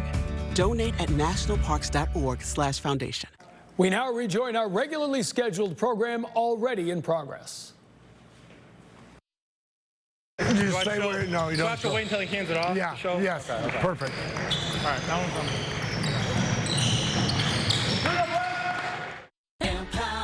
Wait, don't do it! What? We're checking them off. Machu Picchu, swimming with sharks, skydiving, that's the plan. I love the plan, and your Empower investment accounts are working as planned. But this is so... Hi. Millennials. Let's do this, cowboy. Ooh, bucket list, baby! Get good at money so you can be a little bad. You go first, I'll follow. Empower. Are you a proud supporter of the Boston College Eagles? So are we at Rodenheiser Home Services, proud partners of Boston College Athletics. Rodenheiser is here to ensure your home is in top shape with heating, AC, plumbing, and electrical services. Just like BC athletes give their all on the field, we give our all to make sure your home is safe, comfortable, and running efficiently. Rodenheiser Home Services, proudly serving Boston College Eagles fans since 1928. Visit bc.rodenheiser.com today. What if I told you that one of the best things you can do to improve the look and performance of your car can be done for under $20 and in less than 30 minutes? Fix your cloudy and weathered headlights with Cerakote's #1 best-selling ceramic headlight restoration kit in just 3 easy steps and without power tools. Just wipe, sand, and apply. It's that easy. Cerakote restores and protects. And for as long as you own your vehicle, it's guaranteed. You can trust Cerakote with over 60,000 5-star reviews. Don't wait until it's too late. Buy today for under $20. Morning, Pete. Coffee's on and your Uber's on its way. You know, I've been thinking, maybe I should just go by Peter now? Peter Davidson. Not bad. Sounds like I'm going to try and sell you an extended warranty. How about Petey? I know a dog named Petey. Little P or Big D? Oh, what about Double P? You want to go by PP? You know what? I think I'm just going to stick with Pete. Pete. I like it. I like you too.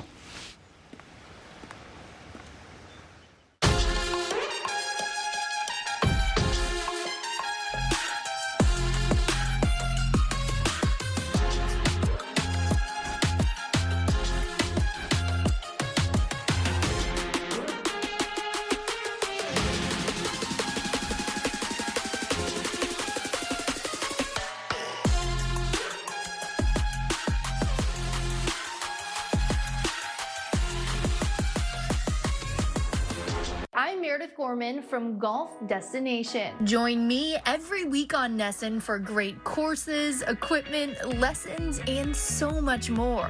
Golf Destination is brought to you by the official rum of leisure, Goslings. Every product Brunt makes is named after one of my buddies in the trades who inspired it and helped us design it. Every step of our design process revolves around listening to the guys who actually do the work, because they've earned a seat at the table. Very excited about the team that we have. We had a great summer, great fall. Got a lot of guys with high character, but we're really talented. We're longer than we ever been, more athletic, so I'm excited about this team.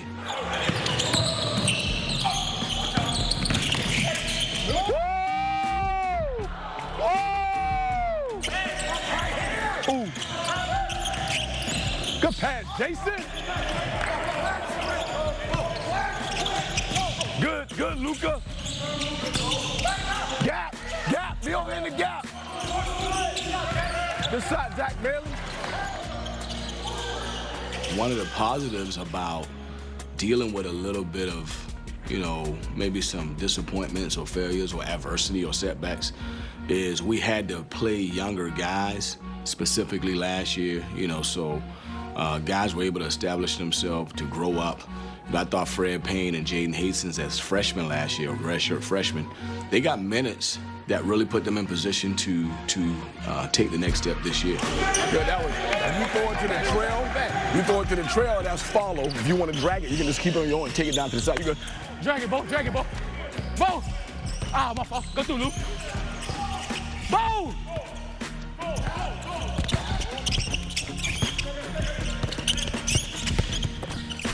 They can't with me, man.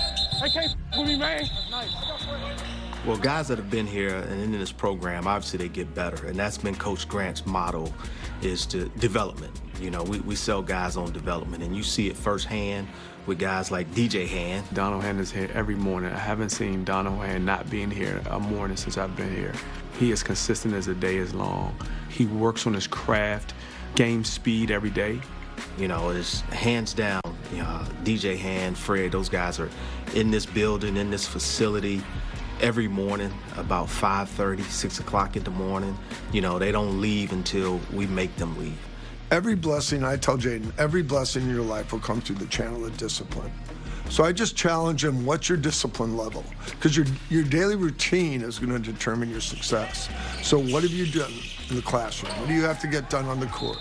What do you have to get done here? What do you have to get done? So I think what Jaden has done, now, and he's trending up. Probably anything that's trending up, level some days, has a little dip. But I think he's improved his overall discipline, his overall approach. Yeah, go over! Good!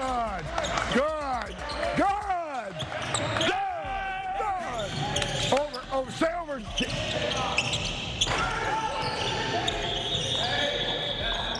Having returners that understand that environment and understand that community that we've created is contagious.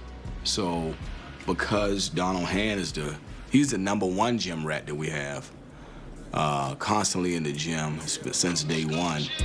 He's in that gym. It's that 06 Gucci man. My going off a building, walk around like Superman. Somebody coming down, about to shoot the man. It's that 06 Gucci man. My trunk won't be still, I'ma play the music loud as the music can. You don't like the way I'm lying, catch your Uber in. It's that 06 Gucci man. My going off a building, walk around like Superman. Somebody coming down, about to shoot My trunk won't be still. I'ma play the music loud as the music can. You don't like the way I'm riding, get your Uber in. Yeah, let's go.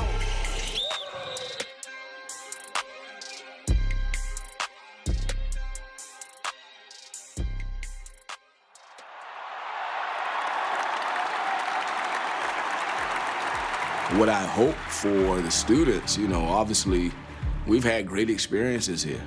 I hope for the students that we can continue to have great experiences together, that we can, have big upsets in Conti. That's why the students are so important. We need them. And when I walk by the mods, I just have a feeling of pride and happiness when I see those students over there, because they're in year 4, I'm in year 5. So they've experienced everything. They stormed the floor.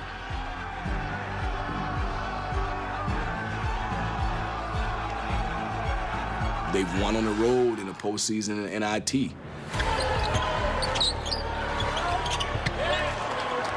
They've had some tough losses, but we've experienced that all together. So I would like to see the seniors go out with a bang, and I would like to try to get the freshmen to get excited about their new team and come and support.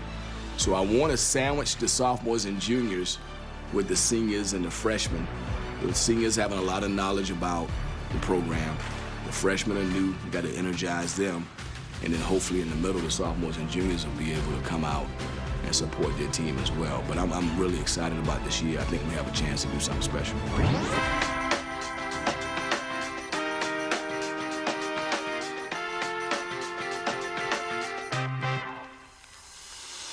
What's up, guys? Donald Hand here, and Jaden Hastings. We're here at ACC Media Day in Charlotte. We're going to walk you through a day in the life. We got TV, interviews, media shoots. We're just blessed to be here. Still BC Nation. Go Eagles. You and I were just talking about it, the transfer portal as well as retention. So I know you brought in some guys from Butler, Baylor, Missouri, to name a few, and then you also were able to retain. So what does this roster look like for you this season with that mix? Well, it starts with these guys here. We retained half of our roster, which was very critical for us because we feel like we do a good job identifying, young men that could really compete in the ACC, but also are great students, have great character. So once we get them on campus, if we can keep them, they're going to develop and they're going to become special. Donald, Dan Sportora, wakeupcalldt.com. I want to make sure I quote you here. It says, when I first committed to BC, I committed to change the culture and help BC basketball get back to the top. Where do you believe that culture is currently and where it's heading? It's trending to the top. I still believe that. Me and Coach Grant talked about this a couple of times, and I truly believe this is our breakout year right here. I would say about last week I was at church, and the pastor said the storm doesn't last forever. And last year, a lot of people seen it as a storm, and it wasn't a storm. It was like me, Fred, Jaden's first time in that position. And now we know how it feels to be in big games. We know how it feels to play in tight games. And this year, it will be a different outcome because we know how it feels. I think that everything that is good takes time. I think we've had the time to work through the bumps and bruises, and we know what we want from each other. We know what we want to achieve. This is the breakout year. This is the year that we can just put our head down and grind. What's up, guys? Coming back from the press conference, answer some great questions. The guys up there asked, how do you make your teammates smile? So your last question then, how do you make your teammates smile? Honestly, I just look at them. They start laughing.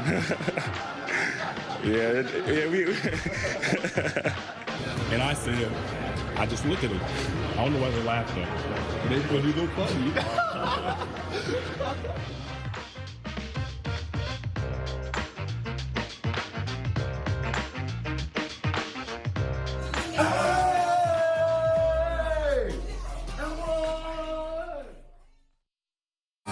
It's about the boating lifestyle. It's The Drift. Brought to you by Boat US, 3A Marine Service, Avidia Bank, and Subaru of New England. It's been over 2 decades since the U.S.-led hockey team shocked the world in Salt Lake City and made history by becoming the first Paralympic American team to capture the gold medal. They defied all the odds while inspiring everyone and paving the way for future generations. With a Boston Bruins legend as their head coach, it's one of the greatest stories never told until now. So join us as we unveil this incredible journey to fame, and I'm talking Hall of Fame.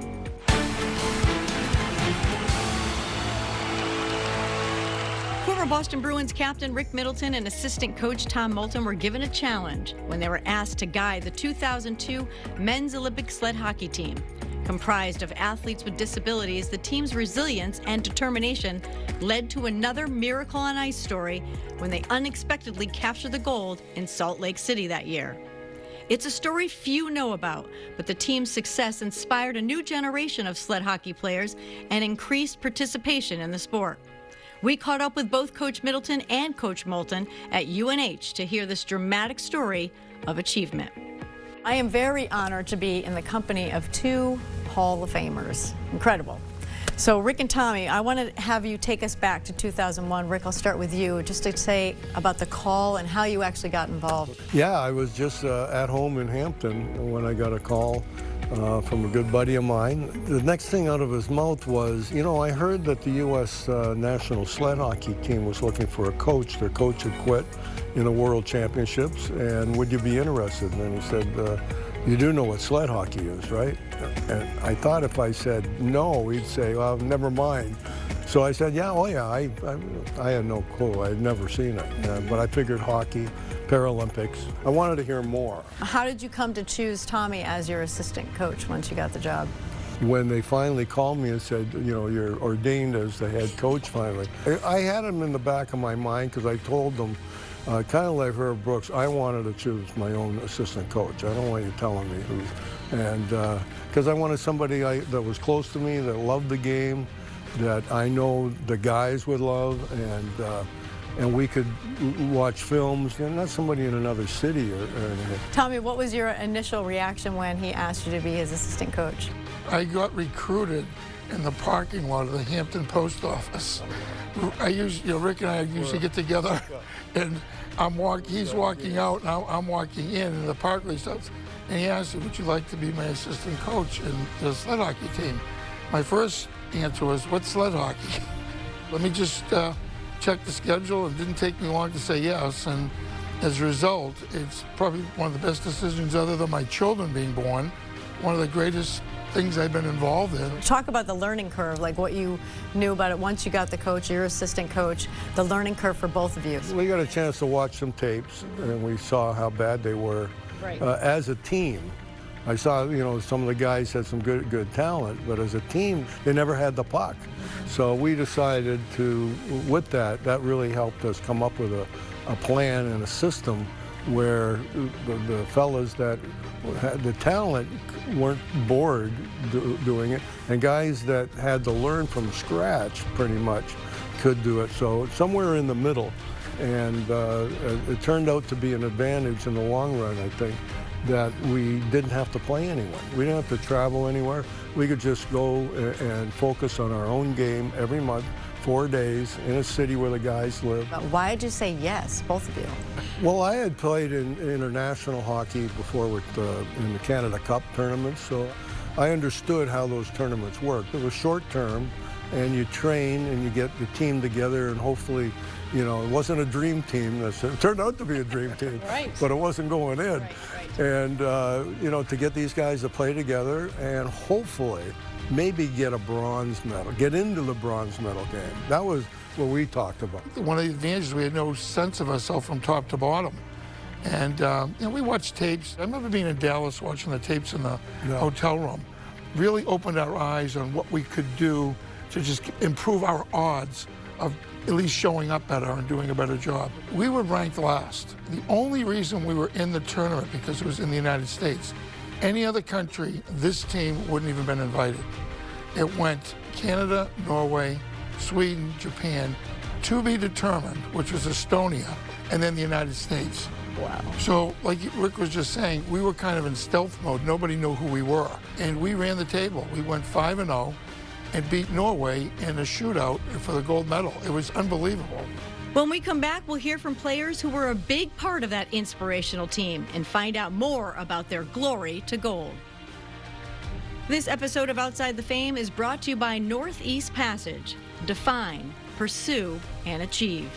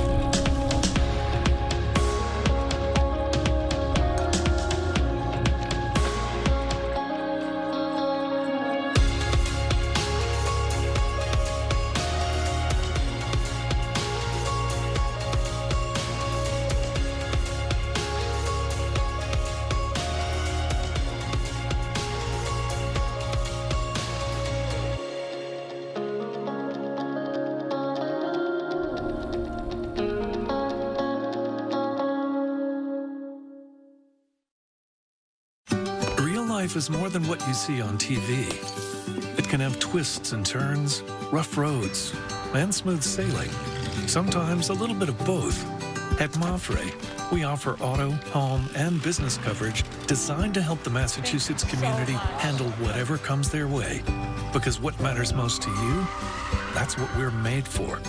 Mafre Insurance, made for real life. Talk to your independent agent or visit getmafre.com today. East Coast Metal Roofing, your lifetime roofing solution. Metal roofs help prevent ice dams, and they come in many beautiful residential styles. Rust, moss, and lichen proof. Plus, snow slides right off with wind ratings of up to 165 miles per hour. Metal roofs are the smart choice for your home. Beat the heat this season and save 10% off your total roof replacement. Call East Coast Metal Roofing today at 844-611-ECMR or visit eastcoastmetalroofing.com.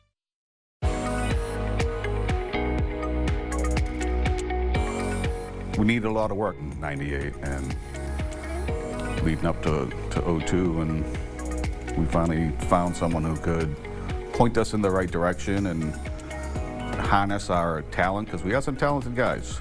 We didn't know what we were doing at the time. We had no idea what the impact of that team would have just on the sport in general in the U.S. And from that day forward, the sport has taken off and the grassroots have taken off, and kids start playing the sport when they're 3, 4, 5 years old. And as you can see now, the U.S. team just dominates now, and that's what we started, and that's a cool legacy. It's a dream come true. I mean, everybody goes to the Olympics and Paralympics, you know, with the goal of winning a gold medal, but not everybody can. To know that you actually accomplished that, you know, even today, you know, I got to pinch myself to, you know, remind me that it's real.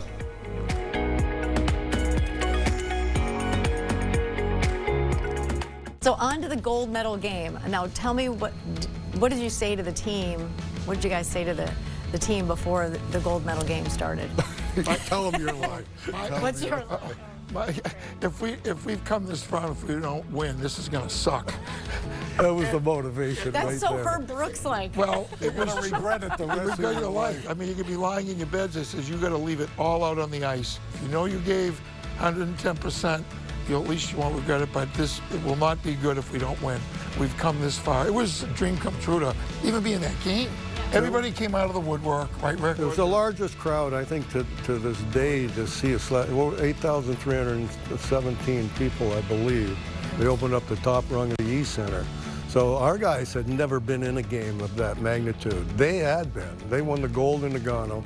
They lost the World Championships to Canada in 2000. So they've been in these, meaning Norway, in these games before. In their own country. But we had the hometown, the flags waving. It was electric.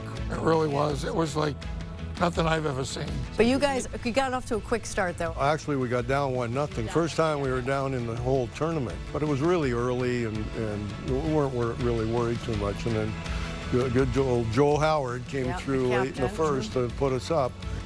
We came out, we were all over them, but you know, we tired. We had a power play at the beginning of the second period we scored on. So we were sailing, but then they made it 3-2. They just kept coming, and what we were told, that when they get in tough games, meaning Norway, they cut their bench down to 7 guys. Now you got to remember, you know, they're playing the whole game out there. I think their captain Bjornstad never left the ice. Yeah. So if he wasn't off the ice, Sylvester Fliss wasn't off the ice. But they had been there, like I said, and they kept pressing and pressing. If it wasn't for Manny Guerra in the third period, we would have lost the game. He kept us in. They scored another one in the third to tie it. It was forced overtime. After Norway ties it up, then what are you saying to your team? I'm telling you, I could just feel it like slipping away. I'm telling you, it's like really like, well, we're tired. They keep coming at us. You know, then the fatigue, that's when you make mistakes, right? What happened was these guys were lying on the floor. They were dead tired between the second and third. Third period is probably our worst period. But they got their second win going into overtime. Athletes do that sometimes. Even if you're tired, you still know you have something deep. left. Yeah, you know that. And they got their second win, and we had some scoring chances. They had some scoring chances. It was a good overtime. And then Joe took the hit of the century from the biggest player in sled hockey, hit him, knocked him 3 feet in the air. Ravelstad got a penalty for it. With a little over a minute left, we couldn't score on the power play, which forced a shootout. And a little rule that I didn't know. I was going to say unfamiliar territory. I didn't know. I don't know to this day if it's even in the Olympics in the able-bodied hockey, is if your penalty is not up by the end of regulation, you can't be used in the shootout. Oh. So Ravelstadt, he had a bomb, and they couldn't use him in the shootout. And we won by a goal. I don't want to be remiss and say how you actually won the game. It was a 5-man shootout, but we lost the flip, so we had to go first. And Sylvester Fliss, who scored 11 goals in 5 games with 3 hat tricks for us, went first, and he missed. I'm like, uh-oh. And their captain scored. And then Joe went and scored to tie it 1-1, but their second shooter scored on a really nice move. Manny had to come over to the bench, so I had to say something to Manny, so I looked down at him, I said, Manny, are you going to stop one? And he goes, oh, yeah. I said, sound advice, Coach. Now be a good time. That would be a good time. I might have used different language, but I said, now be a good time. And he stopped the next 3. Kip St. Germain went to work and put us up 3-2. Manny made the save on the 4th shooter. Here's Hagelin, in on goal. Hagelin shoots, missed the net. The U.S. has won the gold medal. I saw the picture, and I don't even remember running on the ice.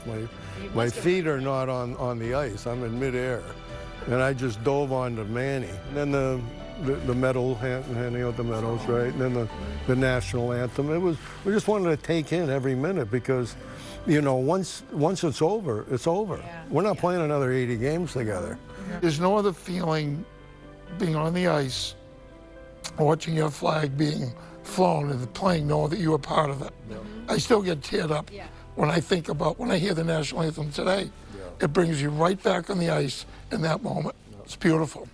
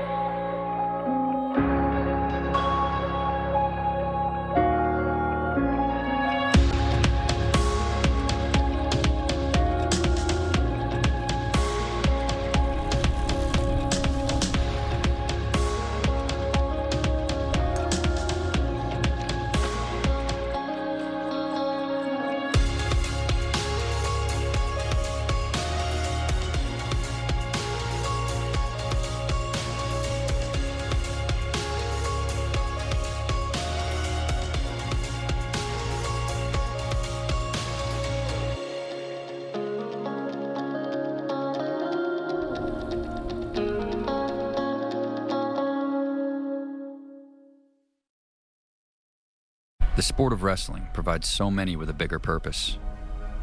Wrestling becomes a part of you.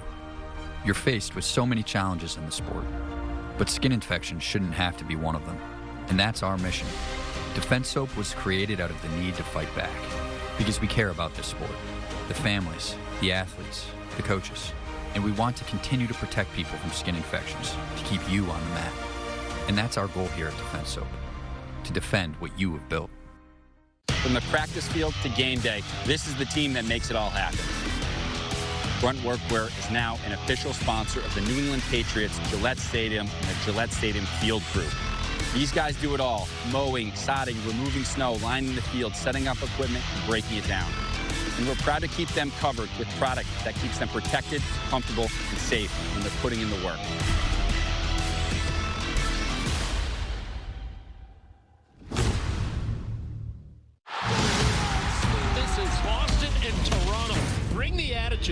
The Bees take their first trip north to write the next chapter in a historic rivalry. Coverage begins at 6 on NESN. This original 6 matchup is presented by GMC. Style and substance in the GMC Sierra. Or current eligible GMC owners get 20% below MSRP on this Sierra 1500 model. With the Planet Fitness Black Card, you can bring a friend anytime and so much more when you join today. I'm bringing my other half. I'm bringing the pep talk. Come on. I'm clearing my head. And I'm clearing 300. So, you in? Join the club today. Get all the perks with a PF Black Card for $1 down and $24.99 a month. Find your nearest club and join today. Deal ends November 14th. It was a celebration for the ages and a win for the 2002 U.S. men's sled hockey team that solidified sled hockey's place in the Paralympic movement. So the U.S. Olympic and Paralympic and the U.S. Hockey Hall of Fame all recognize the impact of the historic achievement, honoring the team with inductions. Were you surprised, Rick, at all that you got the call for the U.S. Hockey Hall of Fame? Well, it happened to be on my 71st birthday, so it was awesome. And just, you know, the people that we went in with also, you know, Kevin Stevens being one of them. When we went to Pittsburgh and the U.S. Hockey Hall of Fame, they all gave us this trophy, which is a beautiful piece of crystal and certainly a very precious memory of mine. So obviously one of the most magical days of both of your lives. So just tell me some of the awards and recognition that you guys got from that incredible journey. Well, the first one we got was 22 years later. We got in the Olympic Hall of Fame. We had the team, which was great. So we went out to Colorado Springs. We're kind of, enshrined at the museum, which is nice. I can take my grandchildren there. And then 2 years later, we got into the U.S. Hockey Hall of Fame in Pittsburgh. We were inducted last year. Sometimes it pinch me, says, boy, all the people I know, I don't know anybody that's in 2 Hall of Fames. And then, you know. Some of you guys 3. Yeah, but exactly. That's what you got from the Olympic Hall of Fame. Yep, right here. That beautiful trophy. Nice, and then around your neck, you have something really bling-like. I don't know what's that. Yeah, it's a gold medal. That's the gold medal from Salt Lake City. So that's what you all got awarded that game. Yeah, that's which is nice. Beautiful. I think gold looks good on me too. So I have Joe Howard's. I'm gonna put it on too. Looks good on you. I did not earn this, however, but it's very, very nice. Yes, borrowing it from my friend. And you got some memorabilia. Well, just over all these years, I had to dig a little because I put everything away, including this coat. That's why Which it looks still so fits you good. both. I love it. Right? Yeah. This is what you're wearing. But yeah, this is what the sticks used to look like in those days, and gold all the medal guys, champions. the So this gold is the medal whole team team? signed it, but they used wooden sticks like myself back in the day. And this is something that I love. Which is very special. It's all signed by the guys, the American flag, but with the stars. Oh, that's awesome. The wheelchair. So. Oh, that's really special. That is beautiful. Yeah. So yeah, all these years. We put them Where do you away. keep all your memorabilia? Do you have a special place for it? It's an incredible journey. Everything that fell into place just Yeah, I mean, we perfectly for never you guys. dreamed about a medal, and then when we won the medal, all these years have passed, and all of a sudden we get the call for the U.S. Olympic and Paralympic Hall of Fame, and that was incredible. That's incredible. And then the U.S. Hockey the Hall U.S. of Fame. Hockey I mean, Hall of Fame after came the first calling. one we talked about, wouldn't it be cool if we could get into the and just the recognition. Did you realize at the time the impact that this win would have on the sport itself in the United States? I didn't. I would say at the time, no. We were like the spark that lit the fuse that caused the explosion of sled hockey in the United States. The U.S. owns and dominates this sport in the world, and they have since we started. And the bigger picture is how it helps families. To me, that's what really inspires me to get this story out. So families that have a child that's maybe sitting home on the couch, there's an opportunity for him or her to get involved in the sport. The team's gold medal success inspired a new generation of sled hockey players and increased participation in the sport. Programs like Northeast Passage support the ongoing mission to empower people living with disabilities through their adaptive sports programs. We'll find out more next.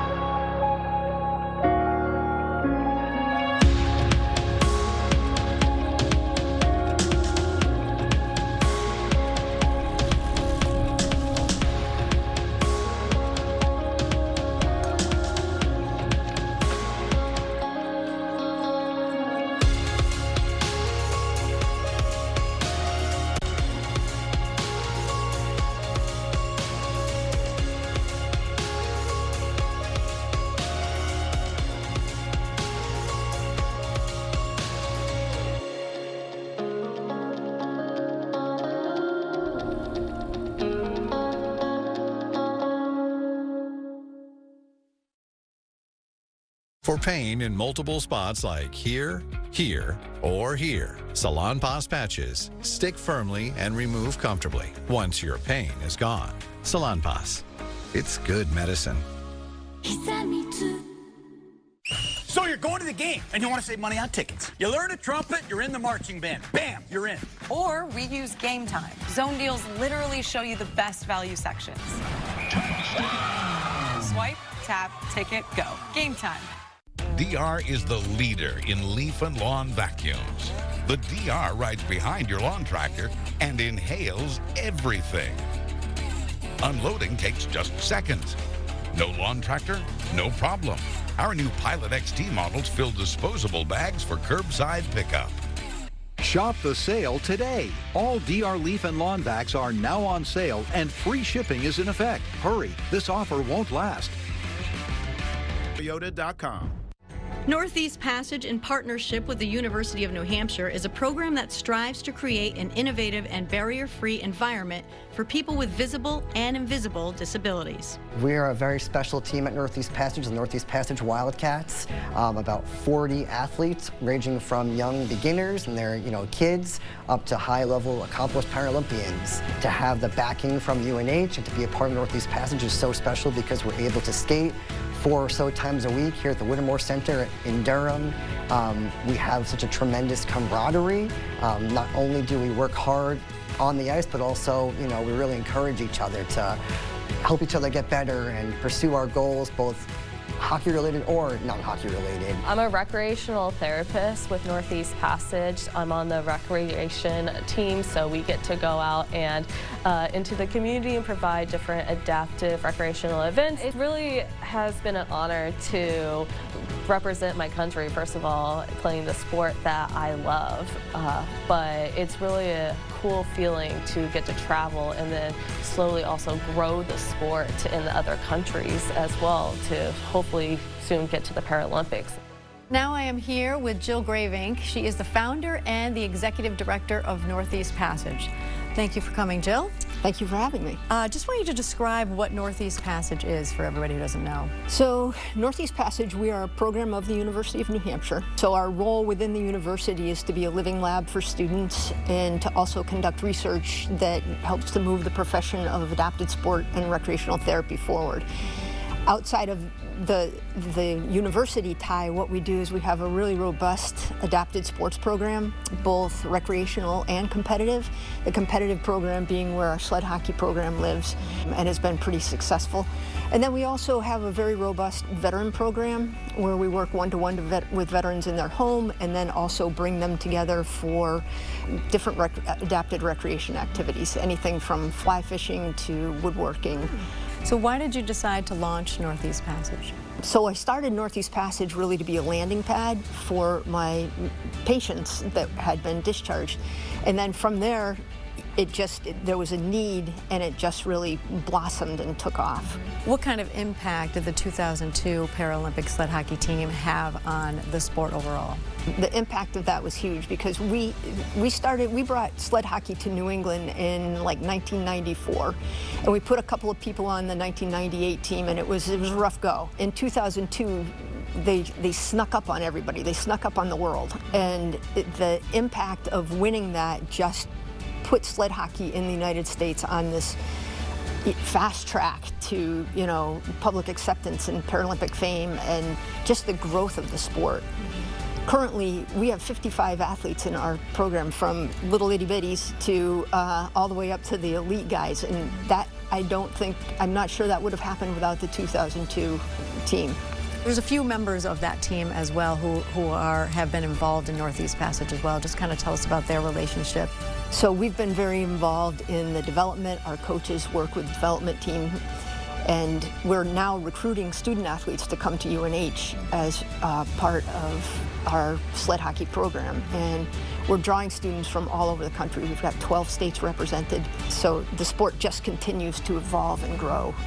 Just talk about the benefits overall. I think that competitive sports, that team atmosphere, those things are all just tremendously important for just anyone, but I think it maximizes for athletes with disabilities. Well, congratulations on what you're doing over there at Northeast Passage. It's a very special place. If you want to help out or at least look into it, Northeast Passage is here in New Hampshire. Check it out. This is definitely one of those incredible stories that not a lot of people know about. But now, as you talked about, the documentary is going to be coming out. I told Rick years later when I started saying, we really got to document the story before we're gone, to just tell it. Hence the documentary and hopefully a full-length feature movie later. Principal photography is all done. Editing is done. And so he said, the first 5 minutes you'll cry. And with all this recognition, maybe hopes that maybe a movie will be in the works after the documentary? Yep, we've gone through 5 iterations of the script, Rick. It's all ready to go. That's how we started. That's why it took 10 years, through COVID and everything else. Well, as I told you before, Miracle took 24 years for that to be made after the 1980 Olympic team. Wow. So you heard it here first. There's going to be a movie. Right. Well, thank you so much for your time today, you guys, and good luck with the documentary and the potential movie coming, hopefully, one of these days. Yeah, it'll be great. We all know it'll be an incredible story because it already is. That's it for this episode of Outside the Fame. Back in 2021, we took to the sleds, showing how challenging it is, but we gave it our best shot. We leave you with some on-ice highlights. Thanks for watching. Woo! Oh, I don't know where I'm going. This is fun, kid.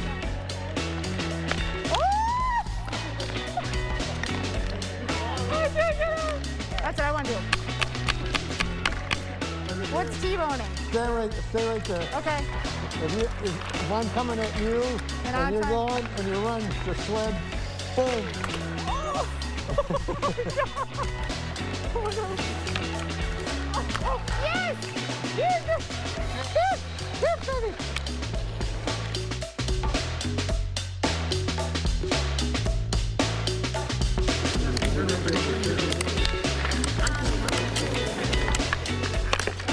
Oh my God, Nifty! Nifty, give me some love on that!